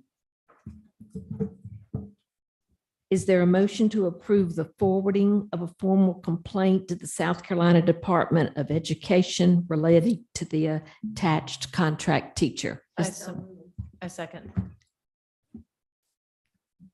Dr. Temple moved and Ms. Watley second. We are ready for the vote.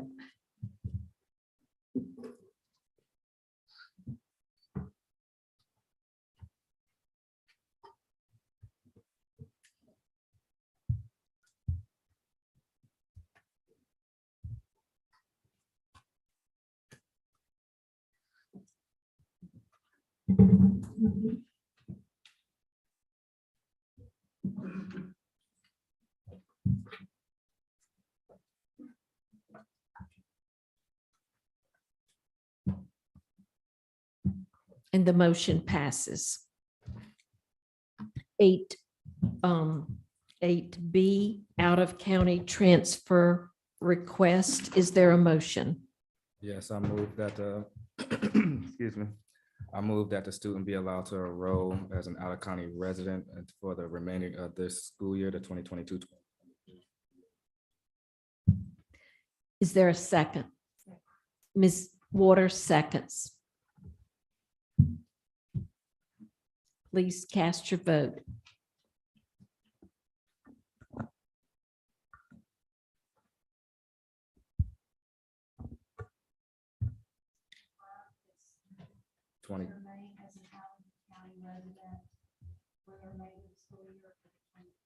Correct. With tuition waived.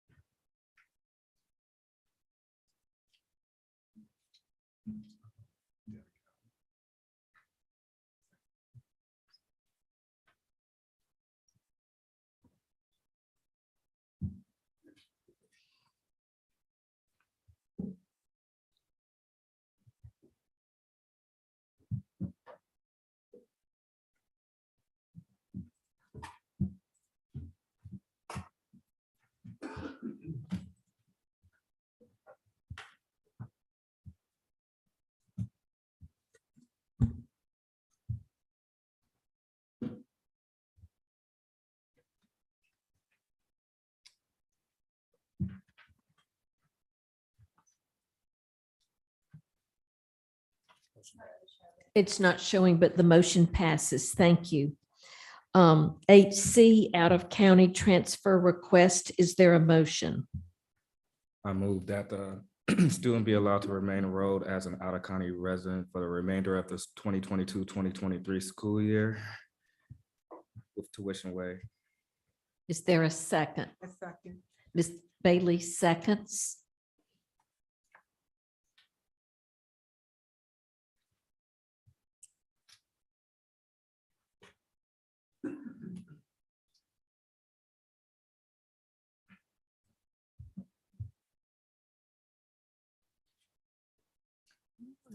ask, can we take oral votes and not wait on the, okay? Or we have to have it recorded? I'll be recorded either way, but Well, last time she told me we had to. 2023 with, okay. Cast your vote and confirm.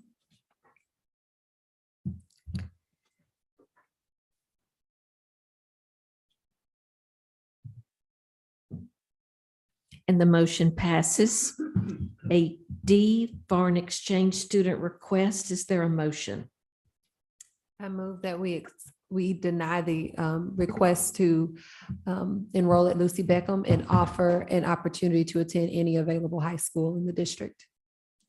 Or any high school with available spots. Ability, right. Is there a second?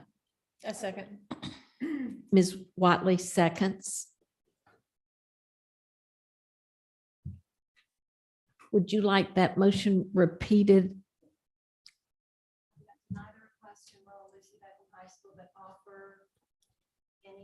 CCSD high school with availability for the 2023-24 school year.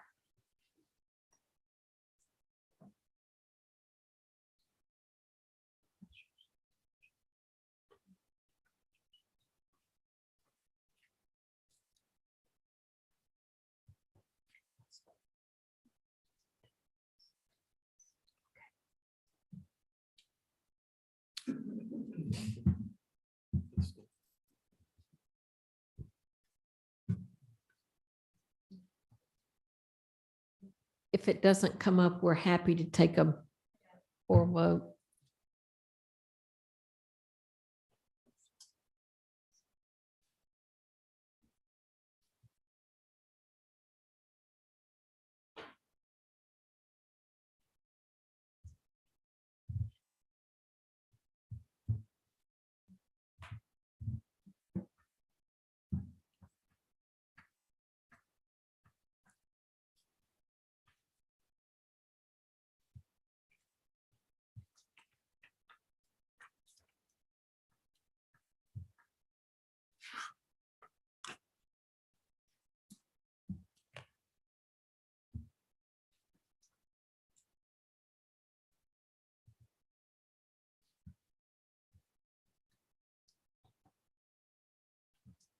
Thank you, and the motion passes. 8E, is there a motion? I'd like to make a motion that the board consider a foreign exchange student to enroll in the West Ashley High School for the entire 2023-2024 school year.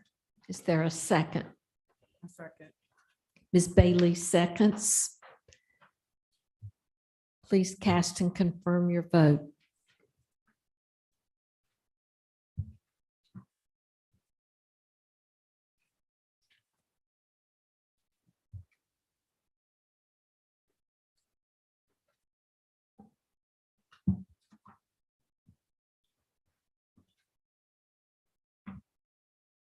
And the motion passes. Is there a motion for 8F student placement appeal? I will move that the motion is to move to uphold the decision of the constituent District 9. second. Mr. Calhoun seconds. Please cast and confirm your vote.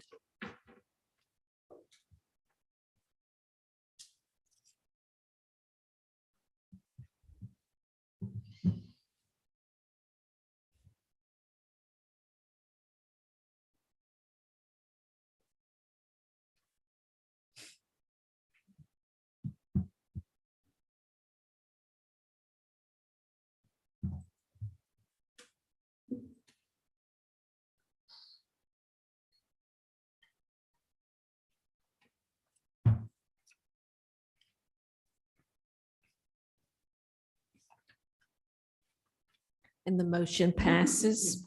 We are on to item 8G. Is there a motion? Yes, I move that we overturn the constituent district's decision and place the student at Turning Point Academy until successful completion of the program. Thank you. Is there a second? A second. Ms. Watley seconds. Please cast and confirm your vote.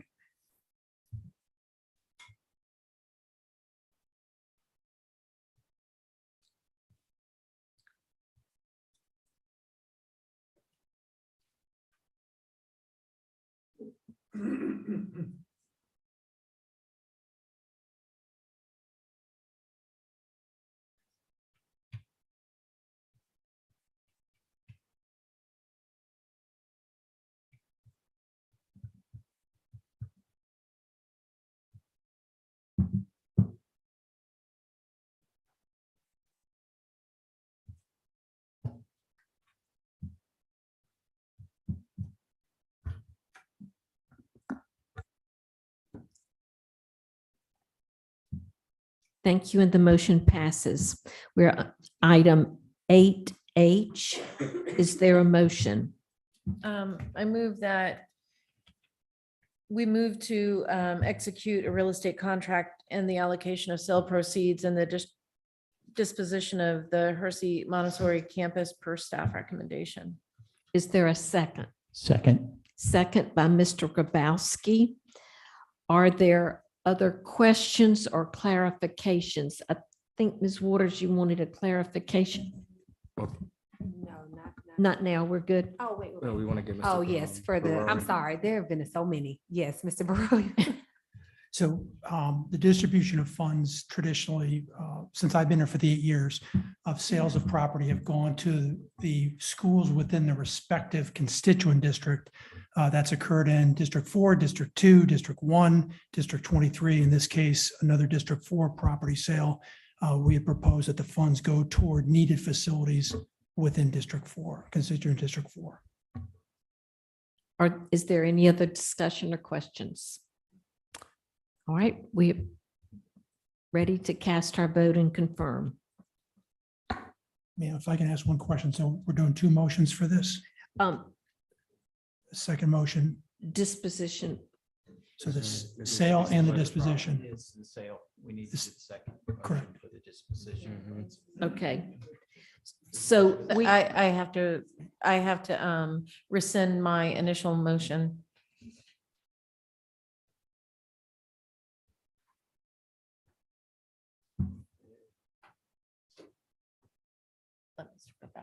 Mr. Grabowski, why don't you go ahead and make the 2 motions?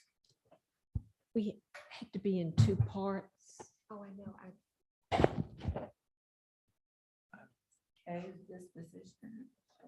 Her staff Well, recommendation. It really, the motion should be to give staff to execute the real estate contract for the sale of Hersey Montessori campus.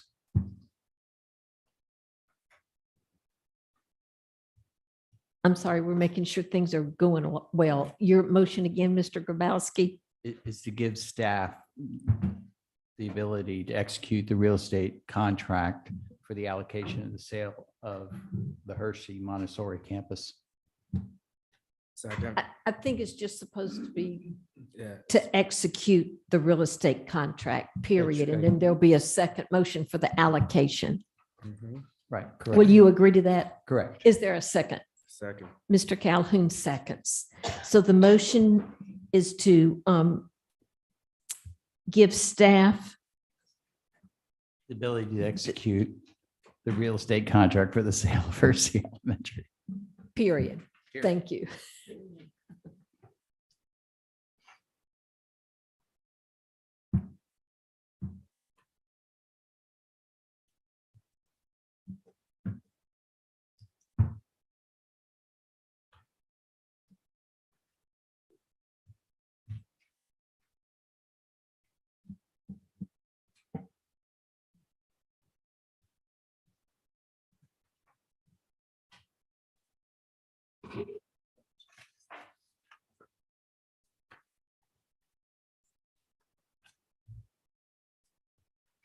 Thank you, and the motion passes. I'd like to make a second motion All right, to give staff the ability to allocate the sales of the proceeds in the disposition of Hersey Montessori campus as per staff recommendations. thank you. Is there a second? Second. Second from Mr. Calhoun. Any further discussion? All right. Cast and confirm your vote. Do we need to be trying to see if she can get in?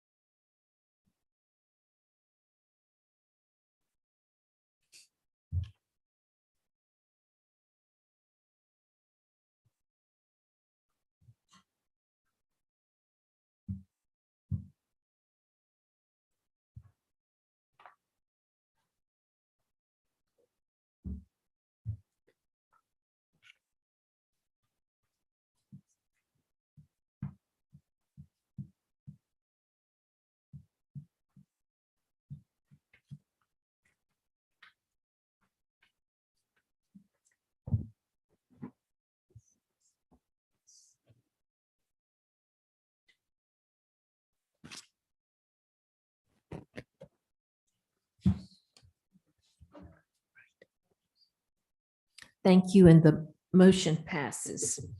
8I, there is no motion and or action to take.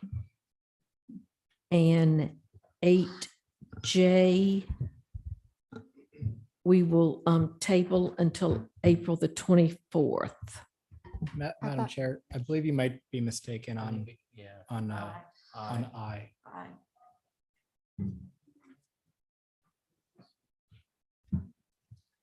Oh, I'm sorry. I thought I just asked you that. Is there a motion for 8I? I move to accept the settlement offer. Or that's good. Thank you. Is there a second? Second. Second by Mr. Calhoun.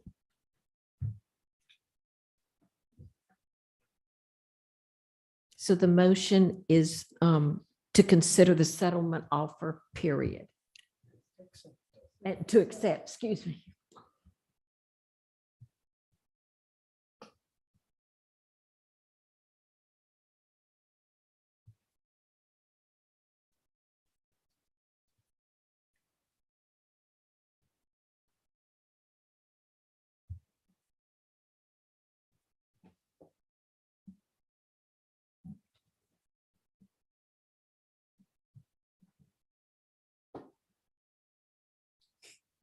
And the motion passes. 8J will be tabled until April 24th. We are on to 9A. Mr. Kennedy. Superintendent's report? Yes. Yes, ma'am. Thank you. So we'll get a PowerPoint. While the PowerPoint's coming up. So, since I've been in this job, I've been talking a lot about student data, showing all the gaps that we've had over the years. So I want to do two things tonight. I want to talk about what compels me to do that, and then also talk about how I'm going to shift my discussions around student data from where I've been talking for the last 15 months or so. So this photograph here, one photograph explains everything I do, at least with CCSD. So this picture was taken in 1956 in my neighborhood where I grew up in Winnsboro, South Carolina. The lady in the picture that's teaching this kindergarten class, she was trying to get a federal grant to actually start a kindergarten class. So the two little boys up front, one's my twin brother, Ronald, and the other one is me. The lady that's teaching the class is our mother, Violet Kennedy. She had this vision of being a teacher. The grant didn't go through, so she couldn't continue with this work. And so my brother and I, Ron and I, we are the oldest of 8 kids. And so she had to go to work, our mother, along with our father, to support the family. And so she became the cafeteria manager in the elementary school where we attended elementary school. And so she had this vision of all of her kids going to college and graduating. And we all did. But she also had this vision of becoming a teacher that we never knew about until all of us had graduated college. And she went back to college, became a teacher in the same school district where we grew up, and then taught until she retired. And then after that, taught for, I don't know, another 13 years as a substitute teacher. And so my mother had this vision of all children in the state of South Carolina receiving an excellent education. It goes back to her upbringing in the rural part of Fairfield County. So she died last year without that vision having been realized, but she assigned me the task of at least continuing her work. And so that's why I do what I do here in the district and in the county of Charleston. So I want to show a short, well, it's 2 minutes and 40 seconds video. So if you can bring that up, and I'll introduce that while Mag is bringing that up.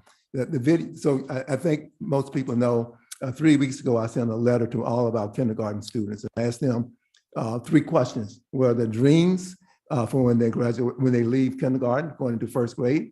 What are their dreams when they become big kids, i.e. teenagers? And what are their dreams when they become adults? So there were, in last August, we had 3,422 students in our district that enrolled in kindergarten. And to date, I've received about 1,000 responses from these kindergarten kids. And what I'm going to show you now, 2 weeks ago, I got an email from a kindergarten teacher at James B. Edwards up in elementary school up in Mount Pleasant.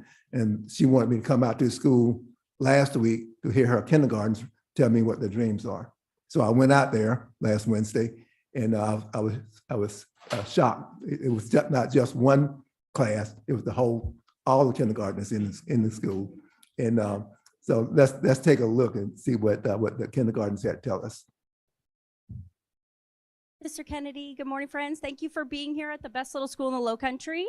When we got this task for our kindergartners to share their biggest dreams, we had some very excited 5-year-olds and 6-year-olds. So please enjoy, and you guys are ready to share your biggest dreams. Are you ready?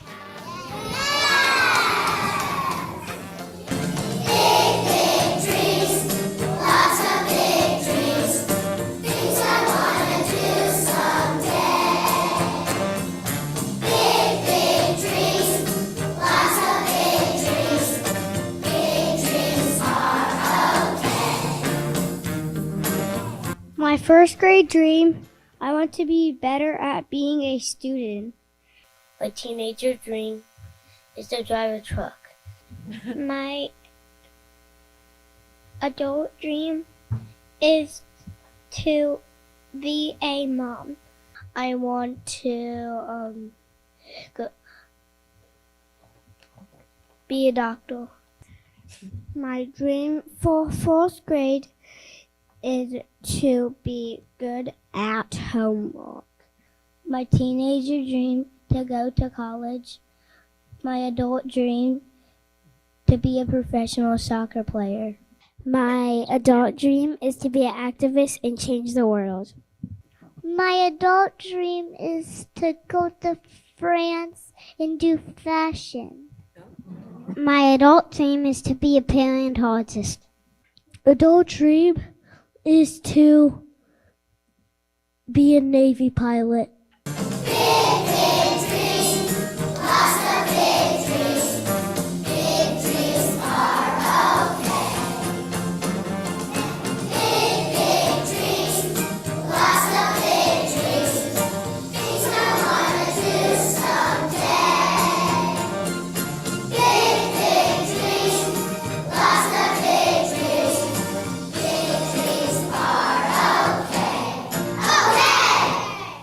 Thank y'all very much. I was almost in tears listening to you all.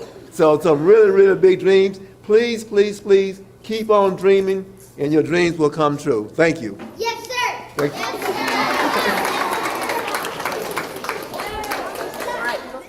So at any rate, I wasn't expecting that. You know, I was really blown away by the fact that these were 5-year-old children, and they already know about the world and what some of the things the world has to offer to them. And so the way, so in the song, Big, Big Dreams, has come my new theme song, Big, Big Dreams. You didn't hear this, but part of the lyrics says that I may not be tall, but I have big, big dreams. I may be too small to have a lot of knowledge, but I have big, big dreams. And you heard some of these dreams that these kids are talking about, going to France to be a fashion designer. The little girl that wants to be an activist, Principal Fountain told me afterwards that she in fact will be an activist, and before she becomes an adult.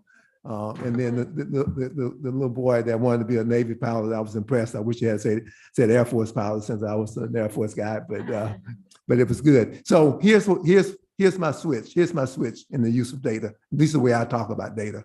So with the assessment presentation that happened tonight, we talked about the student data review. So we will obviously stay focused on that historical data and how we change it.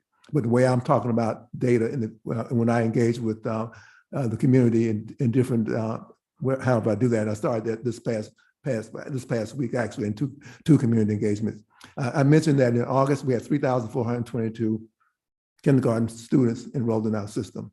And we know for a fact, because historically, this has been our path, and we stay on the path we've been on for the last X number of years, that when these kids that we just saw and the rest of the 3,422 get into 5th grade, we know that 46% of them will be reading below grade level. That number is 1,574 of those 3,422 kids will be ready to go into secondary schools, not prepared for life in secondary schools, and most of them won't be prepared for life after high school. And so when I talk about these numbers, I think we know what's going to happen. We know how to correct it. And that's what our task is as a community, as a school district, to make sure that 100% of these 3,422 kids have an opportunity. And so for the time I have in this role that I work in, it's going to be those numbers that I talk about. So that concludes the superintendent's report. Thank you, Mr. Kennedy. I am remiss in addressing item 8K that was added to the agenda. And the result of that is there will be an ad hoc committee appointed on April the 24th for policy. All right, now on to the academic calendar 9B. Is there a motion to accept the staff recommendation of the revised option B for the 2023-2024 school year? I move that we adopt option B with revisions All for the right, 2023-2024 school year. I second. are there questions for Ms. Denny? I think the report we received is real thorough. I don't have questions or anything. I'll just ask that as soon as possible, could we go ahead and start working on the next couple of years so we won't end up at this late date again? Yeah, let's go ahead and start trying to get that moving forward so we can have the parents have the calendars at least a year or two in advance. But thank you for the revisions. You did a lot. Yeah, thank you. Thank you. We will take a vote on this now.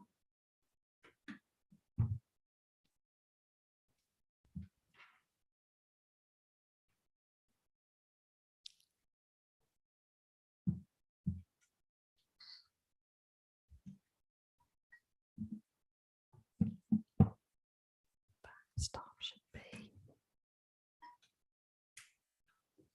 Cast and confirm your vote.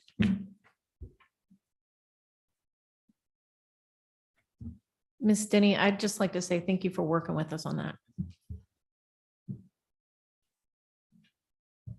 And the motion passes. 9C, the teacher salary schedule. Is there a motion to approve extending the teacher salary schedule from 31 through 40 steps and retro pay teachers back to the beginning of the 2022-23 school year, or their start date of the 2022-23 school year? I so move. Thank you, Dr. Temple. Is there a second? Second. Ms. Waters, second. And I would like for the public to know that we checked with Ms. Carlin and it is confirmed that there is funding for this. And that's why we can bring it up and it's available for this. And I'd be remiss not making at least one little comment to Ms. Garland. When we say that we have checked into the funding, we've checked into the funding that this will be able to continue. That this isn't just a one-time shot. This is something that we're looking into implementing for the Years to future. come. Yes, sir. That is correct. All right. And I also want to say that I think this honors the service of teachers who have dedicated so many years in our system. And we want to say thank you. Yes. If you will cast and confirm your vote.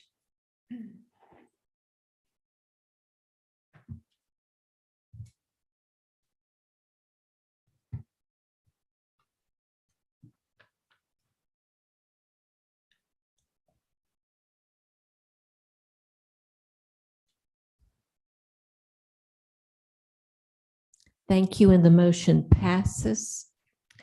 Is there a motion to approve the National Geographic Learning Cengage Western Civilization since 1300, the AP edition for the AP European History? I so move.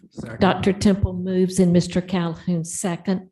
Any other questions? We received great explanation for this and we appreciate it. You may cast and confirm your vote.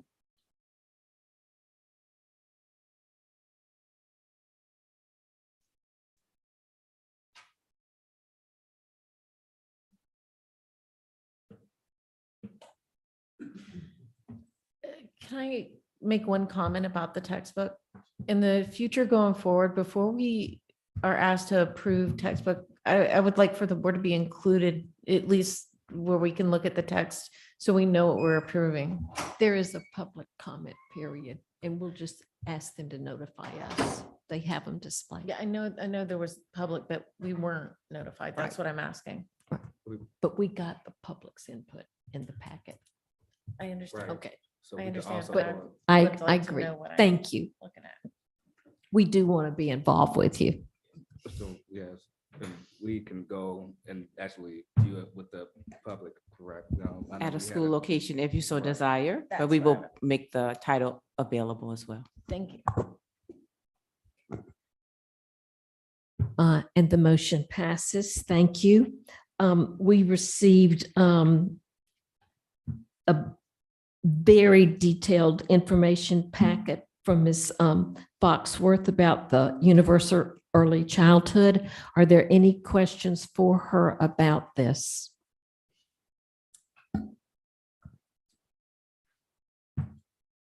Thank you for the submission, Ms. Foxworth. We do love more. seeing, oh, excuse me. Maybe go down the line. Sure, we will start at this end. Dr. Temple. Right. The only questions I have is there has been some discussion on James Island about the Early Childhood Center. And I understand that there's going to be another community meeting and I'm wondering when that will be, because there has been some discussion about whether it needs to be an early childhood center or whether we need to have another elementary school and expand the programs at each of the elementary schools. And some of the reason there is the maintenance of neighborhood community schools and also the fact that the traffic on James Island is horrendous and parents having to travel amongst different schools could be an issue. So I don't know how extensive it is, but I think another community meeting would help us clarify that. Well, yes, I'm on the planning team, but I'm going to let Ms. Huggins or Mr. Broy answer about the next community meeting. Dr. Temple, thank you so much for that. We are planning first, prior to engaging with the community again, to engage with educators in District 3, and those meetings are planned for the first week of April. Mr. Borelli, do you have anything you want to add to that? So following those meetings, we would have a meeting with the constituent board, and then we would come to the community for another meeting. Those haven't been scheduled until we complete the documentation, the analysis based on the last public meeting, and we get to the point that Ms. Huggins mentioned getting to the teachers.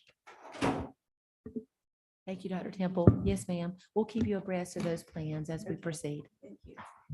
Did you say you had another question? Or that was it? Okay, Ms. Roberson, Mr. Calhoun. Really quick. I mean, I'm That's very fine. excited about the CD class at West Ashley High School. Very, Yes. very excited about that personally. But then how is it going? How's the Pace Academy working so far? Sure, I only included that because just being transparent about ESSER funding. It's a charter school, so they are planning, they do consult with us. They were not ready to open one this year, but they have plans to try to open one next year. Right. And no, I think that's all I have. Thank you so Okay, much. This is you're welcome. very much so needed within our district. We need to expand even more. Oh, do have one last question. After the after we use all of our ESSER funds or whatnot, do we have and I think this may go to you, do we already have a plan in place to continue after the ESSER funds are? We are currently working, we're calling that a stabilization plan, and we're currently working on that with administrators. Ms. Watley, any questions? The only question that I have is kind of a follow-up as to what I brought up at the last meeting regarding early childhood development and partnering with MEOC Children's Hospital and maybe at that Soda Mall location.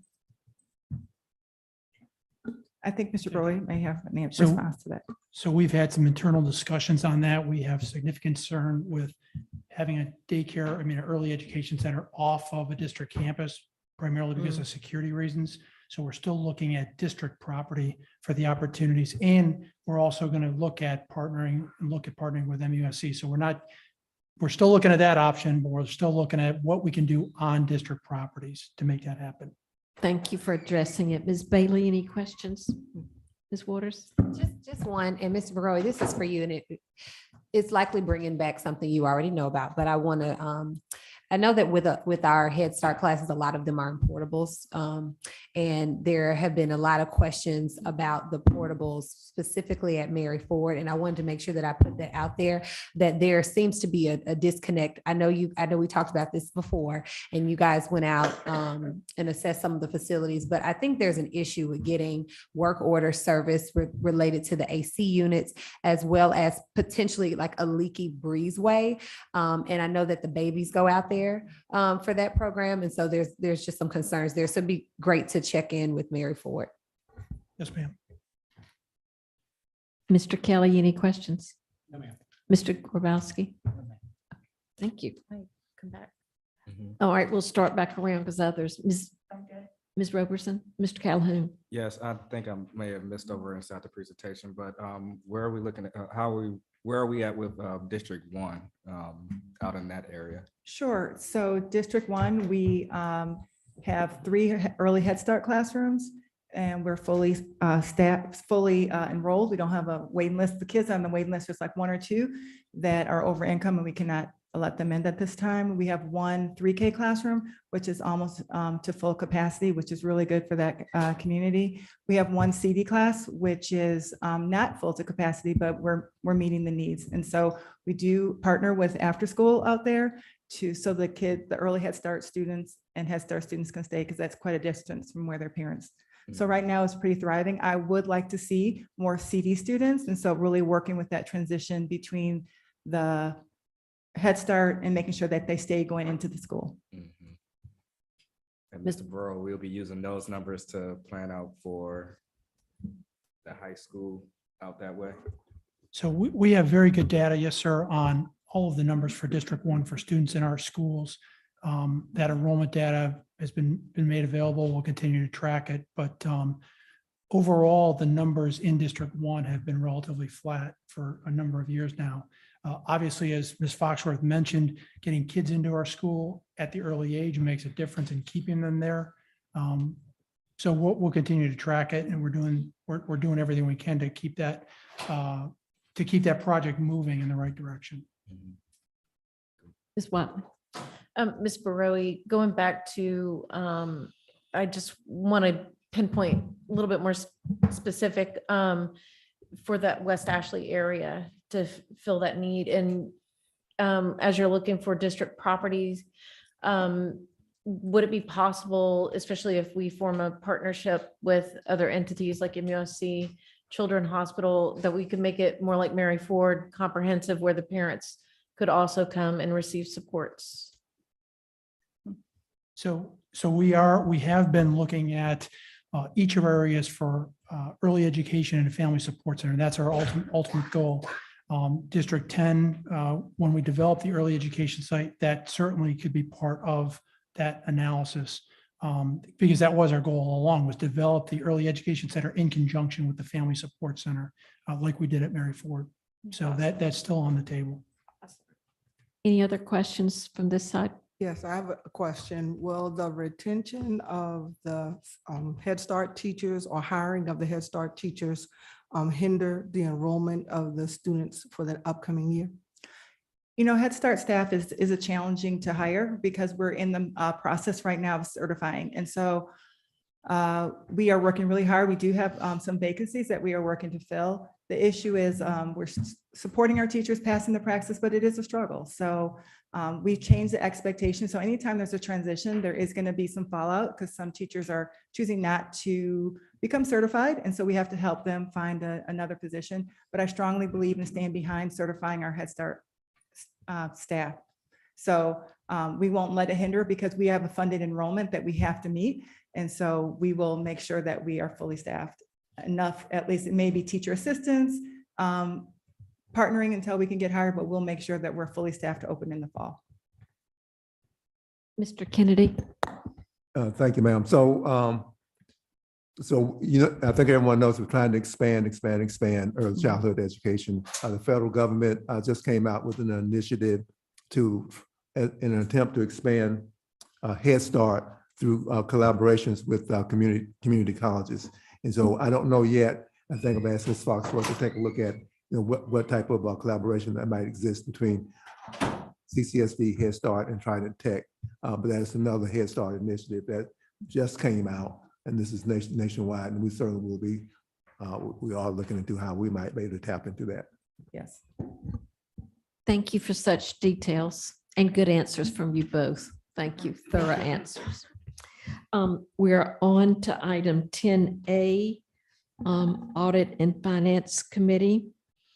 Yeah, Madam Chairman, I'd like to make a Yes. motion to approve the reallocation of funds as shown on the attached resolution as presented at the Cal meeting in Audit and Finance, the 2023-2028 capital program, phase 5. Thank you. And Ms. Waters seconds. Any other discussion? Ms. Roberson? Are we talking to Jasmine? Yes, ma'am, I'm here. Ms. Shaw, could you explain to me with the project at Morningside, the approved budget was 30,000, and then there's a new proposed budget of 1.6 million. So the initial project was 30,000. So the current full Morningside total budget is 66 million. That's the total for the entire project. Last year in February, we borrowed $3.4 million. And of that money, we divided it out between Morningside, AC Cochran, and Deer Park.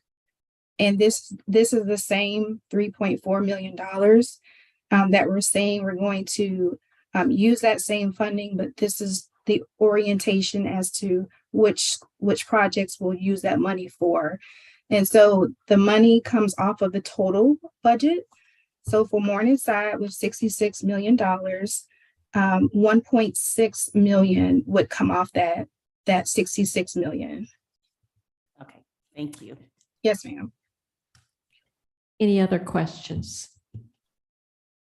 All right. Cast your vote and confirm it when cast, please.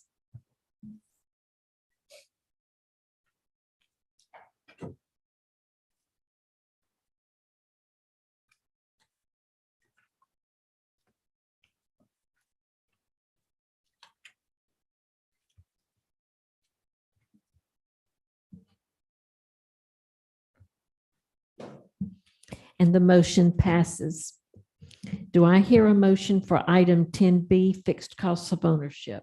Yes, Madam Chairman, I'd like to make a motion to approve the reallocation of funds as shown on the attached resolution to the fixed cost of ownership for the fiscal year 23 as presented to Audit, Finance, and Cal. Thank you. Is there a second? Second. Second from Mr. Calhoun. Are there any questions? Ms. Roberson? Thank you. Mr. Barori. With the facilities maintenance, is there a list of schools that that's already designated to receive this money, or is it just various schools? Yes, ma'am. The facilities projects for this money is Pinehurst Elementary School. It's the next two unfunded projects. It's for stormwater repair. So these are the next two unfunded items, highest need as represented by FM, Facilities Management. Thank you. Yes, ma'am. Any other questions? Cast your vote and confirm.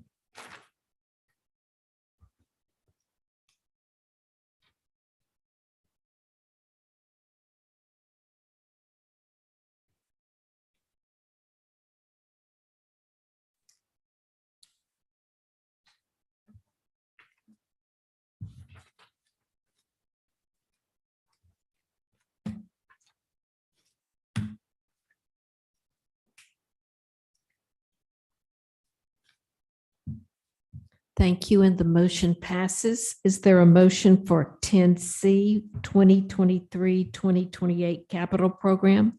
Yes, Madam Chairman, Madam Chairman, I'd like to make a motion to approve the reallocation of funds and to add a new project that was not on the original board approved Phase 5 Year 6 capital maintenance plan as shown on the attached resolution to the 2023-2028 capital program Phase 5 sales tax report as presented at Cal and the Audit and Finance Committee.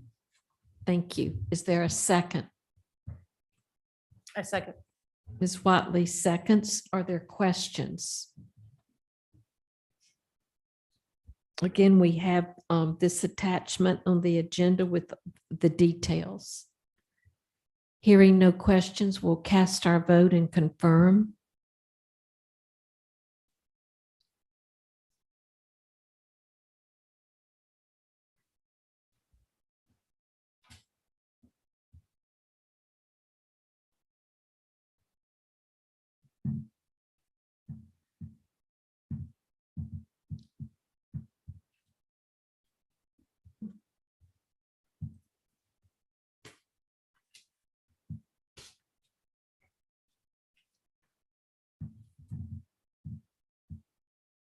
And the motion passes.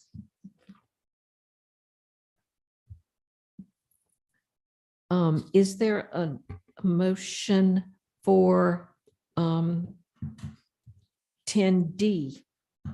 Yes, Madam Chairman, I'd like to make a motion to approve the contract to Elliott Davis to perform the final agreed upon procedures for the 2017-2023 capital program Phase 4. I second. Ms. Watley seconds. Are there any questions about this? We received detailed information on this. Hearing no questions, you may cast your vote and confirm.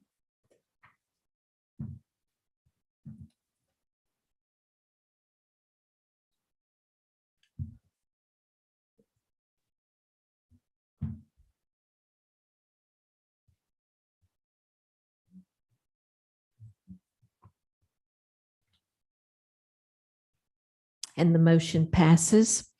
10E is capital projects report. You received this report. The public did, and so did the board.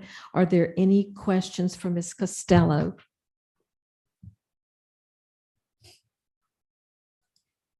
Dr. Temple? I just have a question about the Easter funding. Does this reflect, I'm so sorry. Does this reflect what dollars schools will receive for their proposed projects that were given earlier? We got a different one. We're Oh, I'm on on the wrong 10E. Easter. Okay, I'm on you, Yeah, so capital sorry. projects. No questions then?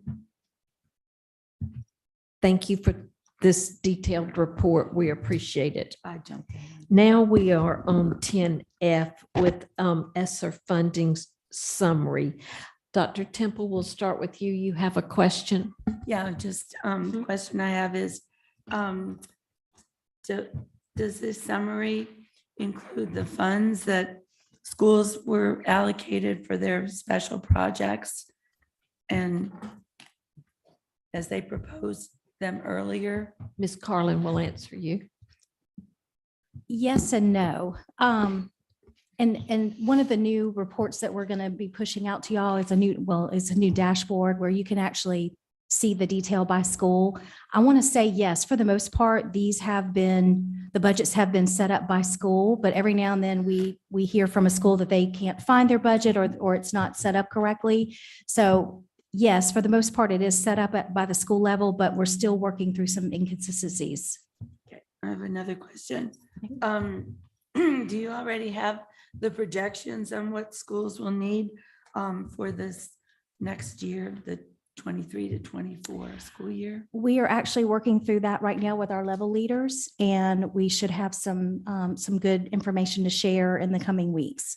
All right, and my third question is, will the district be able to request carryover funds if they do not expend all of this funds? I know there's been some national conversation about that, and I don't know if there's a method or a way for us to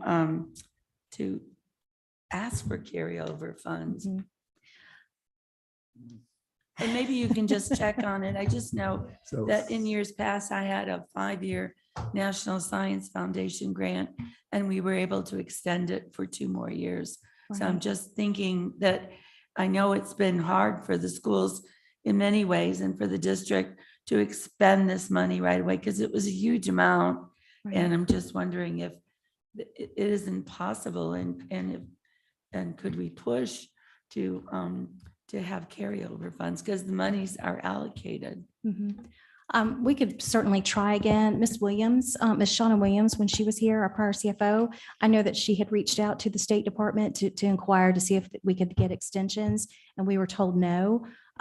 Things may have changed in the last 6 months. I mean, we can certainly try again and see what kind of information we can get from the state. So, Okay. if I may, so the decision for the extension, any extension would be up to the federal government. And and it would be communicated to the states. And there are national groups that recognize what your concern is, Dr. Temple, and they're advocating. So for instance, I mean, you all know we are members of the Council of Great City Schools.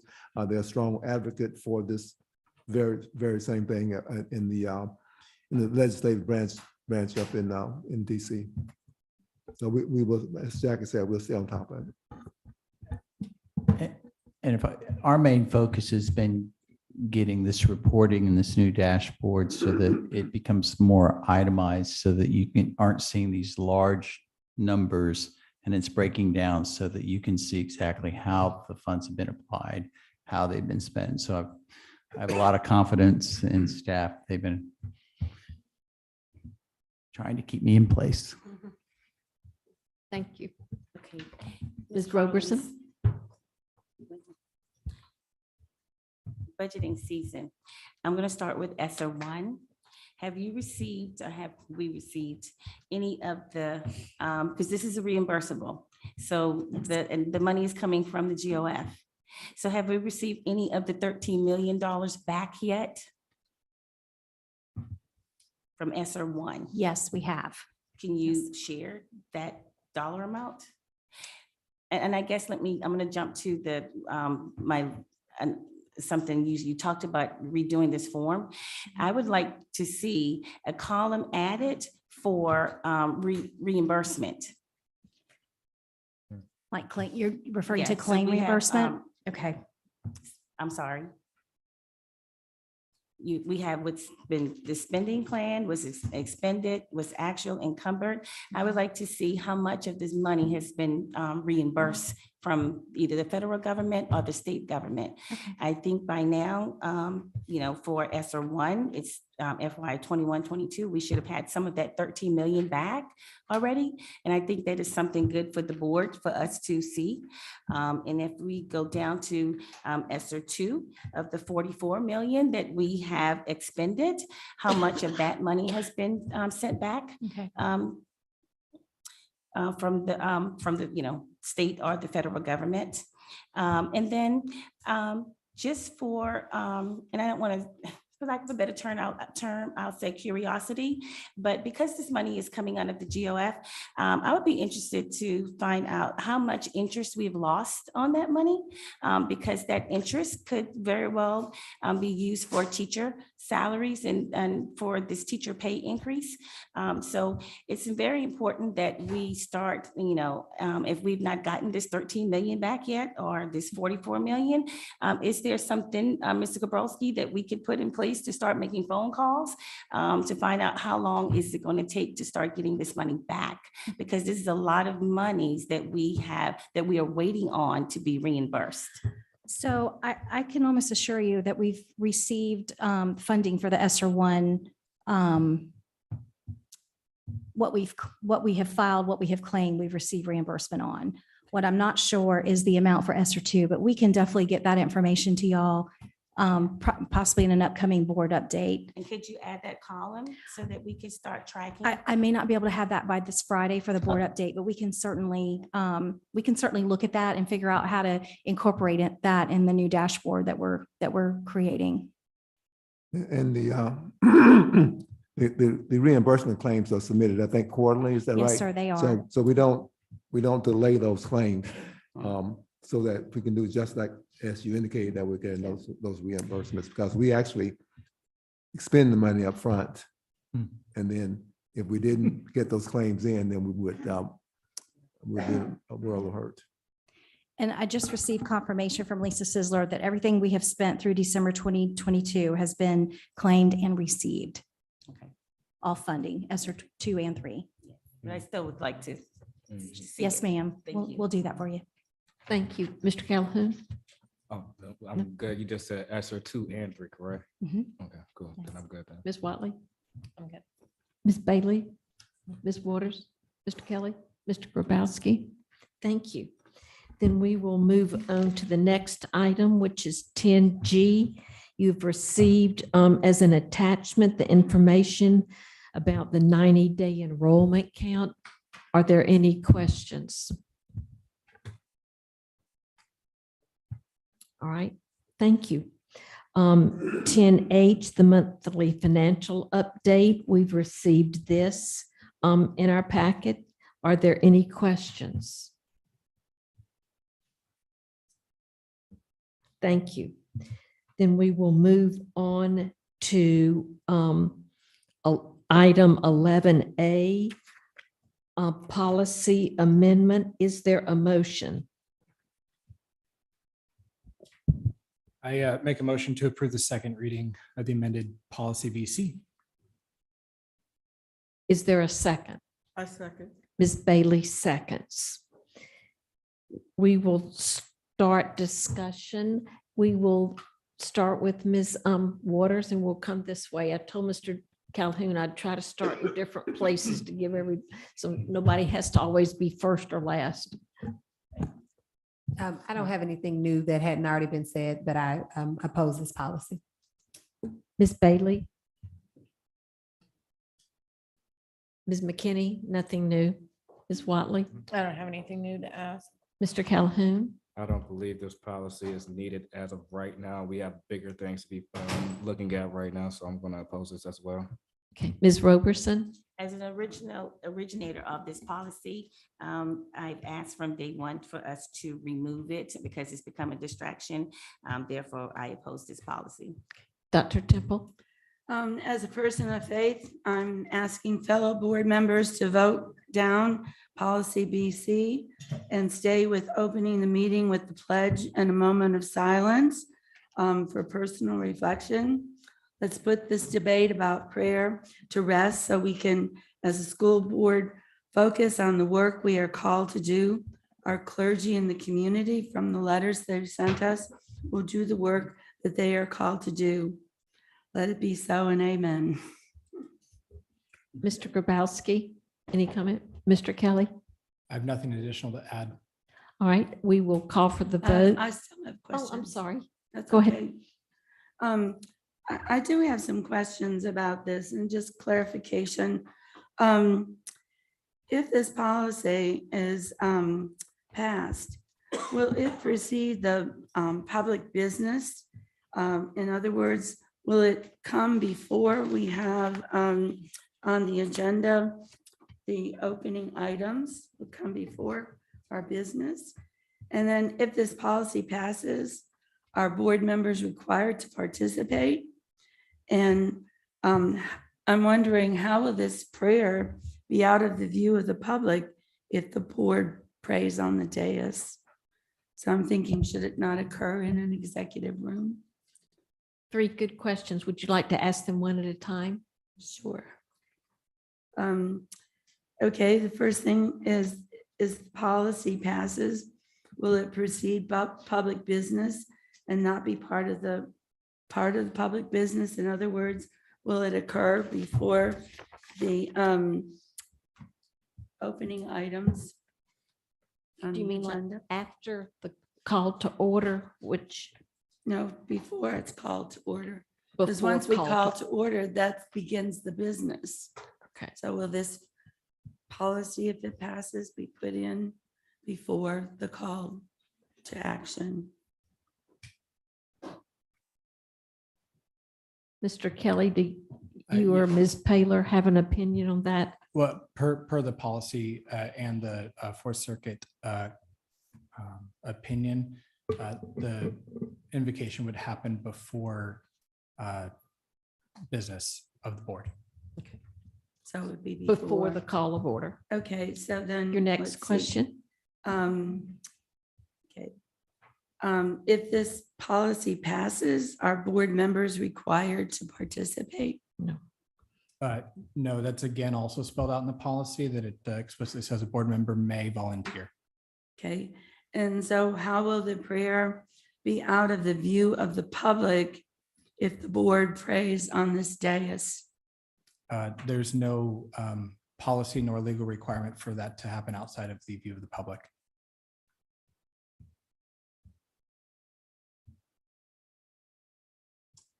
I guess that one part where it says the prayer of invocation will be directed only at the board members themselves. So then, so if it occurs on the dais, that's the question. So should this not occur in an executive room away from this dais, since it occurs before the order of business? I believe that was that a rhetorical question. It's a real question. Oh, no, it should she's, not. she's referring to bullet 3, I think. So directed at is if the, I mean, I could give you a hypothetical, I suppose, if I were to pray for the board to have wisdom versus for the folks in the gallery to have wisdom, that would be an example of a directed at by language of the Fourth Circuit opinion, as far as I understand it. And then I think you had a third question or not. That was the Well, third. yeah, just that, Okay. should this prayer just not occur out of sight of this room because the public is gathered here? Again, I believe that's a rhetorical question, but you're welcome to vote in whatever way I guess you think is appropriate.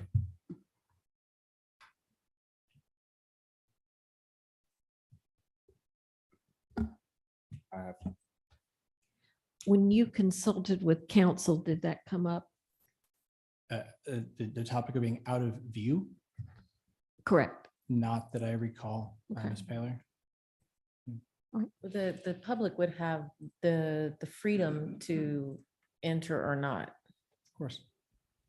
Well, the only problem is that the public entering or not, people come and they stand in line, and then if they fill up and then they leave, they coming back in, that just doesn't seem to make sense, and it doesn't seem to be fair to those who come early and then they don't want to be part of the prayer, they leave, then they lose their seats. That seems pretty awkward to me. Mr. Calhoun, you had a question? Yeah, I feel like because we are establishing an ad hoc, hold off on doing this until we can to just pass these different policy decisions that we have on the table now through. Let this be one of the ones that we push through the ad hoc committee. Well, we have a motion on the floor. Yeah, that's what I'm to saying. vote on it. Right. So we can pull the motion off the table and then postpone this. I think that would probably be best, as we already going to put together a ad hoc committee to look at policy. Well, a policy in existence can also be a policy changed. And I'm saying that since we're already looking at, excuse me, been here too long. Since we're already looking at, I guess why I'm asking is, why do we need to rush this? If we already going to put together an ad hoc committee to look at policy, why not take this one and let it be one of those test cases that we push through that ad hoc committee? Well, that would have to be a motion, would it not? This one's Like a been on the point of table privilege? since, this has been in discussion since January. Yeah, and I got here in February. You can make a motion. Right, yeah, I would actually want to put a motion up to postpone this vote until the ad hoc committee is established and moved through. And we vote on this first, correct? Yeah, super. Is there, It'd be a motion of privilege. and so would you repeat your motion for Ms. Bowles? Yes, I think this would need to be, unless we can do it through there. I was gonna say this could be a, We'll do oral. but I would move that we postpone this policy change until the ad hoc committee is established and it can move through the ad hoc committee. And that's for Mr. Calhoun, and Ms. Waters has seconded. And would you like us to vote verbally? Because I know it's not programmed. I want to do one at a.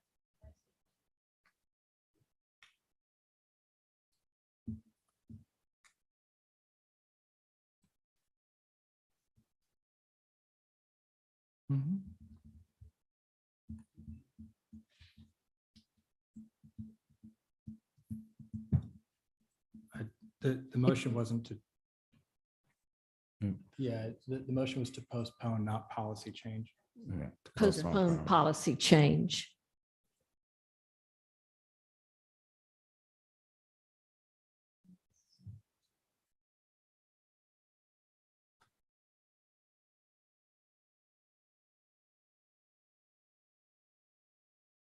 I know sometimes it won't let you do it again. We got it. Oh, okay. So the motion should read, motion to postpone policy change until ad hoc committee is established.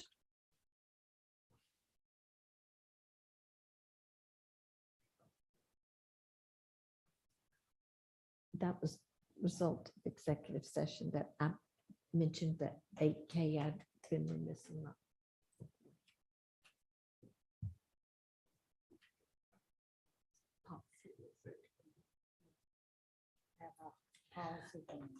Oh, Ms. Bowles, we have clarification from Mr. Kennedy and Ms. Paylor that the motion should read, motion to postpone policy change until the ad hoc committee for policy is established. I'll second that. So, thank you. It's late. We know what we mean. We just can't say it, can we? But it's only 10:30. So did everybody understand the motion to be that? Is there anybody that didn't understand it? So your vote stays. Okay.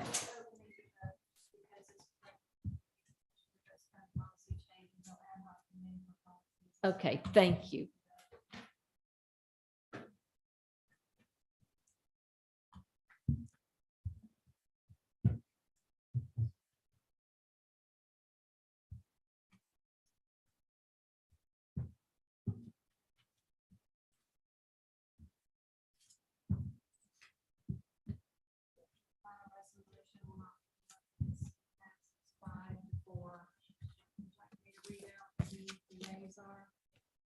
There we go. Would you all like a count since, so the motion passes, okay? So then we do not vote on the, No, we postponed it. it will be postponed, Mhm. okay.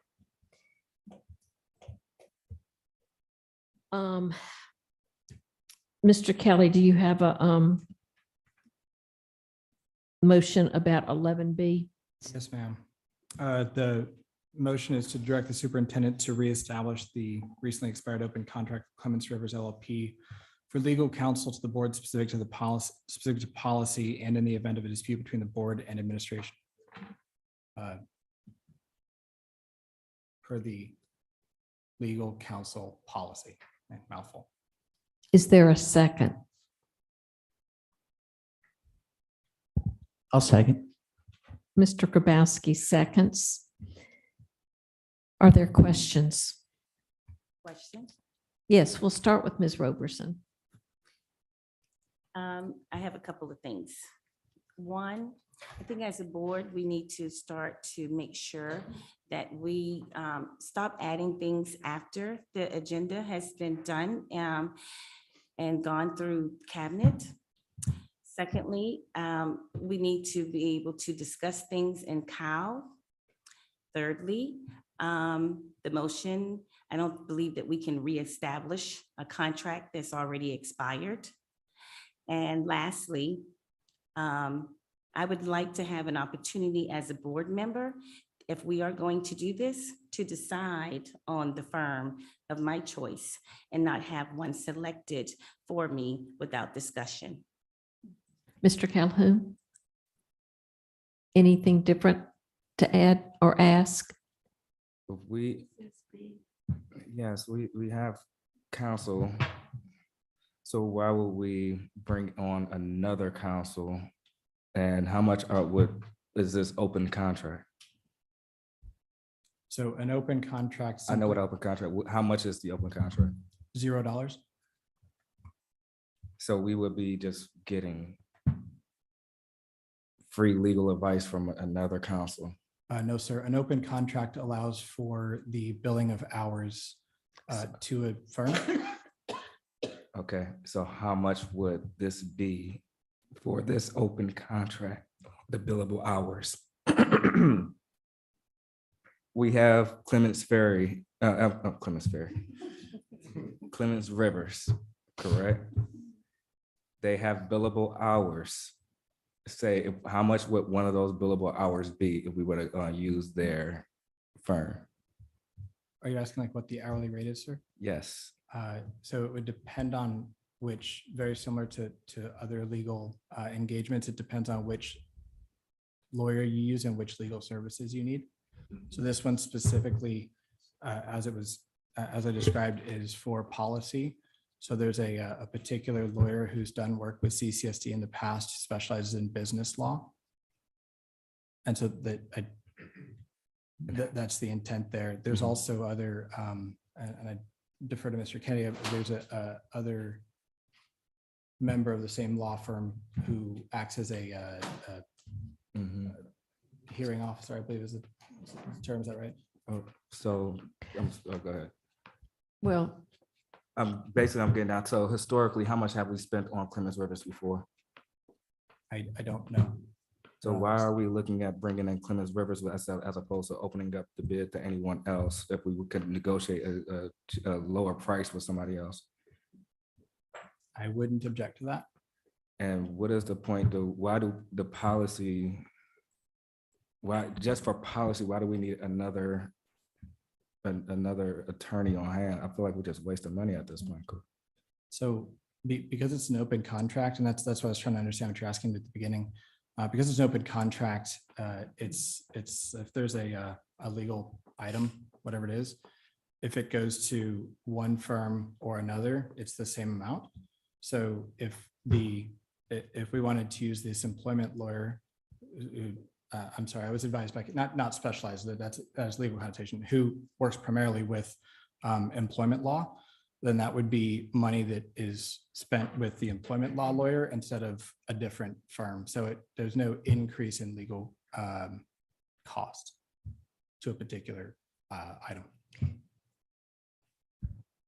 Ms. Watley, I don't have anything. Ms. Bailey, Ms. Waters. Just one comment.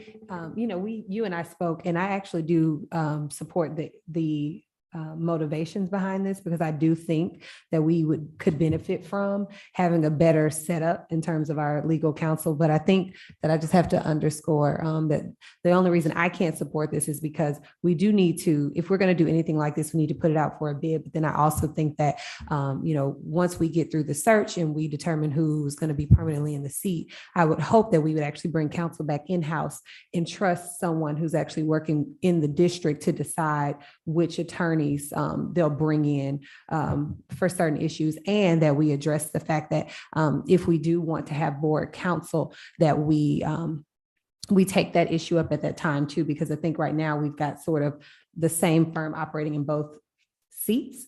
And I do think that the point that you made here is true, that there could become a need for us to get some additional input. And so I support the motivation, but I think at this time and getting specific with a firm is the issue for me. Mr. Grabowski. Any question or comment?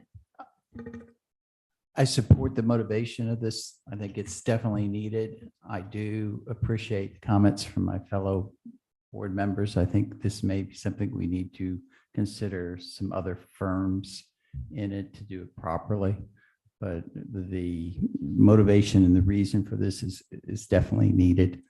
But I do respect my fellow board members' concerns about choosing one firm. Are we ready for the question? Oh, Dr. Temple.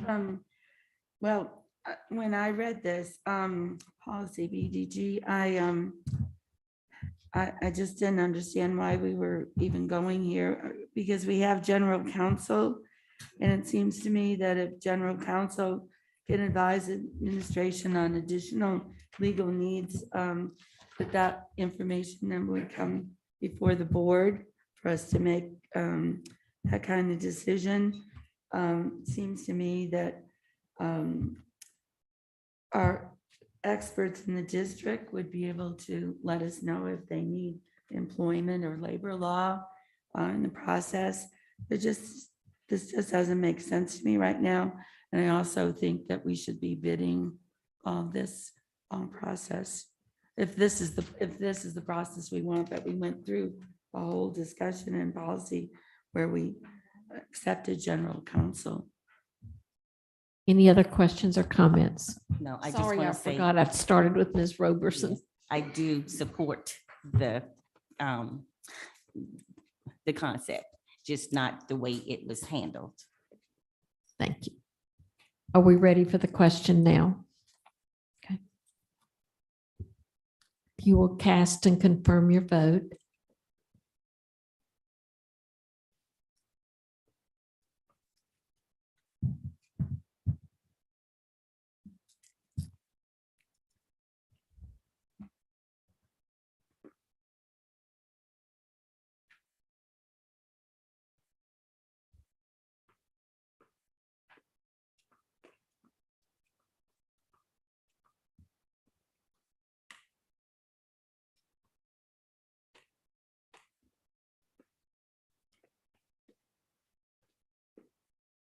And the motion does not pass. We will go on to item 12A, and we will welcome BWP to the podium. And if you gentlemen will introduce yourselves. If nothing else you've learned tonight, we're very thorough. So.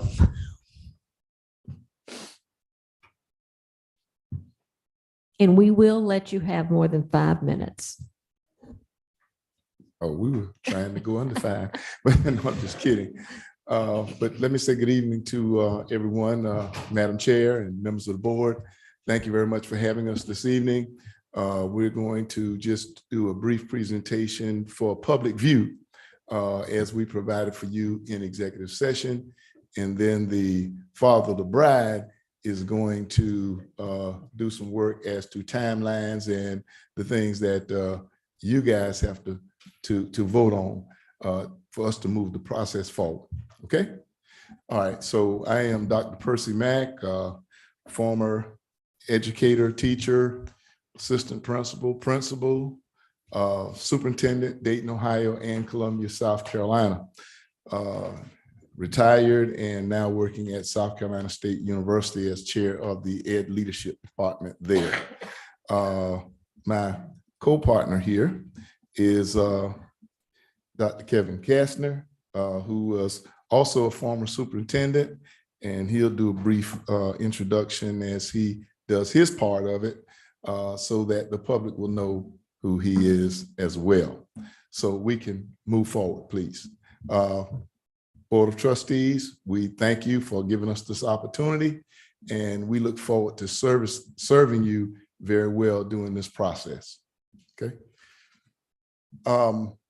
Well, we've introduced ourselves and a little bit about BWP. We've done a lot of superintendent searches over the years, and our focus is providing a superintendent that meets the profile of your district, as we will gather that information from you and from the constituents of this district, so that we can get the proper match for you to do your work. And our thing has been to not only provide a quality superintendent, but provide someone who will stay with you for a while and enjoy this beautiful city of Charleston, South Carolina. All right. These are some of the districts that we have worked in: DeKalb County, Chicago, Pittsburgh, Prince William County, Greenville, Columbus City, just to name a few, and Sumter School District, and so Georgetown. So we've worked with districts around you, and we've worked with large school districts across the country. We have associates all over the country, so that allows us to get good information on people who apply for these positions, so that we will know what they bring to the table. Okay. All right, we tailor our process to your needs, what you need as a district. We will meet with each board member. We will get your information. We will then meet with community members across this district. It usually takes about a couple of days. We usually meet with 20 to 27 groups or 28 groups of citizens to gather their information, because you want them to be a part of this search. You want it to be very transparent, and allow them to do that. And then what we do is we also provide a survey that you will put on your website, and we provide it in different languages, so that if you have constituents that speak different languages, that survey will be in their language as well. We will identify candidates that match the profile, and our goal is to provide 4 to 7 candidates who, no matter who you choose, will be able to do this job. If they don't meet the profile, we will not bring them to you. That's why we say 4 to 7. There could be 4, there could be 7. But we don't go out and just get people to fill this role. We get folks who meet your profile, and board members, you make the call. We want to give you some quality candidates and make it difficult for you once you have to stay up late at night, figure it out. Well, I see y'all already stay up late. So anyway, we're gonna make you stay up later than this, so that you can make the call and determine who would best fit. And to do good work, sometimes you have to stay up late. So that's how it works. Okay. All right.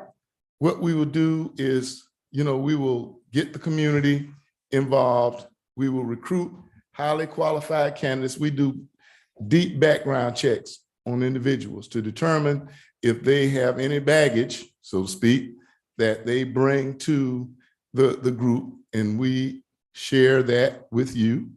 And we give you the 4 to 7, but you are entitled to see everyone who applied to the school district, so that you can see if there's anybody else you want to see. Now, that the group that we give you, that matches our guarantee to the district.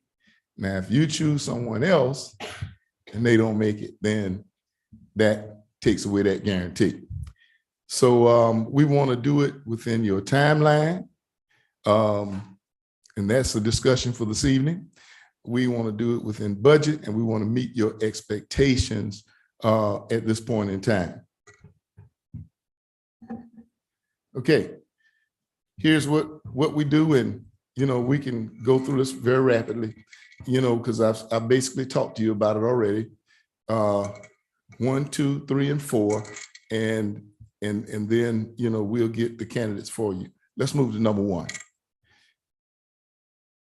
All right, number 1, like I said, we interview groups, establish a profile, and we have open forums in the evenings at different school sites where the public can come out and ask questions or get information from us, and we do an online survey.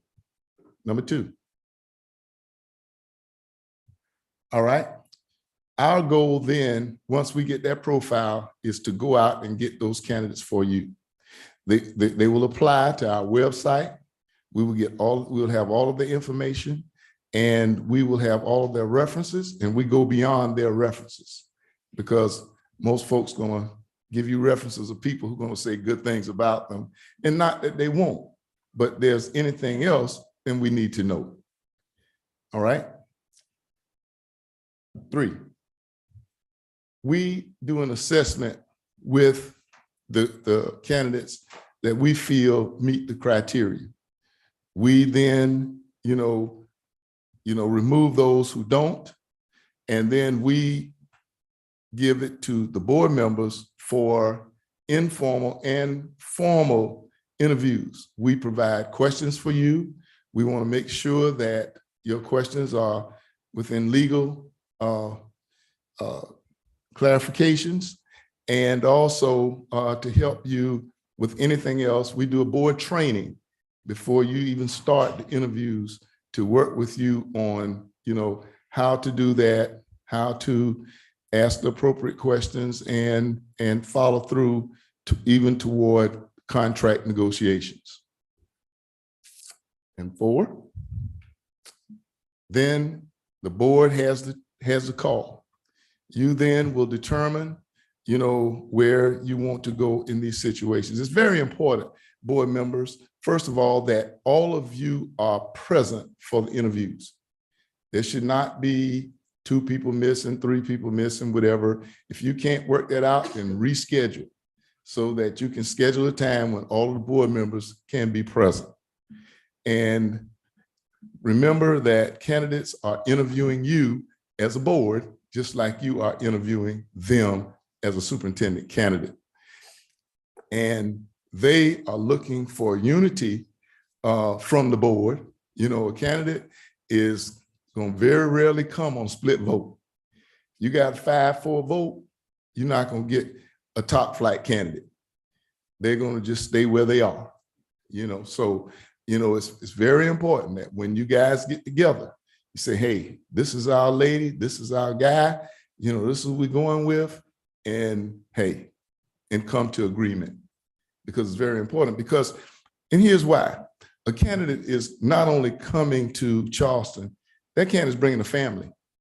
And therefore, they're not going to bring a family on a shaky road, coming from a place where they might have a firm situation. So it's very important that you all get together, make a decision, and that you are very confidential in, reviewing these candidates. And we'll talk to you further about that as we go forward.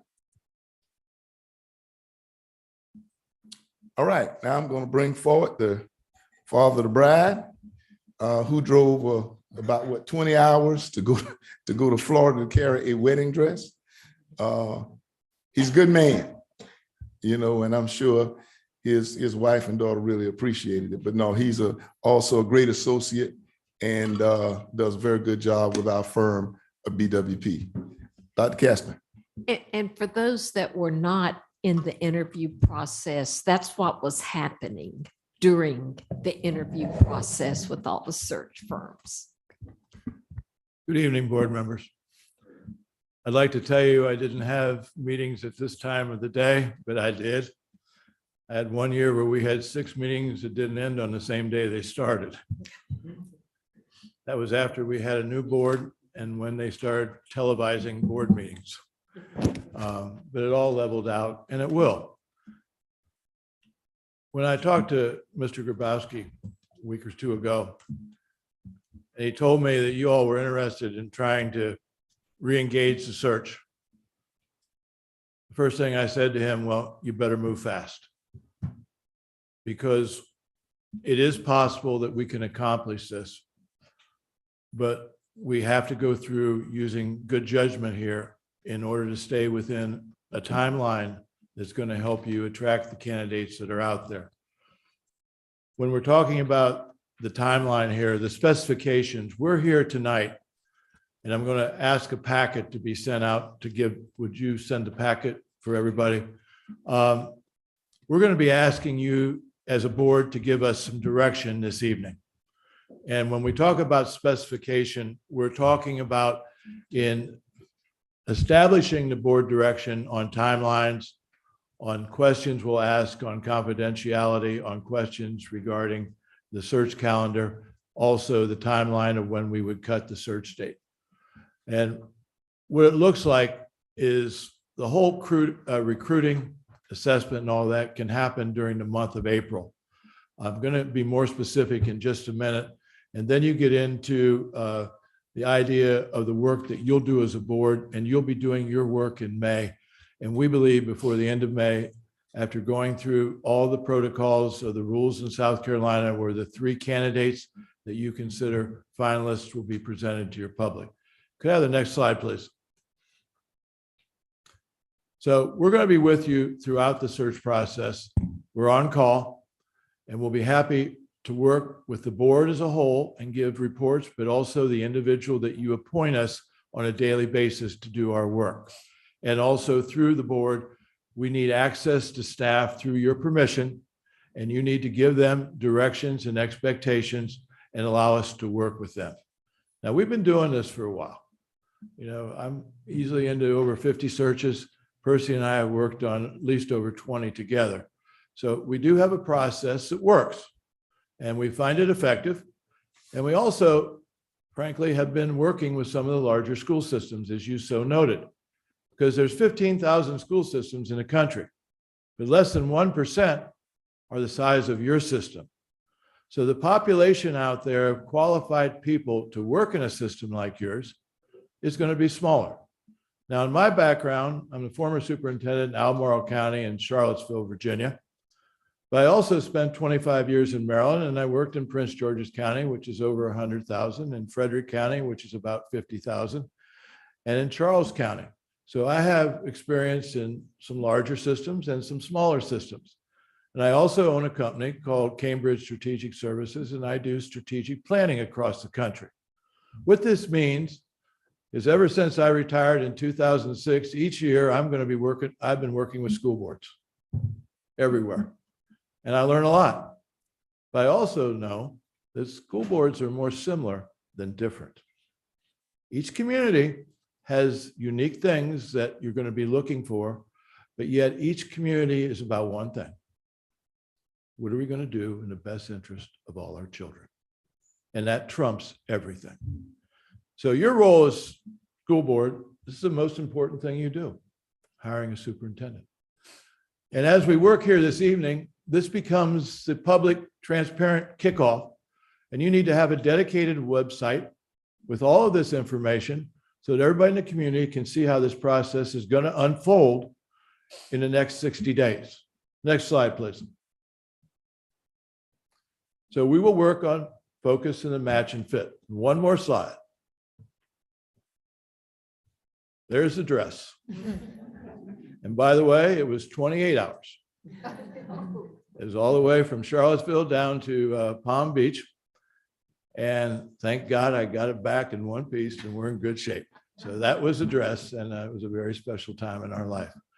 So what I'd like to do now is I'd like you, if I may please, we're done with the slideshow. I would like you to look at your folder. I'd like you first to look on the left-hand side. On the left-hand side, because you're new board members, this is a brochure that explains everything that Percy already covered. It also tells you a little bit about BWP. Then you're going to see two sheets. The first one are key decisions. The most important key decision starts out with the calendar and the advertising window. And on the sheet right beside it is called an expedited search process. When we say expedited, we think we can do this job effectively with a 30-day window as opposed to a 60-day window. And folks, you don't have the luxury of a 60-day window. The reason you don't is in the progress as you go through a school year, everything in May and June all ends in closures, teachers leaving, transitions. You want to get this all done before June so that people that are still looking to move are looking for a top of opportunity they have here. They can't be also closing the school year or out. So if anything, you're a little bit short on the timeline, but we can still make it work. In order to do that, we would need by the next 2 days or so, we need to try to get out an advertisement. We need to get it in all the recruiting places, which we can, and use the whole month of April to do that. And in order to do that, we need to have a cut date on when we would complete the application process. Now, on this calendar, I am recommending after tonight, if we could get your direction, that we could put together an advertising plan and also an announcement. I'm going to show you some examples in just a second. I'm recommending we close the search May 1. We need at least until May 1. If we go to May 15th or not, you're going to have a downside to that because some of the people just really are going to be working. You're trying to recruit from successful superintendents in systems comparable to yours. Mr. Kennedy, you know all the stuff that you have going on as you're closing your school year. And at this point, we want to try to, if people have an interest, to have them before you to be considered for your candidates if they're the match and fit. So what I'm asking, and I'll be happy to discuss the details of why, is to look at this calendar that's expedited with the 30-day window with a cut date of May 1st.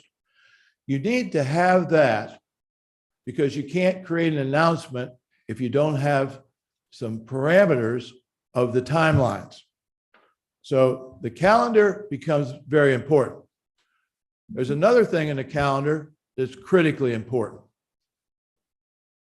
We believe that a search is most effective when you have a robust community engagement. What we mean by a robust community engagement is we need to be able, with the board's direction, to meet with stakeholders in your community. We can do it over a 2-day period of time, and we could have meetings on the hour, every hour, and have over 30 different stakeholder groups and run open forums in the evening, concurrently doing a survey.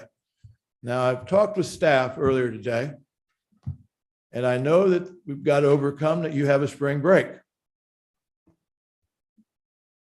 The best window, which is not perfect, I wish it was sooner, is probably around April 18th and 19th, running that 2 days. And we've got to get that in that week in order to be able then to come back to you with a report. When we do community engagement and we talk with these groups, and we will meet between 200 and 250 people. That's for sure. On the online survey, we'll end up with 2, 3. In Prince William County, we had 6,000 people that took part of the survey. What you as a board are doing is you're trusting us in a transparent way to go out in your community and listen to what they say about 3 questions. What are the strengths of your school district, which we want to explain to candidates? What are the challenges you're facing as a school district? And most importantly, what are the qualities and characteristics you'd like to see in your next superintendent? We're not stenographers, but we do our very best to record what people say. And at the end of the session, we read it back to them. And then you're going to see the results in this report. So when we meet with all 9 board members, we spend about an hour with each one. We're not going to say, this board member said this and this one said this, but we're going to say of the 9 board members, this is what you said about strengths. This is what you said about weaknesses or challenges. I like the word challenges better. And what are the qualities and characteristics you'd like to see? If we would meet with members of your clergy, if we would meet with your cabinet, we also like to include meeting with your students.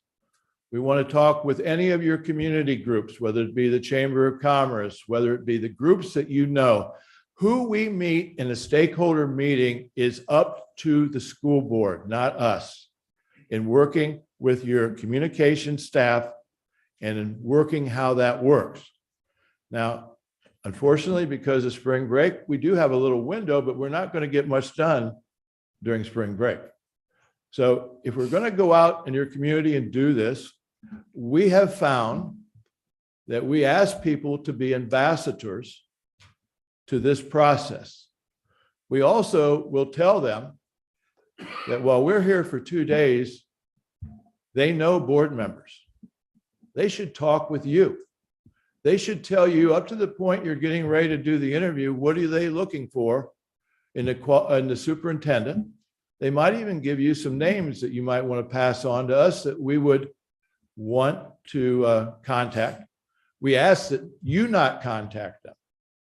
We want us to contact them because you don't want to be obligated in any way, or you don't want people to think that you're trying to individually recruit one person over another. Your neutrality is important.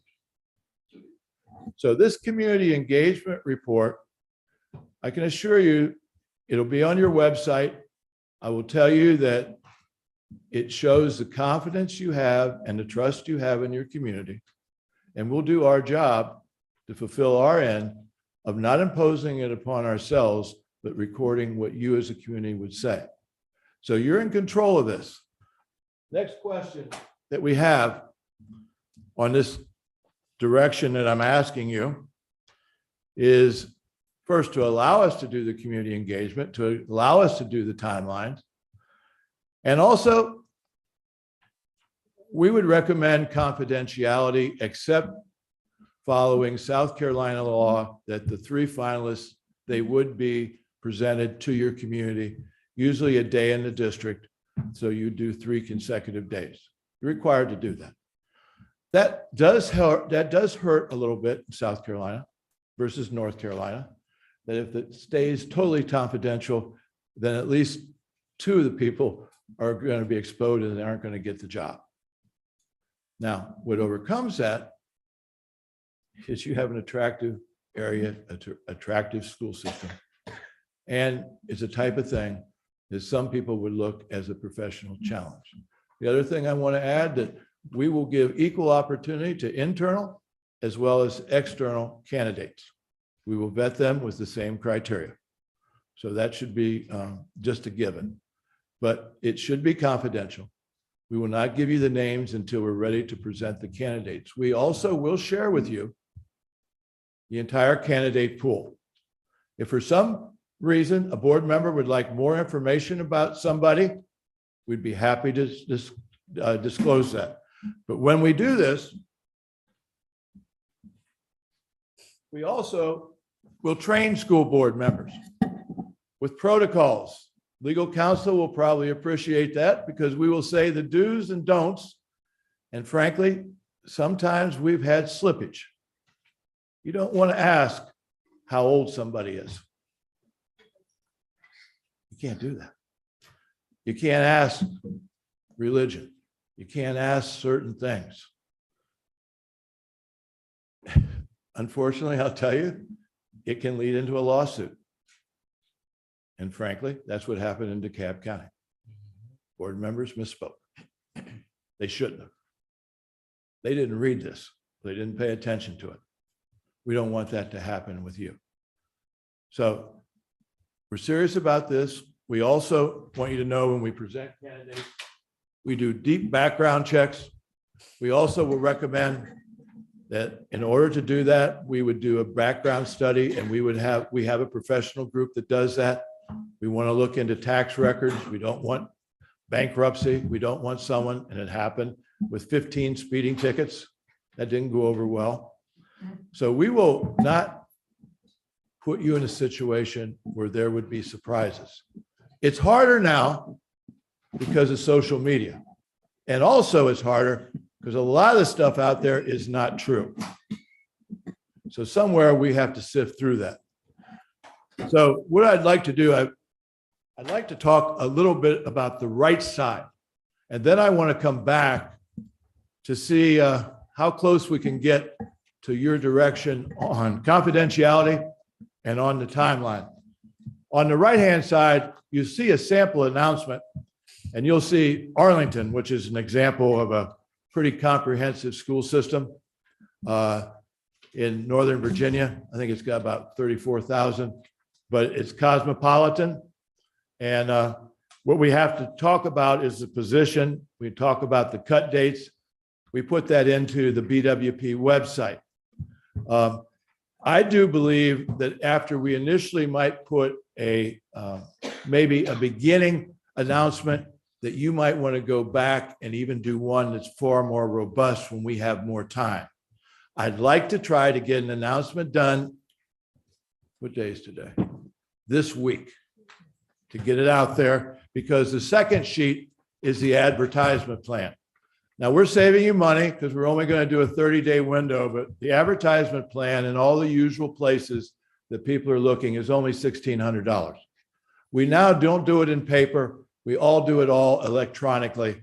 And we're going to find we have a lot of people that know of us and do follow BWP when they're potentially looking in some of these positions.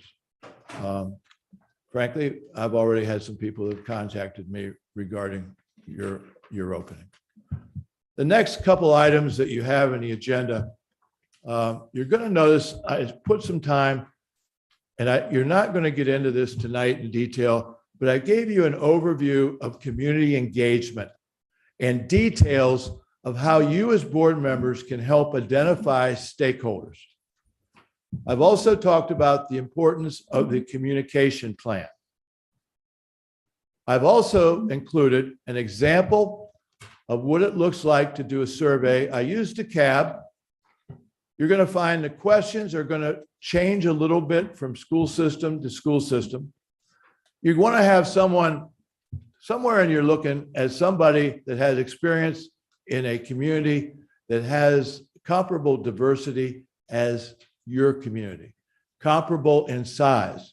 And so this survey needs to be reviewed by staff and the board to see that we've covered whatever you might want to cover.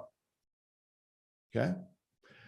Then on the last couple pages in there, just so you know how it works, is just a grid on what happens when we do community engagement and how we can, people say, well, how can you organize all these meetings?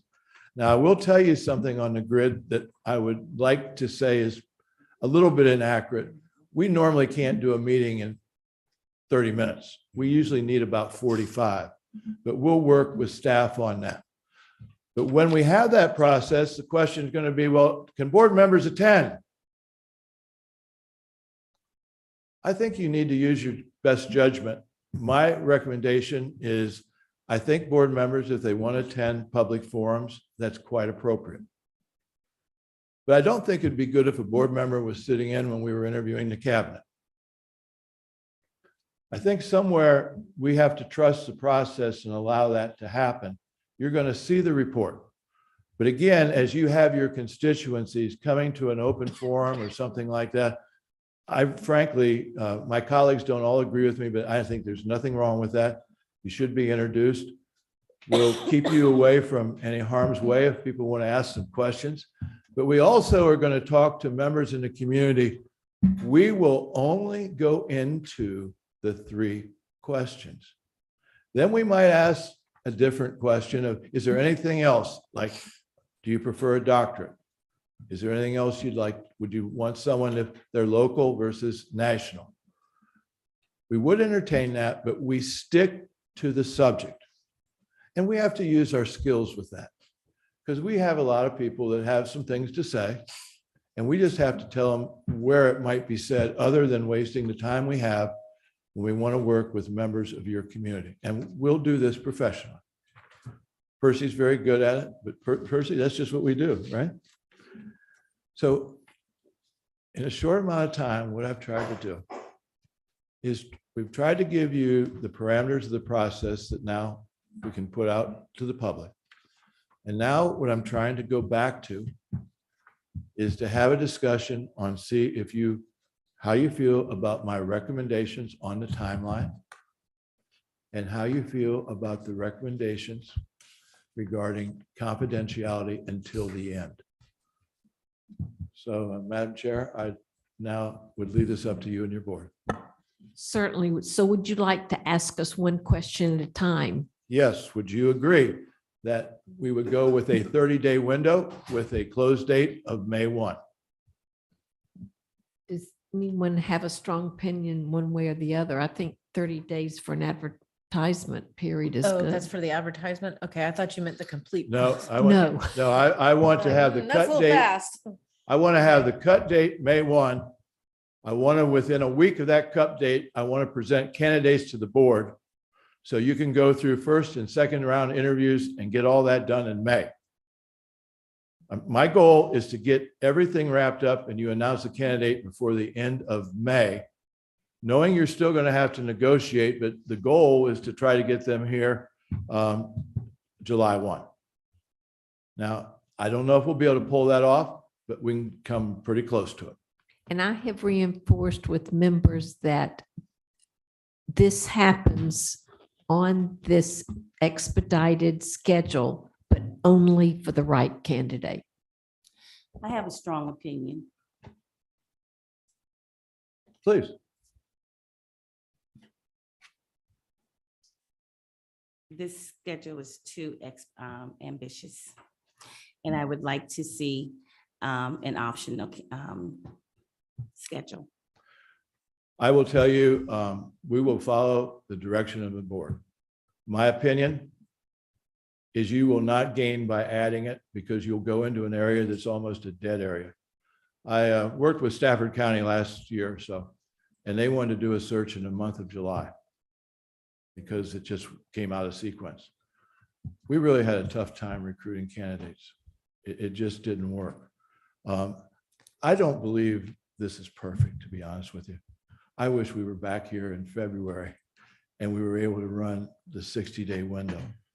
But I am confident that I believe we can give you a strong pool of candidates. But I will say that if we do not provide you with a strong pool of candidates, then we should reopen the search at your direction, our cost. And so if you look at it, that if you're not satisfied with the pool and then we reopen the search, then we could do that. But that isn't what we want to do. And I don't think it will happen. But I do believe that your goal is you want to find the best candidates available to get the best superintendent. And that's what you might want to talk about if you wanted it longer. It's just we're in an awkward situation because of the timing. This is a board decision. If I could not mine. comment, I think if memory serves me correctly, I think all of the firms that we spoke with, we asked about the application timeframe. And I think the consensus was 30 days, because if you go beyond 30 days of doing the open courting application process, you, like you were saying, you run into a dead space and it's not beneficial. One of the things that you, and excuse me, I'll let you go first. Okay. One of the things that you have to consider as well, when it gets to a certain point, certain candidates will not accept because they don't want to leave their district in alerts, because they know if they leave their district, then, you know, they're stuck in that type thing. So that's one of the reasons why you don't want to go too deep in it. Now, if we have to, we will. We operate under your wishes, but I just wanted to share that part of it, because, you know, we've had folks say, well, hey, it's too late now. I'll just stay where I am and that type thing. So, ma'am. I will continue to hold my strong opinion. The district is not burning down, and this is a lot. And I would, I will be voted down, but I will use my one vote to vote the way that I feel is proper. This is the one decision that we have to make as a board that is a major decision. And I don't believe that we should rush this decision. I believe that we should be thoughtful in this. And I also believe that we should be respectful of our personal lives. And trying to hire someone in 50 days, it gives me anxiety that every day that I will be consumed with this. And I don't believe that you, and not you personally, my constituents district is in the rural area. I would love for them to be engaged. And I'm not sure that you're going to be able to get out to Guatemala, Edisto, Johns Island, and do all what needs to be done effectively. Again, I will be voted down, but I have a strong opinion about this May 15th date. Go ahead, Clark. Go ahead. One thing I that did give me pause with this is, and I understand the respect for timeline, and I in a moment will, put an offering on the table, and what will happen. But my concern is really the community engagement piece. I don't think we can really do it effectively in 2 days, especially given just the variance. I'm sorry, it's late, but the disparate experiences of folks across our community. It takes time to understand. It takes time to really get there and engage folk. We have a situation of a lot of the usual suspects turning up to things like this. But I really think it's important that we go the extra mile and make sure we engage some folks who aren't always speaking and who tend to get left out. And so, because this isn't on you, it's on us. My offering would really be to consider Ms. Roberson's point that it's not burning down. And if we did not have a new superintendent by July 1st, I'm not quite sure that we would be in ruins. And so I support moving forward with the search. I'm just not sure that doing it at this pace is going to get us what we need. And even given that this is hiring season, this is the end of hiring season. So we're getting sort of the stragglers. I mean, the folks who are really, really thinking about, and I could be wrong, I'm gonna say it anyway, and y'all can correct me. But the folks in my mind who were really, really thinking about making a move have already been in somebody's process. And so we're getting sort of the, those who were last to post. Courtney, a couple thoughts. First, we did Chicago in 2 days. We did Charlotte Mecklenburg in 2 days. We also have an open line available, my email, that we will accept any letters from anybody in the community, and it's our personal record with BWP, because we're trying to catch people not just within the 2-day window, but over time. While there are some other searches out there and you're competing, then we're going to hire one person. Normally, there'll be 5 or 6 that would be qualified. And some of those people, once they reach that point in their career, they would very well consider your community also. And so, again, you are right. And we are more on the tail end of this window. but it will only get worse if we go into June or July. And the only way it would get better if you table this whole thing. That's what I'm suggesting, And not that's something tabling, that's a but decision sure. that you as a board have to make. Yep. What we were asked to do, and we've tried to do it tonight, is to give you our best thinking. Mhm. And we're not here to argue in any way. Sure. Our job is to try to tell you the pros and cons and then take your direction. Yeah, and Go ahead. well, just to clarify, because that just made me realize maybe I wasn't very clear. The offering to the board was actually to consider postponing, not even postponing, but really spending some intentional time building the profile and getting an understanding of what we need and actually engaging in this in the fall in terms of the actual search. That is my recommendation to you all, not intended as an argument point to you, but for us to consider sort of a third way. Another piece to that also is there are some people who are only going to choose Charleston. They're not going to get into those other searches. Why? Because they have family members here. They may have worked here at some point in time. We find that in just about every search we're in, we have people who will only get in that particular search. They won't get in any other search. Now, that's not to go against your thinking or your thinking. No problem with that. You know, we're here, you know, we were asked to provide this. So this is what we tried to do. But we can work with the board on however you say you want to run, and we can work with you. So I want that to be clear up front as well. So I suppose we should, the first question is the advertisement window. No, well, I think the first question is, if the board Wants to do this now. is in favor of the expedited search using the 30-day advertisement window, that would be the first question. Okay. Madam Chair, Mhm. may I ask a question? Dr. Kastner, I believe I heard you say that if there's not a candidate that we're happy with, that BWP would resume the search or redo the search at no cost to the district. Did I hear that correctly? We're in it to the end. So we will not charge additional fees if you then send it back out. No. So if we were to do the 30-day, don't get candidates who we're happy with, we could hit we're with you pause to the until end. the fall. We're with you to the end. The only thing it would cost would be if there are further expenses, but not fees. So the $1,600 in advertising, essentially. Well, those type of things. Yeah, okay. And then a point of just point of proper procedure. This was on the agenda as an informational.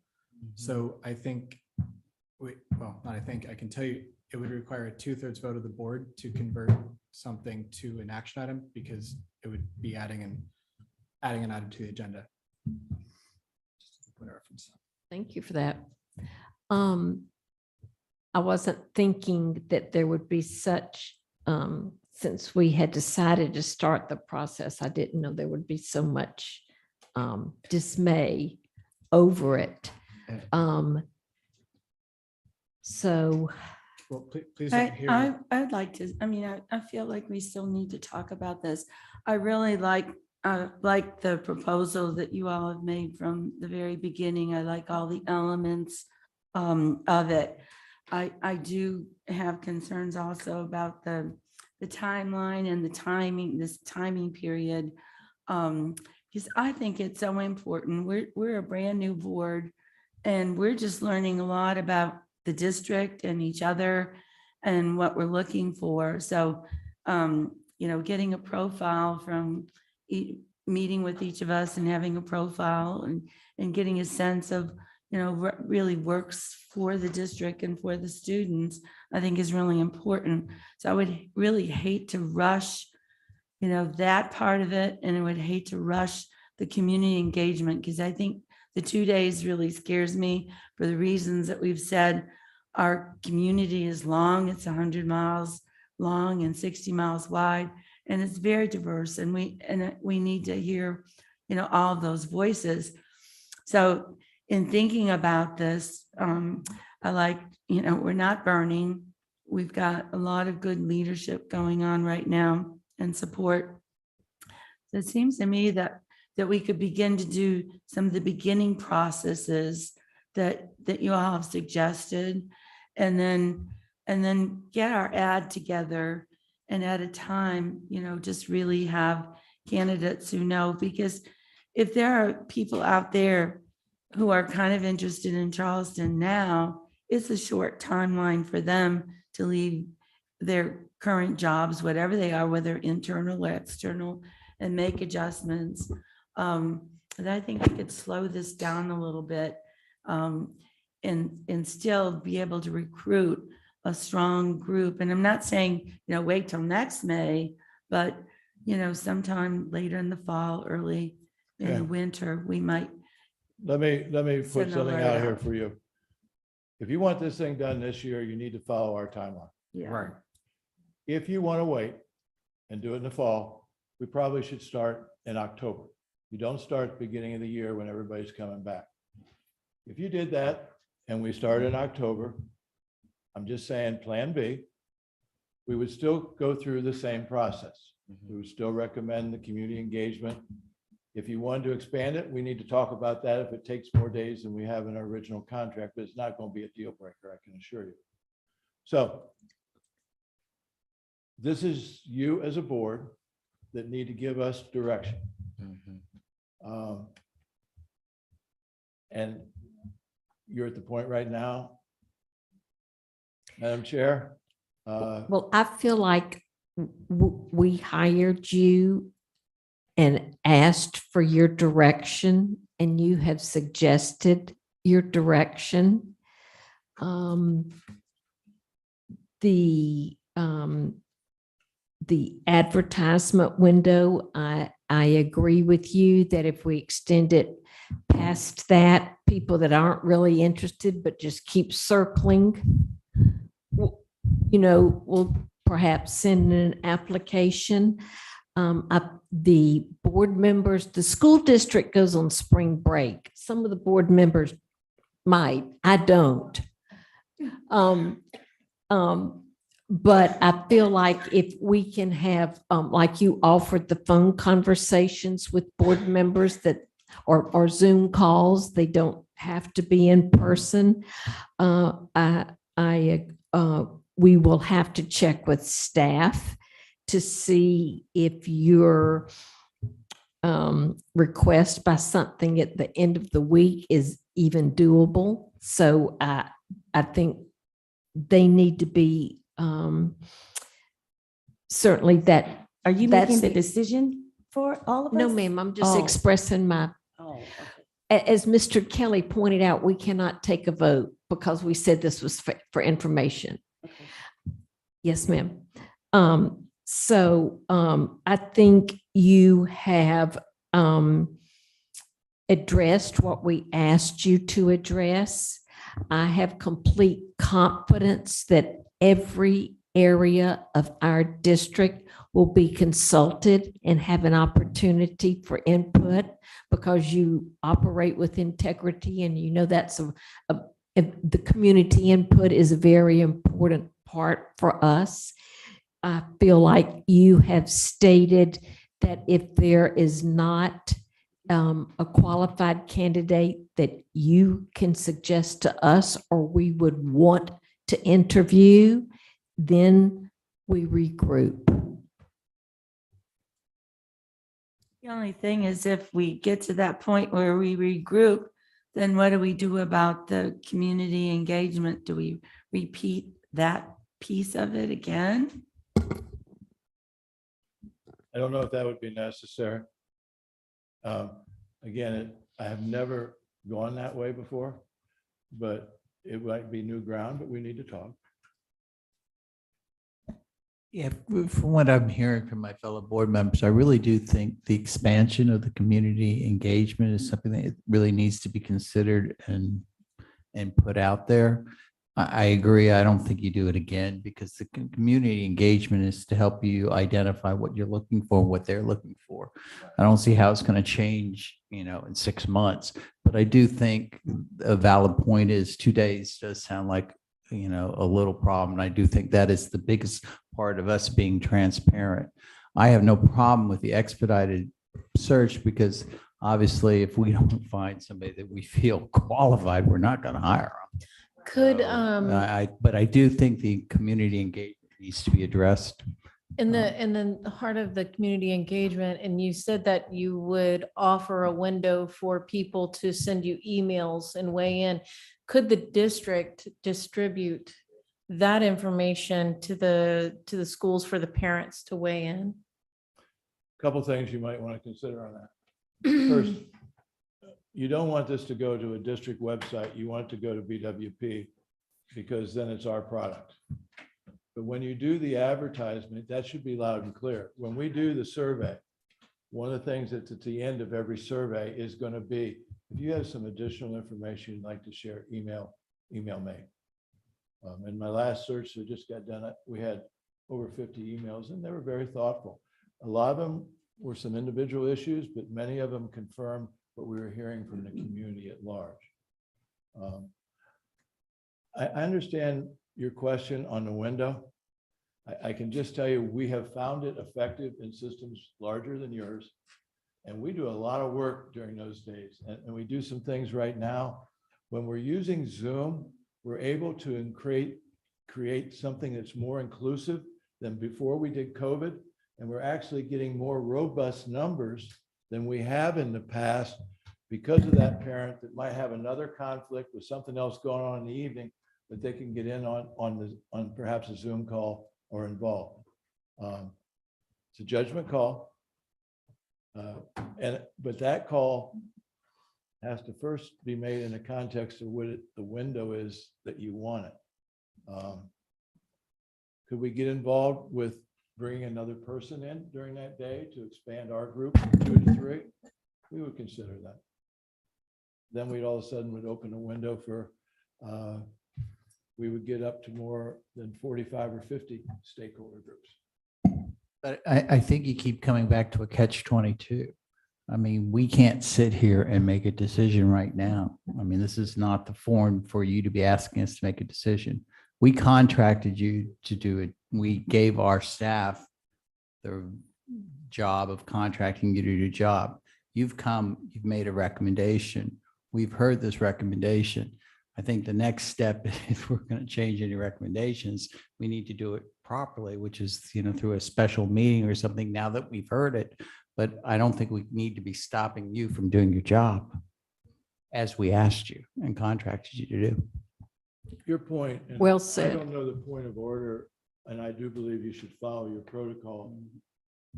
If you need to have another meeting to take a formal vote as soon as possible in order for us to move, and if the vote's such that you wait in the fall, then that's not an urgency. If it's to get it done this year, I don't know what your protocols are on the timeline of when you have to announce a meeting to be able to put a former motion on the floor. That's up to what your counsel would advise you. Well, I think Mr. Grabowski expressed it well, that we contracted with you to do this. This is your suggestion to us. Well, I have a question. Worst case scenario, if you go ahead with the process, we don't find a candidate, what process at your cost would be duplicated?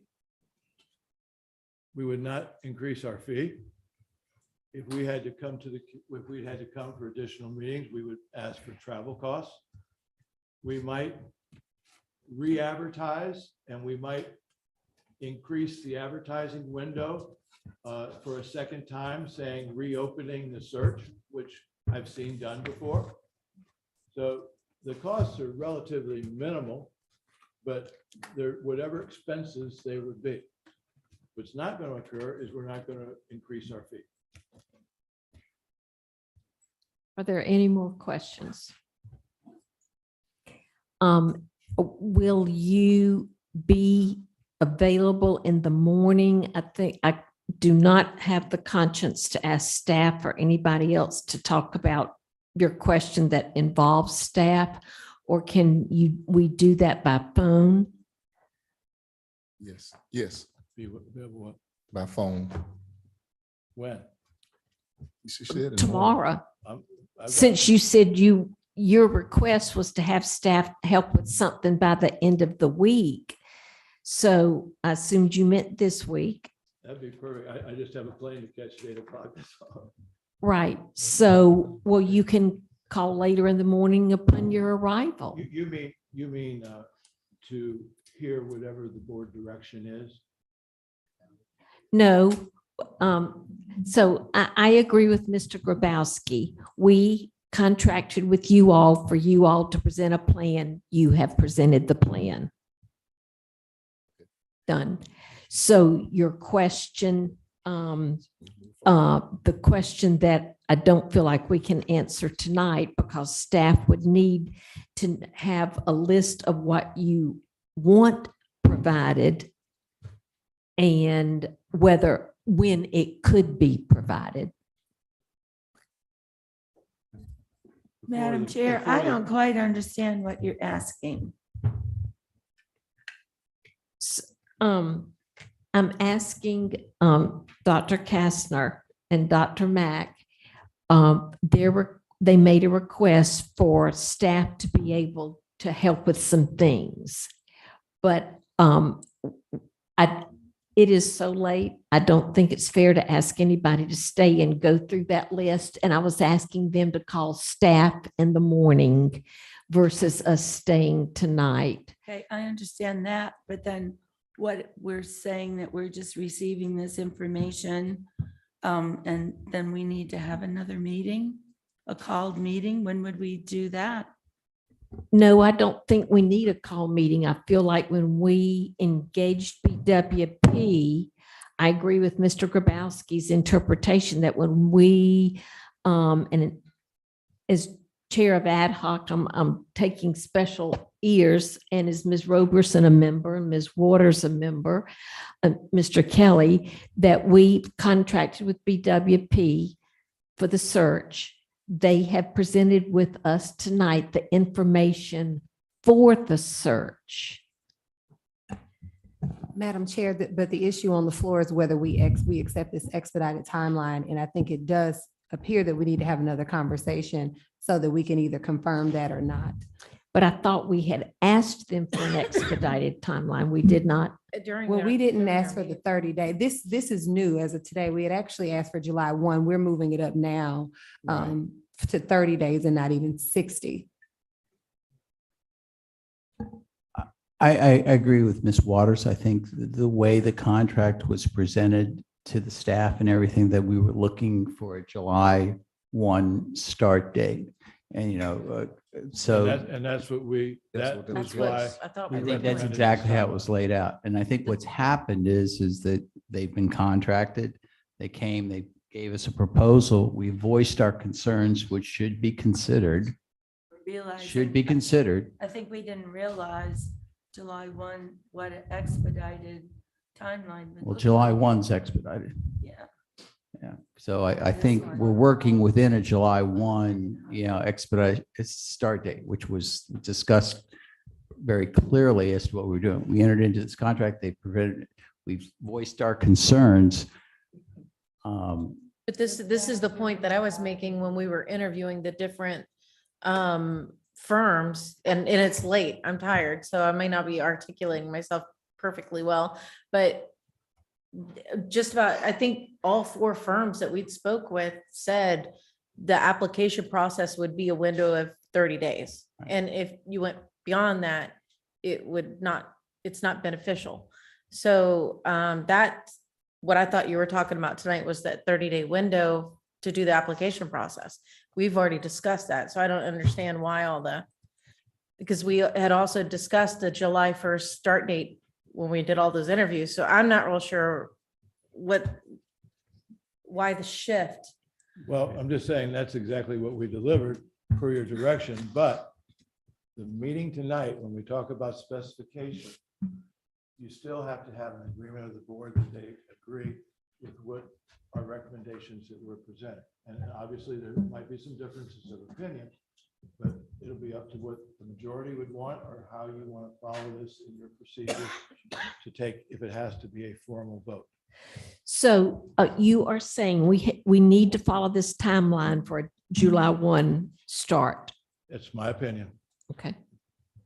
Then we have a contract. I mean, unless legal counsel is going to tell me our contract says that we can't follow this, I don't understand what the debate is. I mean, we can't debate, we can't make a decision. The debate is that regardless of what we all talked about at some point, there's new information, which is that in my personal, and I've said this a number of times, is that the community engagement piece needed to be very robust. And with respect agree to, with that too. with respect to the fact that I know you all have done this in 2 days, many, many times, but I just had a personal experience as a board member doing community engagement last semester, personally going out and speaking with the community. And it did take longer than that. And it took many modalities, many different, opportunities for people to come in and connect. And we know that in this district, we have got a terrible, terrible history of lack of transparency, lack of reaching out. And so what we are doing is introducing not even a new perspective, but reintroducing a prior point that we think is not really being considered with enough intentionality in this moment. And so what I'm also suggesting is that regardless of what we discussed in executive session, there actually was no vote that we would abide by this timeline. And in the prior meeting, there was no date in the motion. And so if we're going to come to a consensus as a board, I'm fine with whatever the board wants to do. I actually believe that they can bring us some good candidates. I also believe that we could benefit from being really in close connection with the community. And so if we put it to a vote, or, we have the opportunity to weigh in, even if the special call meeting has to be tomorrow or the day after, via Zoom. Right. I would like to make sure that everybody is heard, because we do represent districts that have opinions about this. We don't bring it up just for our health. We want to go home too. Right. So is the board's wish that they address the calendar per a July 1 hire? Yeah, just addressing the timeline. Well, I think what needs to be addressed is the concerns on the community engagement. I mean, it's just very clear that can be amended. We have voiced our concerns that you need to come back with an amendment, but it doesn't need to be stopping you from moving forward with what you're doing. But that's why I also asked about the ability for the district to engage with the parents and directly through the schools with a way to contact them so that they can give input. I just see it as being efficient and actually expanding community engagement with the parents who have children in the school system. Mrs. Wheeler, when you had the opportunity to look at potential options for the community engagement in the handout I had, it talks about how we might address that. Now, if there's a reason that you might want us to expand to a third day, it would go beyond the scope, but it won't be expensive. We'd have to bring another person in and we could expand it. I understand that. I think it also is obvious, as all of you are new board members, you've just gone through this process of working with your community. And so you want to value this. Yes. And so, as we did say earlier, each district is going to be a little bit unique. If we need to make some adjustments, then we'll work with you. So again, thank you. That's part of what we said in the very beginning. Each community is unique. We take direction from the board, and we ask the board that you give us the opportunity to give us our best thinking, pros and cons, which we've done. All right. So we're not asking to rush through. I am telling you that if the majority of the board wants us to do under this timeline, we need to have a decision by the end of this week. I've already talked with staff. I talked with Bill. I talked about what we might need to do for an initial announcement, which can be done if we have an agreement on the timeline. But until we have an agreement on the timeline, then we can't do the announcement. And the last thing that we have not discussed, but I would hope that the board would agree, that you would do a confidential search until the announcement of the finalists. Yes. Mr. Bergman, you have something? I was just actually going to add to what Dr. Kastner said. He did talk to Vanessa and me, and I don't want to speak for Vanessa because I think a little more of some of the immediate work would be in her area when it comes to the communication part. We certainly can create a advertisement based on what was shared fairly quickly, a pretty generic one. But the bigger concern I had was pulling together pretty quickly the website piece that we discussed, which I don't know that we have enough details yet on what that do. looks like, just to Right. be very honest. So if the board decides to move very quickly on this, we need a little time to figure that piece out, or those pieces, Vanessa and I do, as That well is- as knowing spring break is coming up. That is understandable. And then is BWP aware of what information you need to develop that? I think I can develop the job description advertising piece pretty easily. I think the website, we're not quite clear. We're going to look at Charlotte Mecklenburg's site to get a little more information, but we just had this conversation during executive session. Thank You really need the website up to complement when you choose when you're going to do the community engagement. Oh, So absolutely. we have a 2-week window on that. If we go with what we presented, which I'm not assuming. Right. Does the advertisement need to reflect the profile that we want in the candidate? No, before we have candidates that we'll provide you, we will have, the profile has to be driven by the data of the community engagement. And what we would do as we were having candidates submit their applications and we would be interviewing those that were most interested, we would tell them that they need to make sure that their application is driven by your profile. And frankly, if they don't do that, then they aren't someone we're going to consider. So we need 24-hour notice to the public for a special called meeting. So I'd like to make a motion, Madam you Chairman. can't. I'd like to make a motion to set aside the rules and convert this item from an informational to an action item. Because we're setting aside the rules, it would take a 2/3 majority of the vote of the board. That way we can give direction to BWP. But how's that going to affect what was advertised for the agenda? I think that's where we got in trouble before, isn't it? Policies provide for that. It does. If there's a time sensitive issue, we can set aside the rules. By a Emergency 2/3 situation. Not time sensitive, not emergency, but yes, by a 2/3 majority. Because after the meeting begins, an item upon which action can be taken only may be added to the agenda by a 2/3 vote.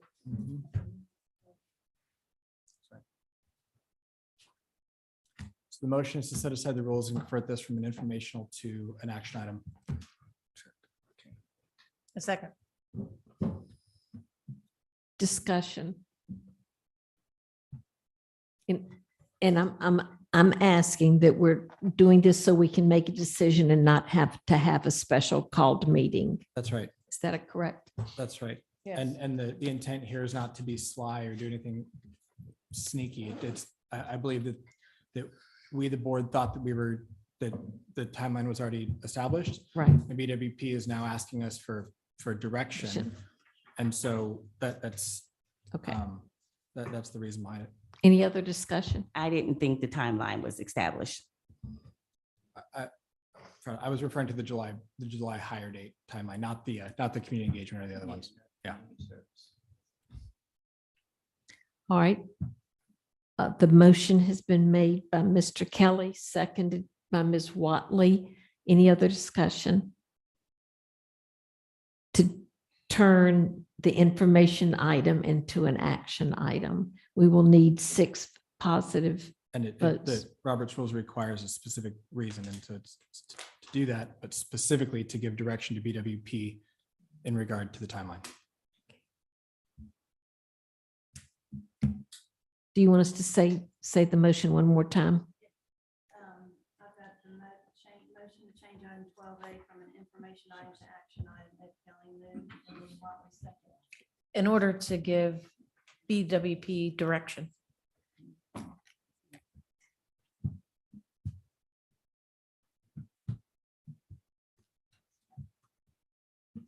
Right.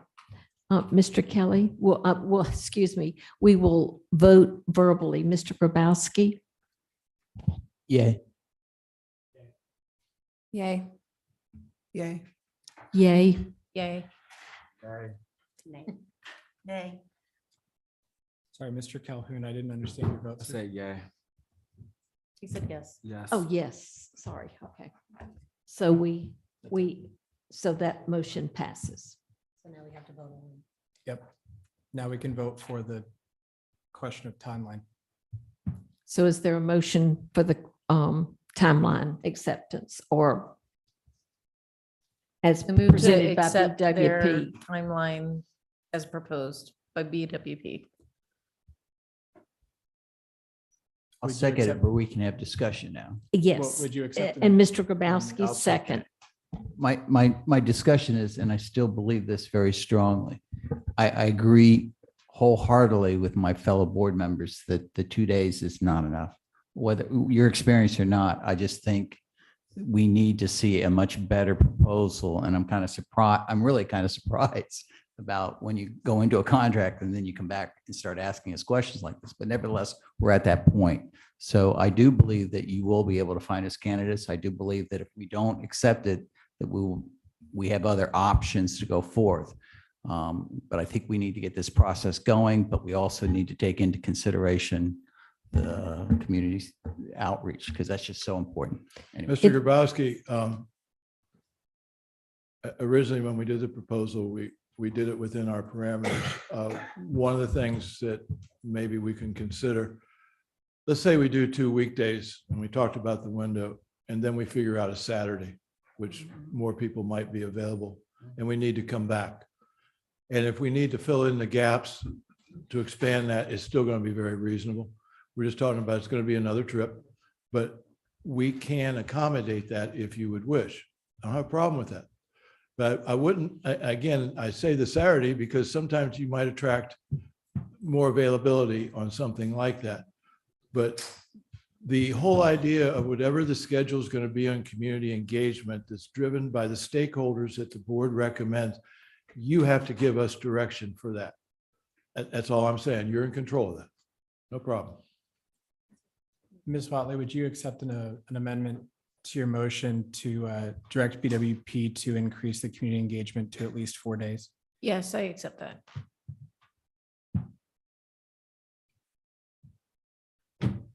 Four days or 3? Well, the biggest concern is to travel out. So if you're already coming for 1 day, why not make it 2? For the sake of our community, they want their input heard. So. Well, it's also though, I've proposed twice now and I plan to follow up with Mr. Brigman and Ms. Denny about actually getting a link directly to them for the parents through communication through their schools. I mean, that I think would streamline and give every single parent the opportunity to weigh in.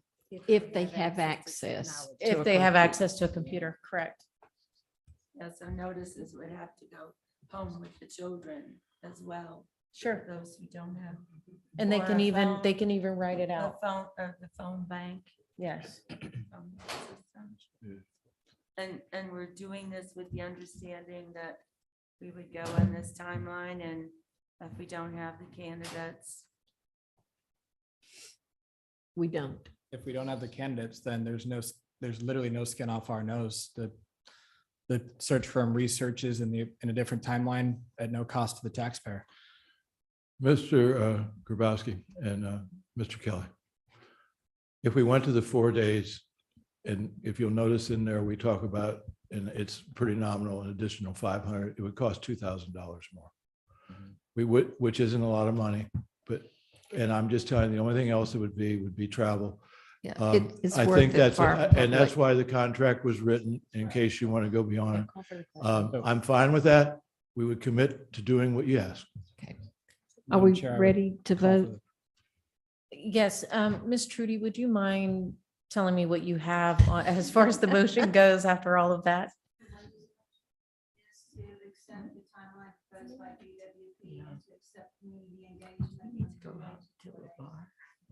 So just modify that for me if you would. It's accept the timeline recommended by BWP with the amendment of community engagement going from 2 days to 4.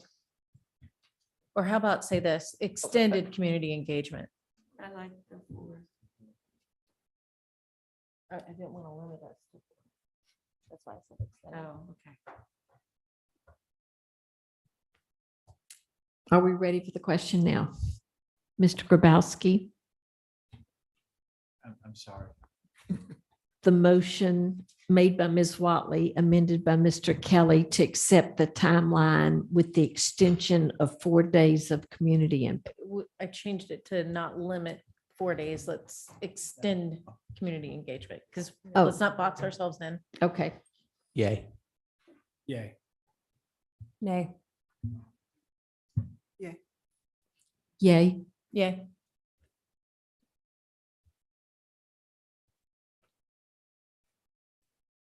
No. Nay. So the motion does not pass. No, it does. I believe it does. Oh, It does excuse me. because we suspended. 1, 2, 5. Okay, excuse me. I don't count well at night, do I? Thank you, gentlemen, very much. If you will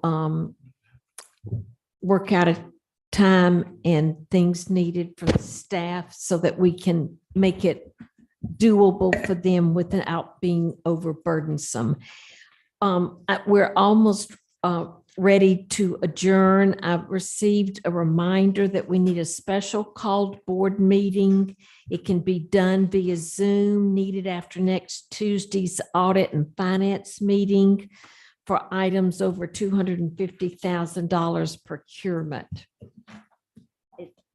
I'm going to be out of the Do country. you, well, we might still have a quorum. Do you concur with this?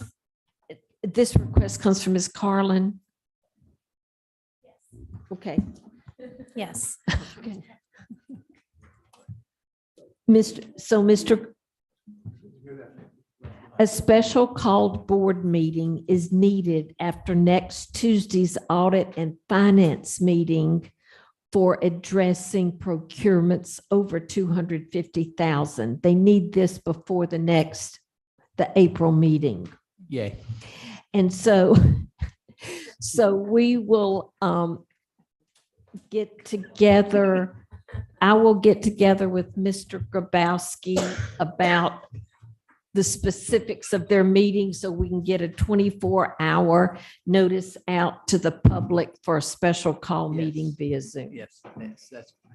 Do I hear a motion to adjourn? Move to adjourn. Please stand. Oh, But no, there's one more item item. 13. One more consent item, agenda. unaccounted time. Sorry. Consent agenda. Consent. We passed it. With the event. We passed it at the beginning. The motion was to accept the agenda and the consent agenda. It's late, but not too late for you. That's right.